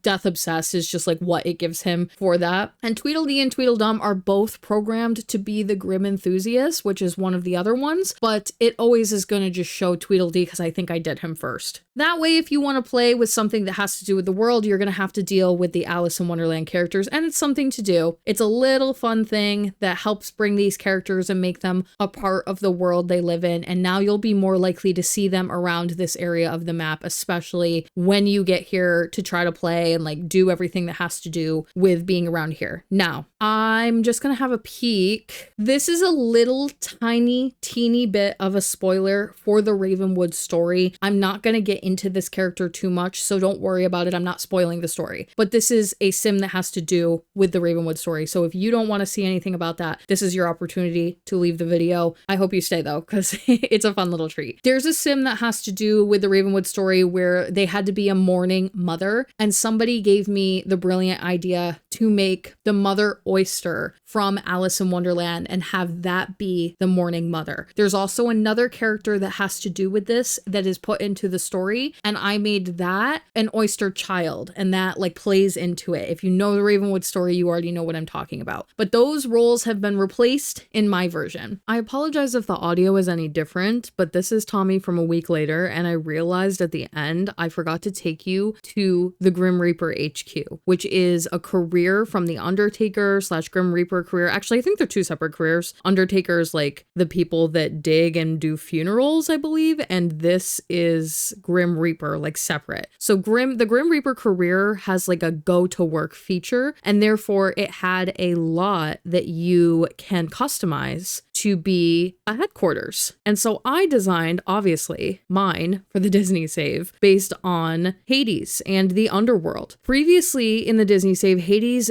lived already and existed as his own household. He was a part of like a larger household with a mix of different movies, and I have been looking to move the underworld somewhere else, put him back in, and have him essentially kind of like live here, if you will. Now, after a lot of trial and error, Hades could not replace the NPC role of the Grim Reaper. I tried everything I know how to do, and I could not get it to work. As you can see, I'm in the household right now. The Fates are a part of this household. We have Hades and we have Pain and Panic. And I just couldn't get him, poor little Hades here. This is what he looks like when he goes to work, by the way. I just wanted to utilize this costume for him. It's one of the ones that you can get, and it comes in different colors from this Grim Reaper career, and it masks out the face and everything. He doesn't look like this normally. He still looks like the Hades that you might remember from long time videos ago. But I designed this basically to be both the underworld and his house, so it's lightly in reference to Disney Dreamlight Valley, where they show like a version of what his home would look like. However, he can't actually live here, obviously, because this is a get to work lot. At the end of the day, I couldn't get him to become the full Grim Reaper. So he comes here and he works instead. He is at the top of the Grim Reaper career. He is a Reaper, which means he's like level 10. He's all the way up at the tippy top. Pain and Panic, for example, are Grim turns. So you can use them to play with the career and work your way up if you would like to, but then you can use Hades to experience what the career would be like all the way at the top if you have everything maxed out. And so they'll all come here from time to time and work. Like this is probably, no, this is random Grim turns or whatever. Normally, if you have The Sims 4 and you come to this lot, it's like an office in like a gothic mansion style build. And I made it into the underworld. Isn't it cute? It's got some references to the river Styx around, the boats that carry the souls to the underworld, and all of the actual lot that you use for the career. I'll play it just for kicks, is downstairs. This is the actual build and like where you're going to go to work, where you're going to do your various tasks. The way that you get down here is from the little teleportation portal. This comes from Realm of Magic. This is a entrance portal 3. So you go in there and then it exits out here and they'll just kind of appear. Actually, I'll get Hades to, oh, maybe he doesn't walk down here because he can transportulate or whatever they call it. But yeah, they will use this portal and they come here and they do their work. But for all intents and purposes, this is supposed to be like Hades' lair, the underworld. This is where he serves from, his domain. And it is very, very much inspired by the underworld and by the Disney movie, with keeping in mind that it still has to function kind of in like this office capacity for the career. So there are little computers and tablets and things around. And those are just something that I kind of have to put. They can do scrying. I went through and made sure that they had all the items and that everything was working here properly. And I really love this. I think it turned out great. It kind of serves two purposes in that I get to bring the underworld back to the Disney save because this was a build that existed before. It's in a new form now and I like this a lot better. I think it's a lot more simple in a lot of ways, but it's also going to function a lot better, and you get the throne and everything, and it keeps Hades playable, because what was going to happen basically is if I turned him into this Grim Reaper NPC, I was going to have to make this household completely unplayable, and then he doesn't get to get used, and if you used him, the game would just put the Grim Reaper back in. So in this way, it does work out. You still get to play with the career. He is head of the career and he has a home, technically, kind of, but he is currently a townie in the Disney save because this is his home, but he can't live here. I hope all of that makes sense. That was a lot. I think this is a really fun little build. Very unique. And whenever I build on these bonus lots, they're always so small. So I'm just trying to make whatever I am working with thematically like fit in a very, very small environment. And I think I did pretty well. Continue the river Styx downstairs so that it kind of spirals around the build. I'm not going to go too much into the Hades and Pain and Panic household, but you got to see a little bit of them right there. And you'll probably be going back to Tomi from a week ago. So say hi to her for me. And that is it, you guys. World 10 for the Disney save Ravenwood now complete and available for public download. Again, the download for the Disney save is in my description box down below. It will also be at the end of the video if you click on my Patreon. It's pinned right at the top. It is a public release. You do not have to be a patron to own and play with this, but if you wanted to become a patron, you can help me plan out the Disney save. I have a private Discord where we do polls, we chat, we plan all of the worlds beforehand, talk about which movies go where, get to make decisions. I have a Google Doc available to patrons only that goes over all of the characters and lets you add little comments about what traits and what things you think the characters should have. My community is really, really important and does a lot of decision making when it comes to actually designing the worlds, and they help advocate to get certain characters put in and change certain lots, and it's really, really a collaborative effort. So if you want to be a part of it, I recommend joining at any level, literally any level, so that you can join the Discord and become a part of it. Or if you just want to support my time, it's really appreciated. The Disney save comes with more than Ravenwood, by the way, in case that wasn't super duper clear. It has other worlds. So we have Willow Creek available in the save file download. That's going to be Princess and the Frog and Dumbo and things of that nature. Oasis Springs is also completed. Lion King, Aladdin, The Good Dinosaur, Bug's Life, Sulani is done. We have Little Mermaid and Moana and Lilo and Stitch here. There's tons of stuff. There is a master tour video that goes over everything that the Disney save comes with, although I'll say it's a little bit out of date, so I am planning on redoing that in the somewhat near future as well. And just in case you hadn't heard the news, the next world for the Disney save, World 11, is going to be Innisgreen. We are very excited to get started on the fairies world, and there's lots of goody little things to come. Make sure you subscribe so that you don't miss anything for Innisgreen and all of the stuff that I'll be putting out, of course, in the future. Lots of builds and characters and things. Let me know your favorite thing from Ravenwood in the comment section down below, favorite characters or moments, or what you liked, what you didn't like. And with all that being said, you guys, thank you so much for watching, and I will talk to you in the next one.